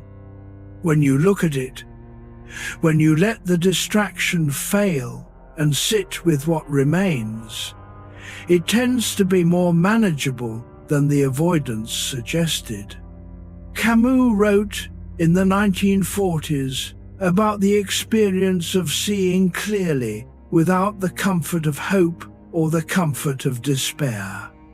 In the midst of winter, he wrote, I found there was within me an invincible summer. Simply seeing the clear, honest look at an honest situation. No editing, no embellishment in either direction. He found it, in its way, a relief. The distraction has been failing tonight, in its way, for several hours. Not the narration that has been company, but the usual exits, the phone, the management, the activity. They have not been available. What has been available is this: the night, the breath, the long, slow passage through Pascal's quiet room. And you are still here. The failure of distraction has not destroyed you. It has brought you to what was here all along. Chapter 45.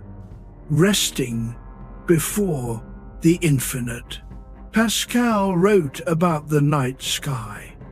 In the Pensées, he described the experience of looking up at the stars, at the universe's scale, at the silence of infinite space, and feeling what he called the two infinities. The infinitely large, the cosmos, extending in all directions without a visible end. The infinitely small, the interior world, the consciousness inside the body, the experience of awareness that has its own depth without a visible bottom, and the human being between them, too large for the small and too small for the large, suspended between scales that neither end nor converge. He found this unsettling. He also found it true. The night sky that Pascal looked at in 17th century France is the same sky above you now.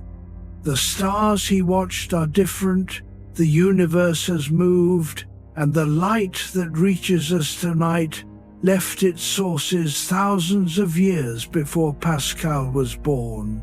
But the scale is the same. The silence is the same. The human response to that silence has also not changed much.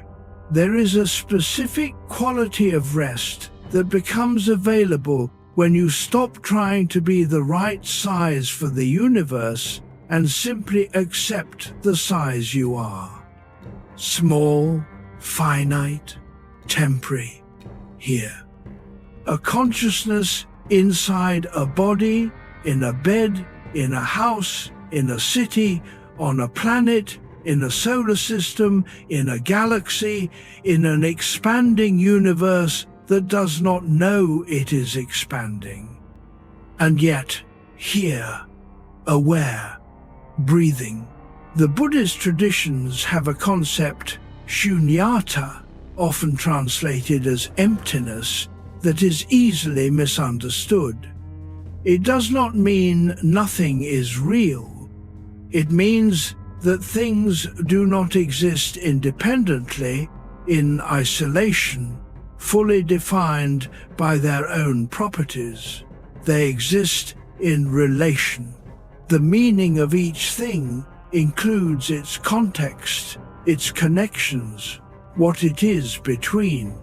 The human being between the infinities is real. The betweenness is not a deficiency, it is the location. Pascal was frightened of the infinite spaces. He said so directly. The silence of infinite space frightened him, but he kept looking. He did not look away because he was frightened. He looked more carefully.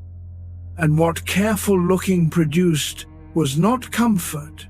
Pascal was not comforted by the infinite spaces, but it produced something he valued more than comfort: honesty. The accurate picture of what is here. The accurate picture at this hour is this: you are a very small thing in a very large universe. This is not a humiliation. The smallness is accompanied by the awareness of the smallness, which is the most remarkable thing in the known universe. The thinking, read again.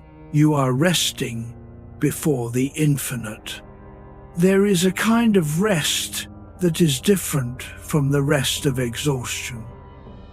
The rest of exhaustion collapses into sleep because it has no more fuel. The rest that Pascal arrived at after years of sitting with the infinite spaces, after refusing to look away, was a different kind. It was the rest of having looked fully and not been destroyed by the looking. He was frightened by the infinite. He said so directly. And then he continued to look. This is the model, not the elimination of the fear, not the suppression of the disorienting scale of things, but the willingness to be frightened and to remain present anyway, to let the dizziness of the infinite be there and to breathe in the presence of it. The universe is very large. You are very small. You know you are very small. That knowing, that awareness of your own scale is something the universe does not possess. In the whole of the cosmos, you are the most unusual phenomenon. A small thing that knows it is small, that can feel the vertigo of the scale, that can lie in the dark and hold the question without needing to resolve it. That capacity is not diminished by the scale. It is made possible by it, not solving it, not escaping it, not pretending it is not there. Simply here, small and aware, in the dark, breathing. The infinite is patient. It has been waiting since before you were born and will continue after. Tonight, it asks nothing of you. Rest. Chapter 46. A soul exposed to reality. Somewhere in the night hours, the management drops. Not all at once, not with any ceremony. Just gradually, as the energy required to maintain it becomes unavailable and the night takes what the day built up. The persona, the organized, presented self that moves through the world with some coherence and purpose, loosens. What is underneath it is not inferior. It is not the worse version of you. It is the unmanaged version, the version that has not been edited for consumption. Pascal was interested in this version. He wrote about what he called the moi, the self, as something that was almost impossible to know directly because it was always being mediated by the persona. The moi hides behind the presentation. It is protected by the distraction, organized by the will, expressed only in the gaps when the organization slips. In the quiet room, the organization slips. What is exposed is the deep self, the thing that persists beneath the social and professional identity. This self, when exposed to reality rather than to the managed version of reality, has its own responses. It may feel something like grief for time that has passed, not the grief of someone who has wasted time, but the simpler grief of anyone who has been alive long enough to feel the passage. Time does not ask for your opinion on its speed. It moves. The soul registers the movement. It may feel something like love for the people who are somewhere nearby in the dark, sleeping in other rooms or miles away, but present in the mind's affection. Love that during the day gets expressed as logistics and coordination, but that in the night hours is just love, simple and directionless, not needing an occasion. It may feel something like hope, not the hope of specific plans or specific outcomes, but the quieter hope that is more like a structural feature of being alive. The assumption, so basic it is rarely conscious, that morning will come and the day will have its own possibilities.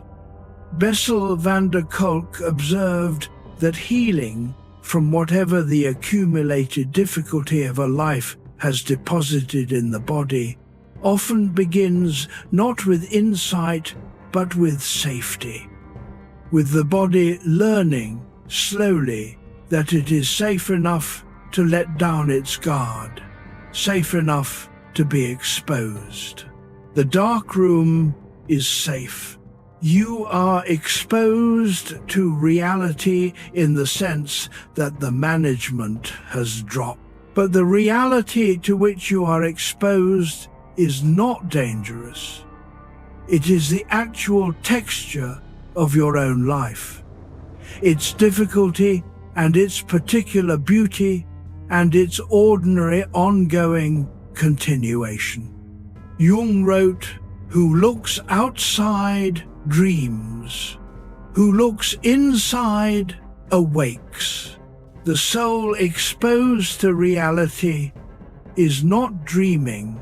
It is awake to what is actually here. And what is here, the breath, the body, the dark, the life that has been yours, is not a disappointment. It is the real thing. Rest in it. Chapter 47. Quiet beneath the thinking mind. The thinking mind is loud.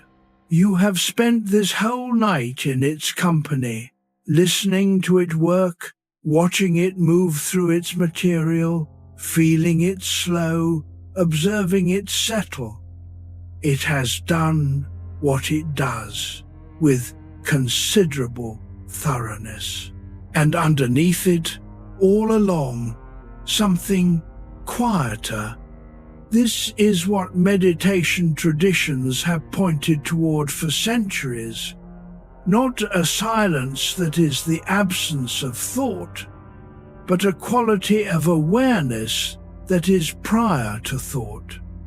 That was there before the first thought of the day and will be there after the last.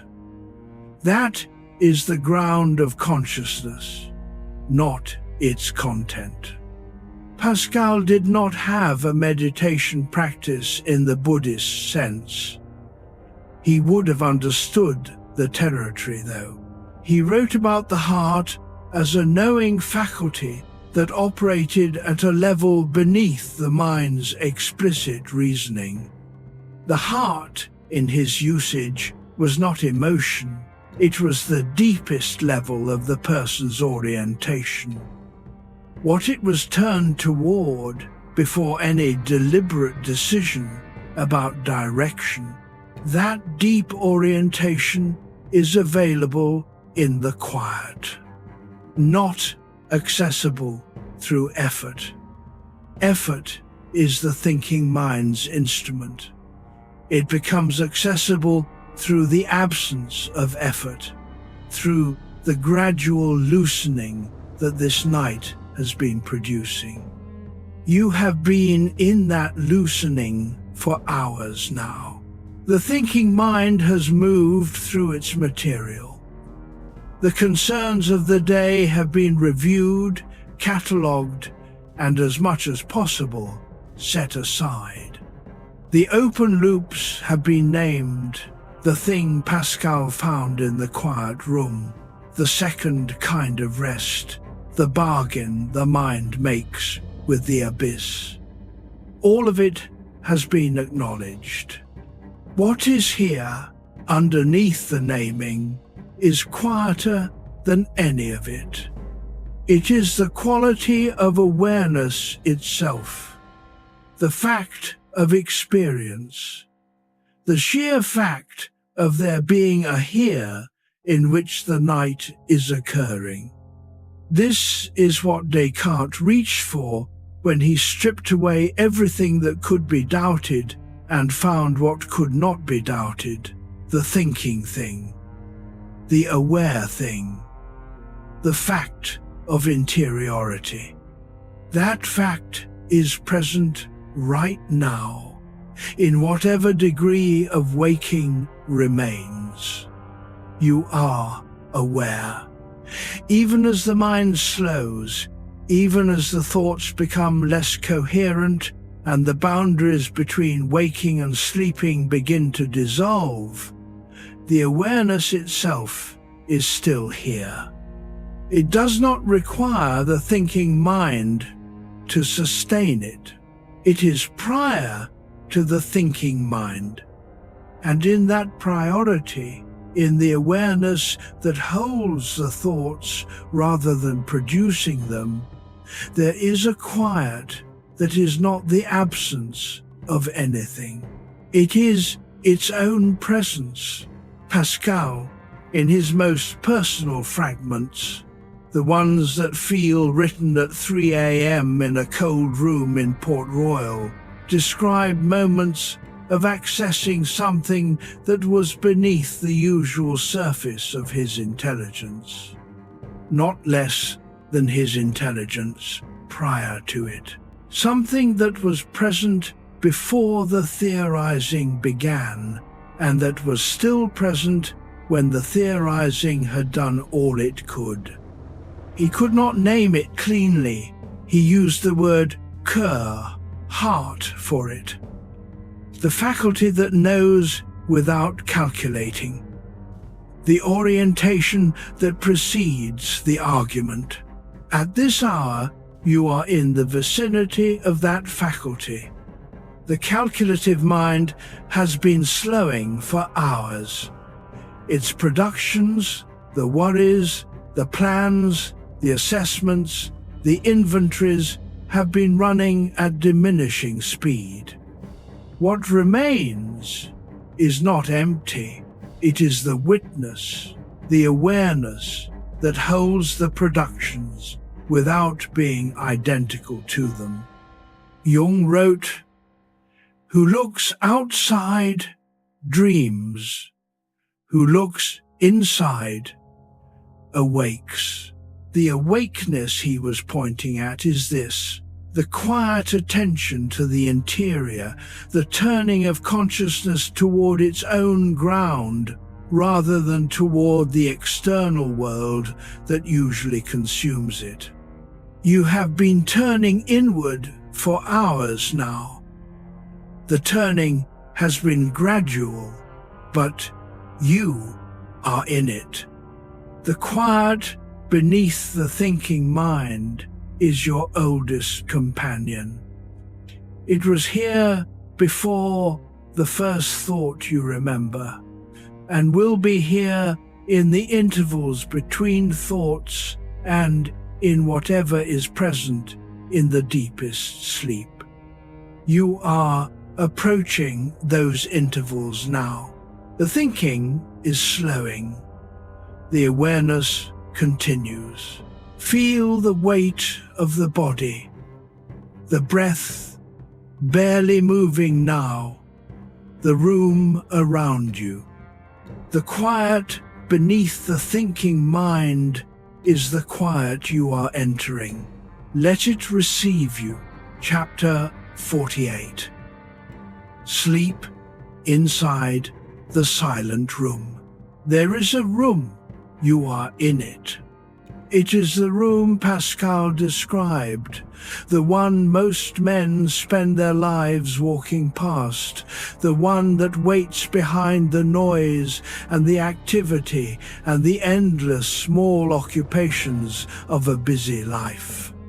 The room where nothing is required of you.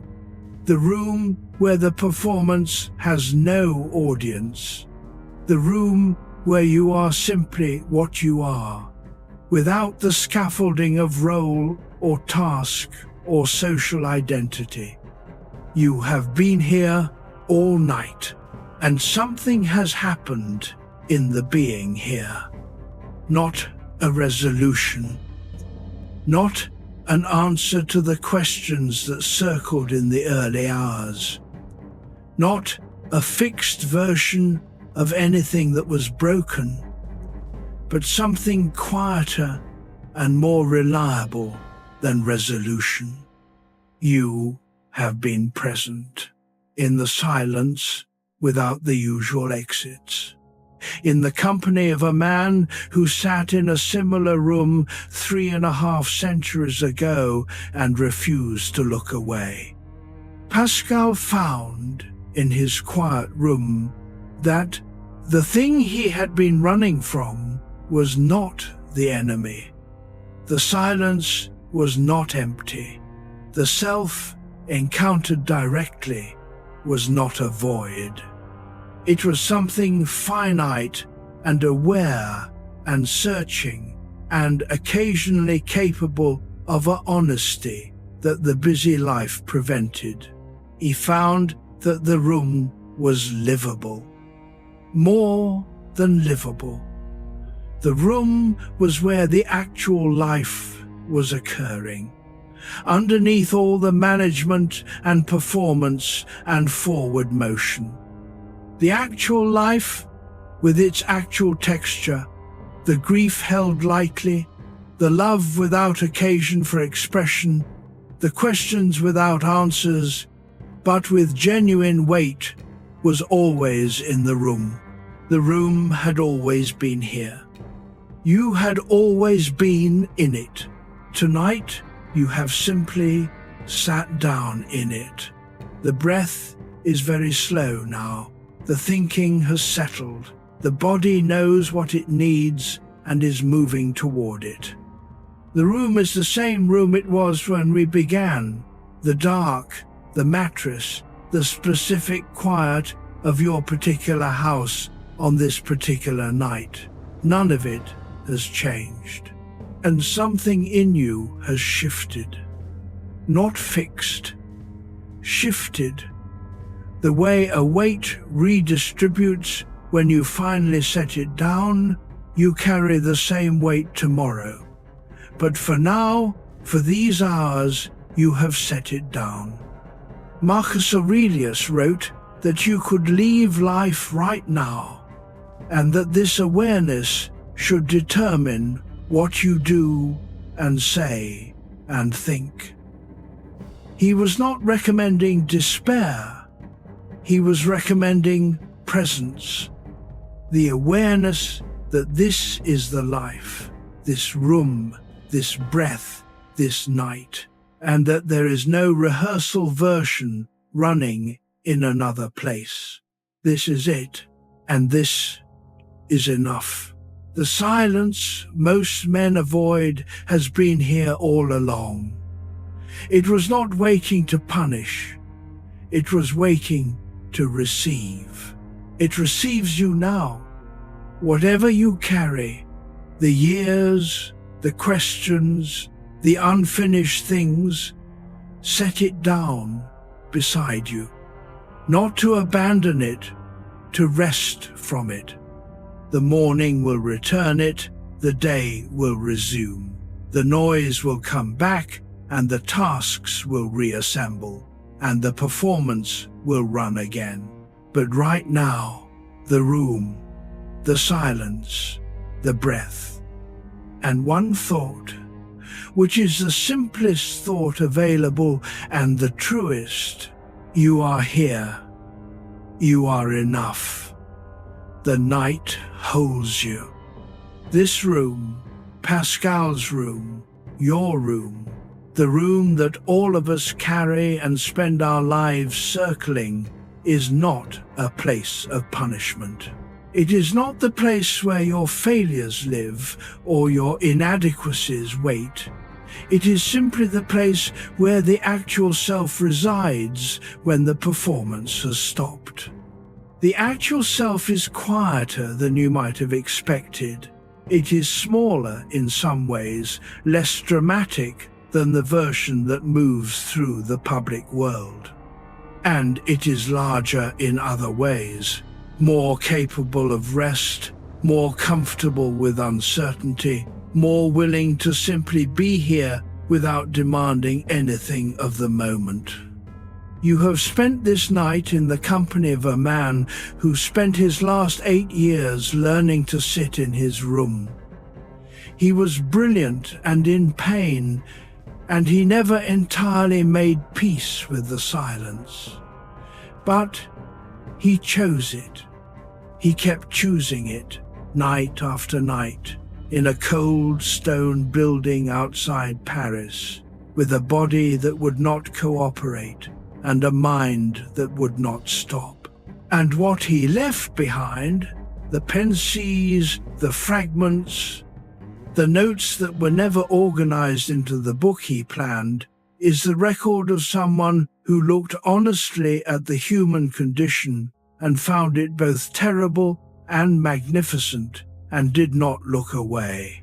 That is what tonight has been. The looking, the not looking away, and now the rest. You are here. You are enough. The night holds you. Sleep now.